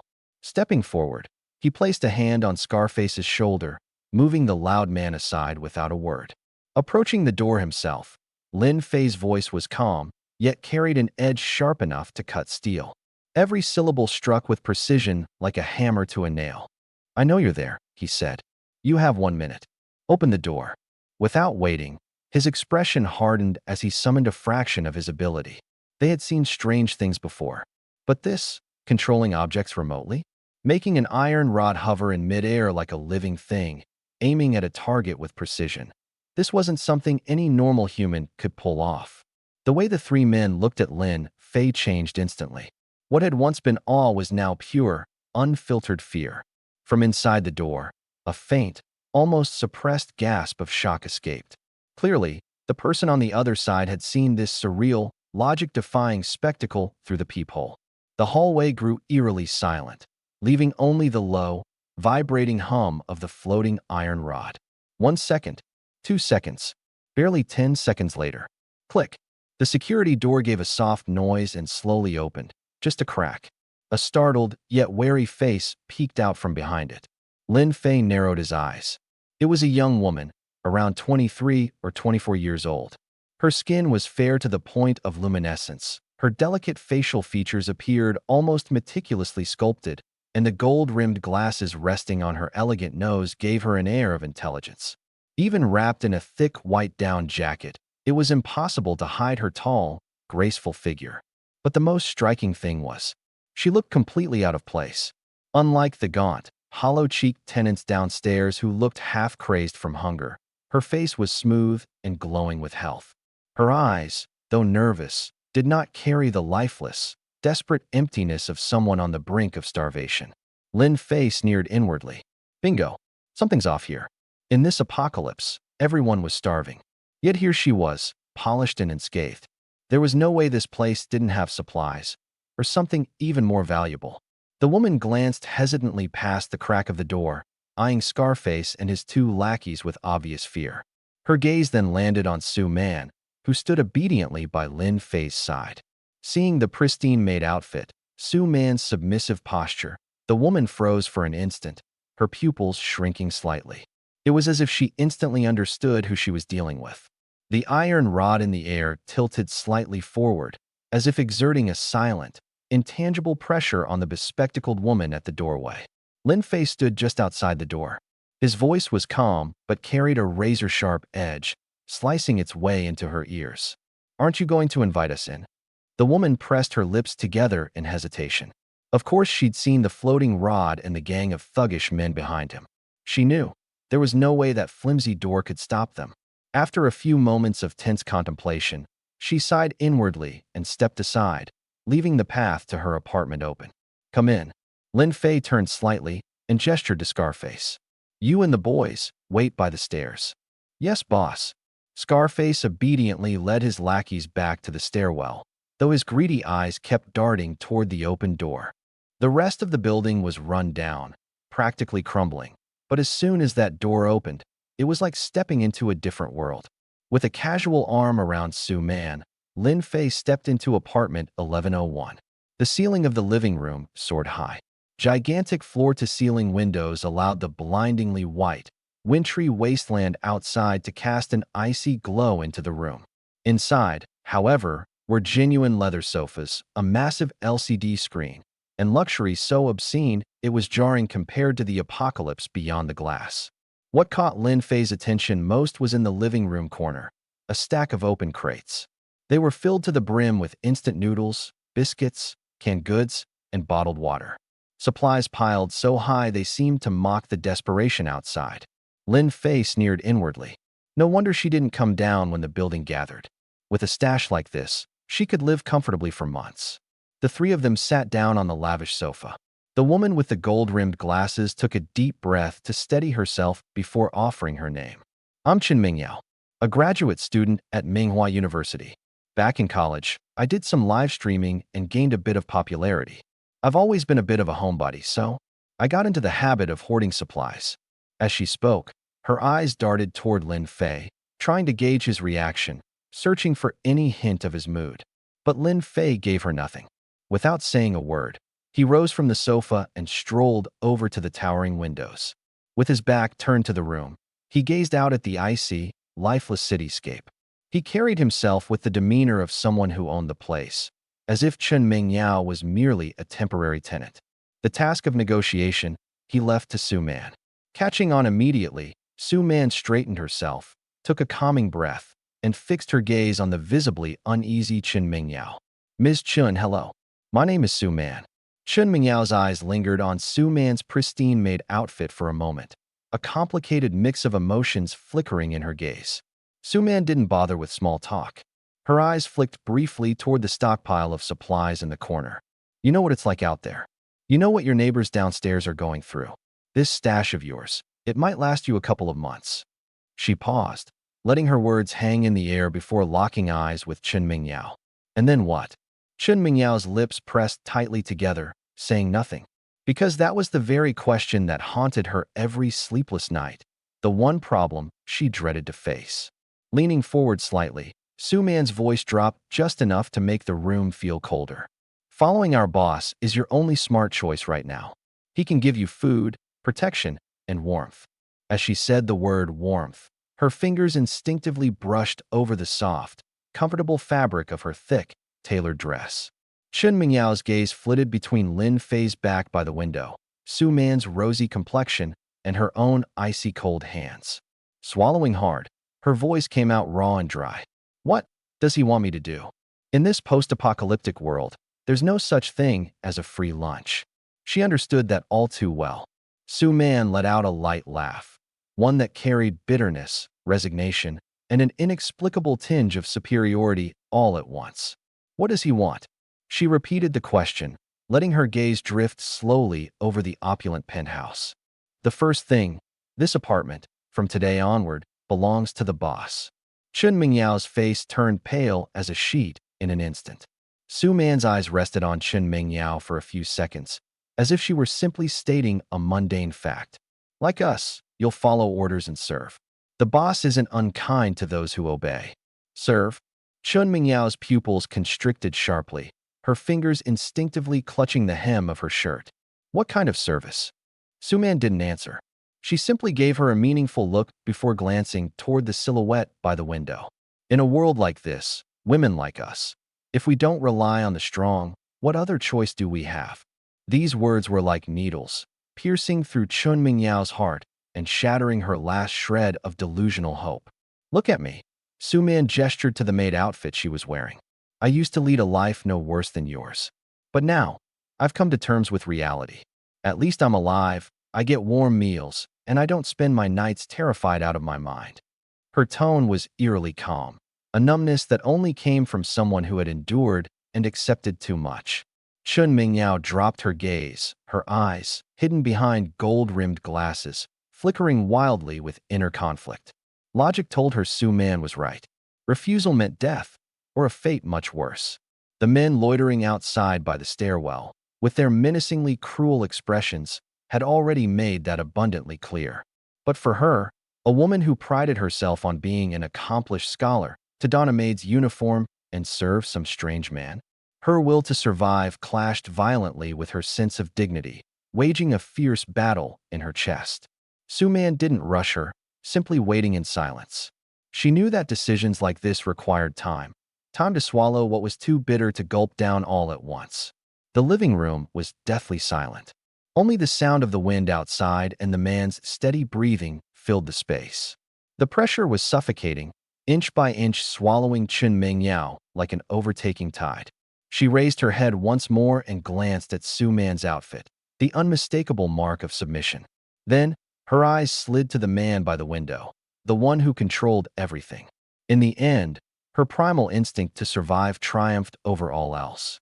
Barely audible, she squeezed out a sentence from her trembling throat. "What do I need to do?" The man by the window turned slowly to face her.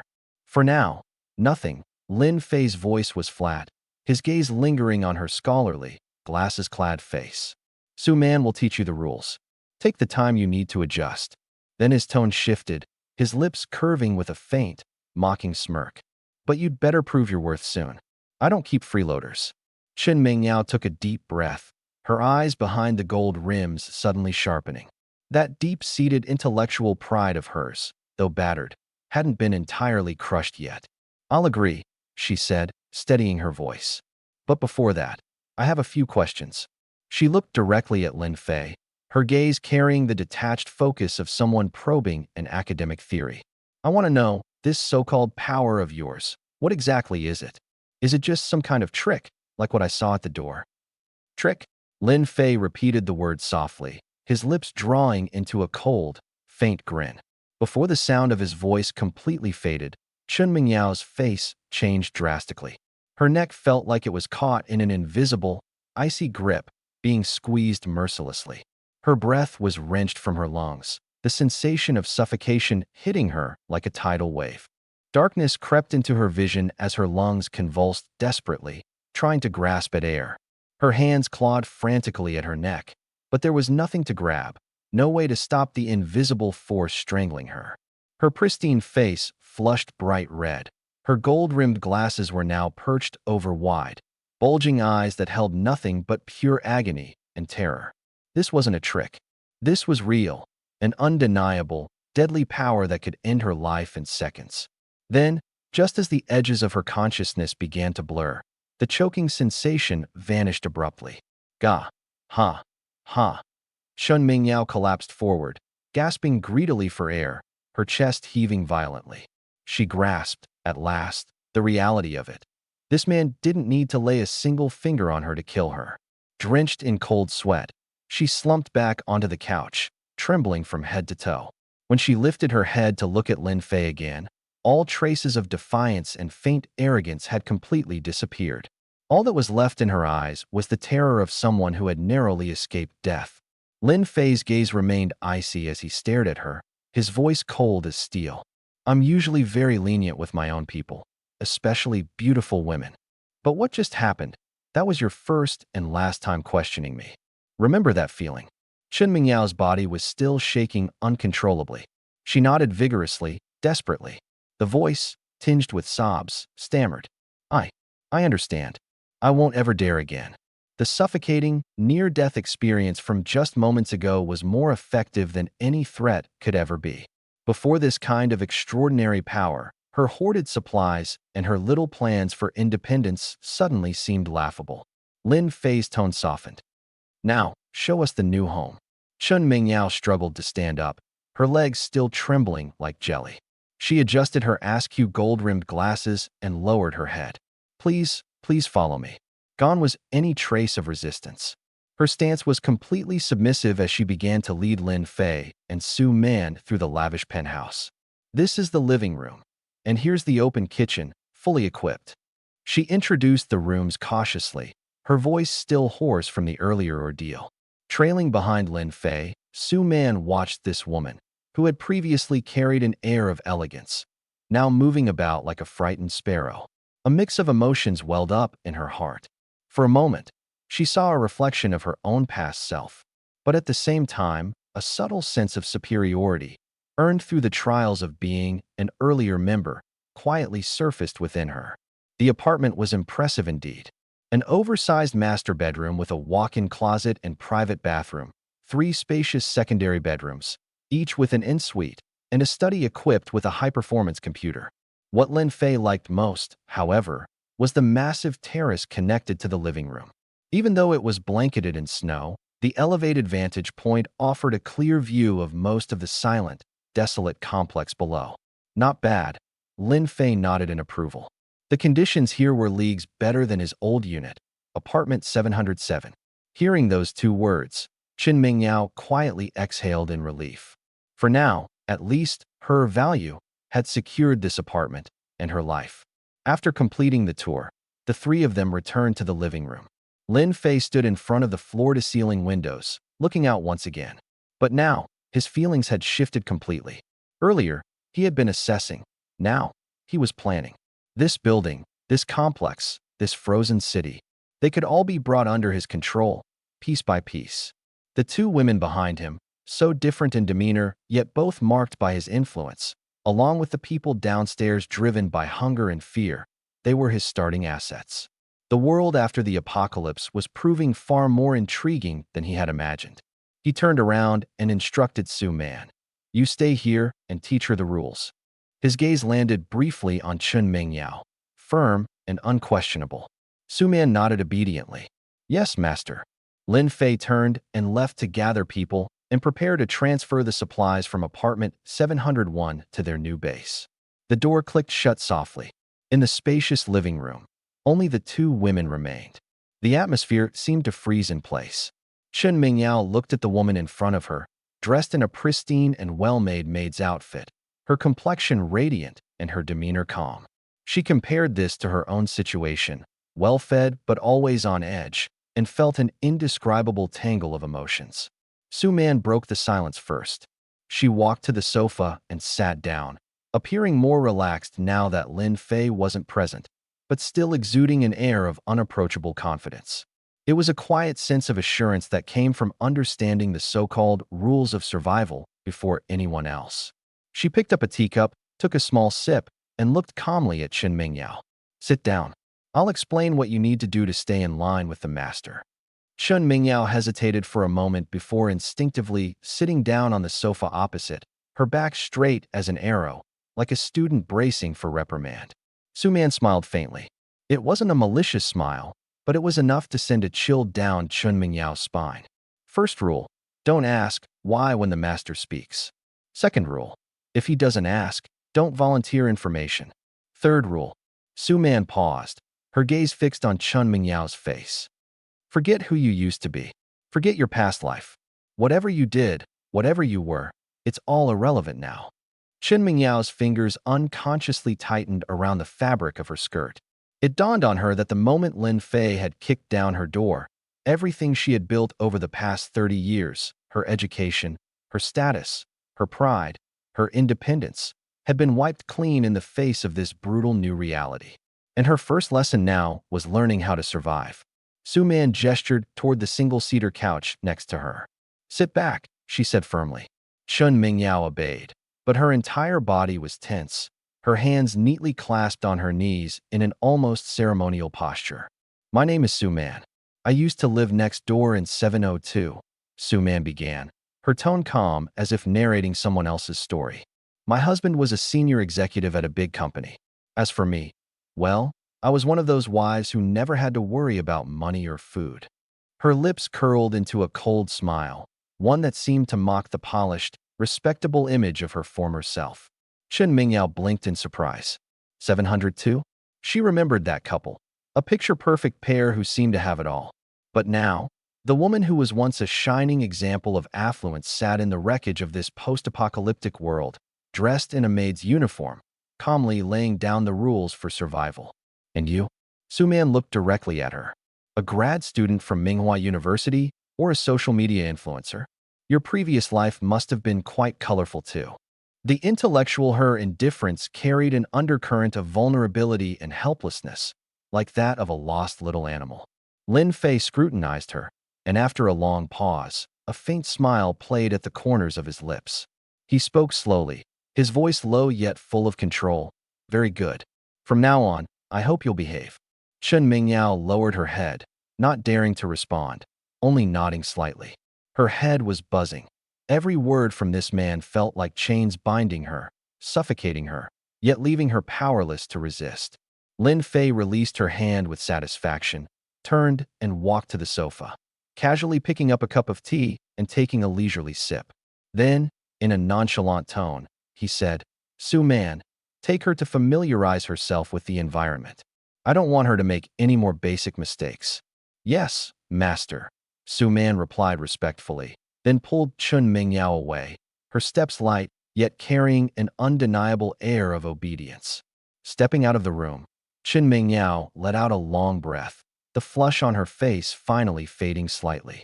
She looked at Su Man, her eyes filled with complex emotions, anger, humiliation, and a deep sense of helplessness. Su Man saw through her thoughts, but said nothing, only softly, "Get used to it. There's no other way here." She paused, then added, as if comforting herself, "At least she's alive. And in this damned world, living is a luxury." Hearing this, Qin Mingyao gritted her teeth, remaining silent. She knew it wasn't Su Man's fault, nor hers. But at this moment, for the first time, she clearly felt that this cold world had betrayed everything she had once taken for granted, including her pride in her independence and dignity. Life, now, had only one purpose: to survive. She had no choice but to lower her head and walk forward, letting the free wind carry her further and further away, completely dissipating into the cold, apocalyptic sky. The glasses were removed, uncovering her pair of beautiful eyes entirely. The usual aloofness they carried was gone, replaced by a shimmering allure that was both soft and beguiling. She was nearsighted, and her slightly unfocused gaze, combined with cheeks flushed red and teeth biting lightly on her lower lip, created an irresistible charm that was difficult to describe. Qin Mingyao instinctively blinked, her vision hazy. Her heart raced with anxiety, filled with both embarrassment and fear. She dared not resist, and could only allow Lin Fei to gaze at her. The warmth on her face spread all the way to her ears. Lin Fei casually placed the glasses down on the coffee table, then waved his hand. As if by magic, two sets of clothing appeared on the sofa. One was a black and white maid outfit, complete with white stockings and matching accessories. The other was a sleek light gray business suit, a tailored skirt, a crisp white blouse, sheer stockings, and black high heels. It was the classic ensemble of an office secretary. "Pick one," Lin Fei said, his tone calm, but leaving no room for refusal. "For highly educated women, I'm inclined to show a bit of preference." He pointed to the secretary outfit. "If you choose that one, you can assist me with administrative tasks in the future, like tracking personnel in this building or managing resource distribution. Can you handle that?" The words tracking and managing startled Qin Mingyao. Her downcast eyes suddenly brightened, as if she'd found a lifeline. She quickly raised her head, struggling to focus on Lin Fei's blurry figure. Her voice carried a mix of urgency and hope. "I can. I majored in business administration. I've studied statistics, reports, logistics coordination. I'm fully qualified."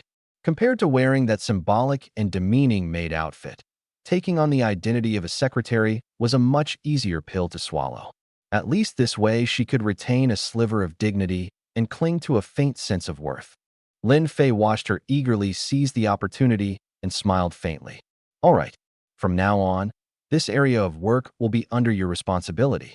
At that moment, Scar, one of Lin Fei's subordinates, peeked cautiously from the doorway, lowering his voice as he reported, "Boss, the supplies are all upstairs.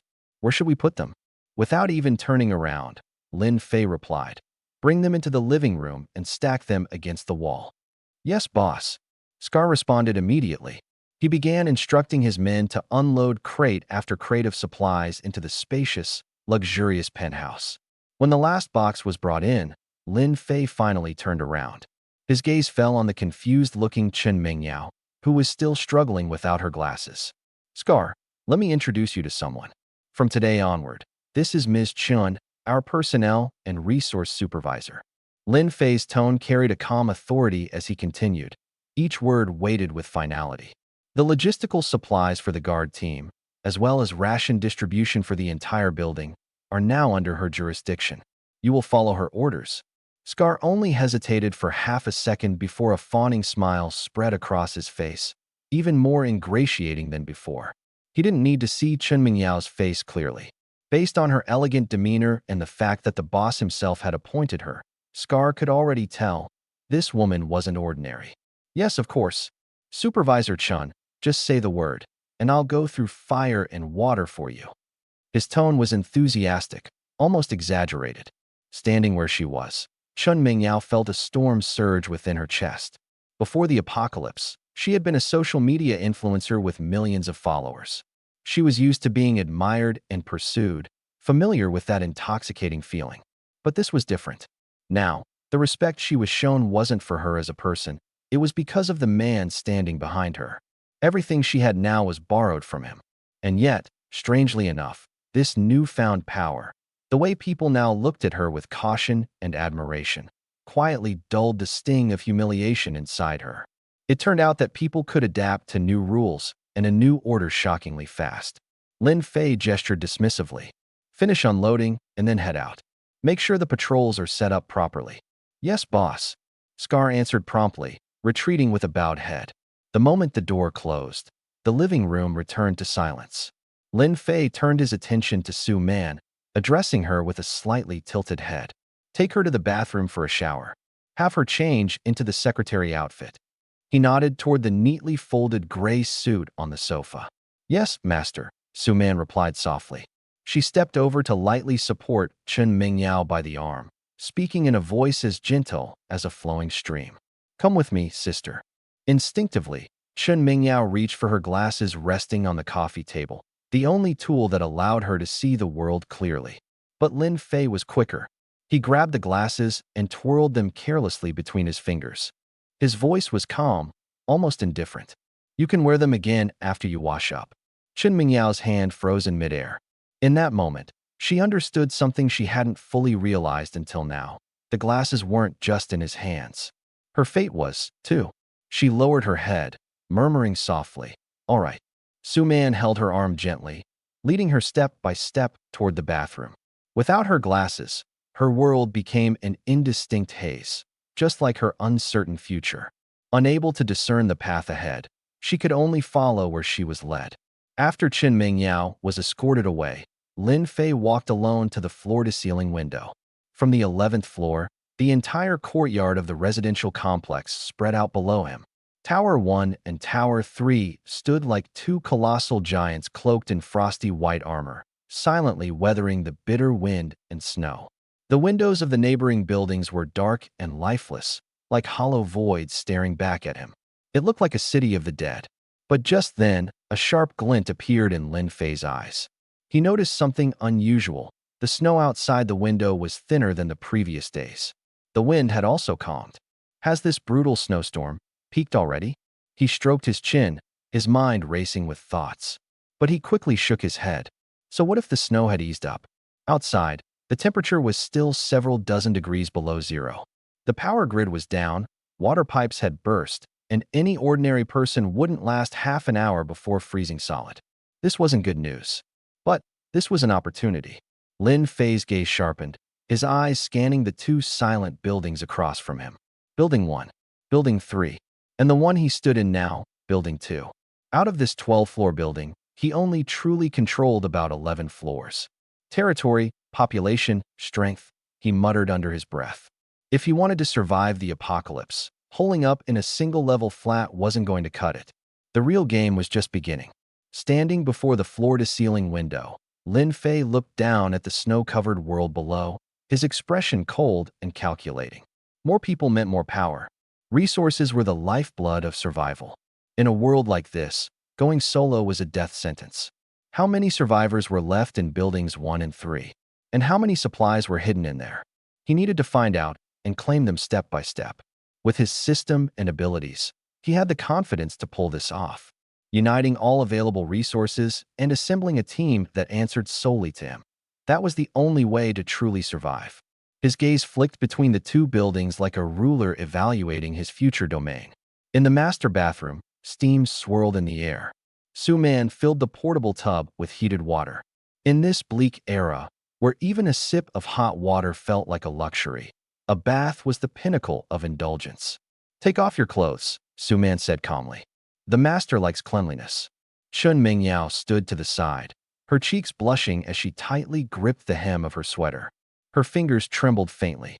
After hesitating for a moment, she finally turned her back and began to slowly peel off the thick down jacket she was wearing. Su Man glanced at her, a brief flicker of surprise flashing through her eyes.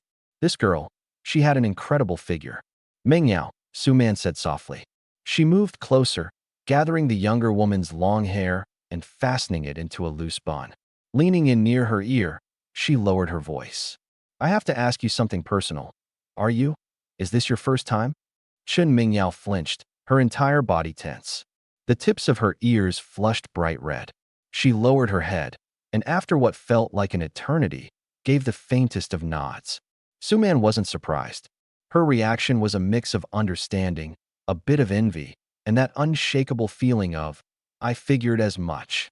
She gently guided Chun Mingyao into the tub. As the warm water enveloped her, some of the tension finally melted from her body. After a moment's hesitation, Chun Mingyao spoke hesitantly. Su Jia, does the master have any particular preferences or rules I should be careful about?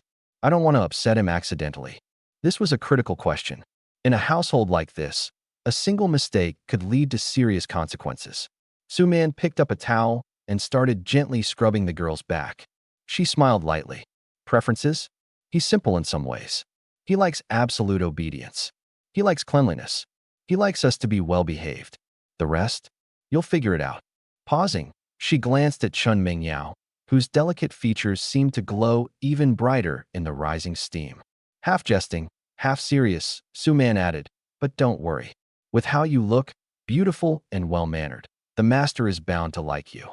Su Jia. Chun Mingyao blushed furiously, scooping up a handful of water and splashing her. Dodging with a playful laugh, Su Man's tone then turned serious. Mingyao, I'm not making fun of you.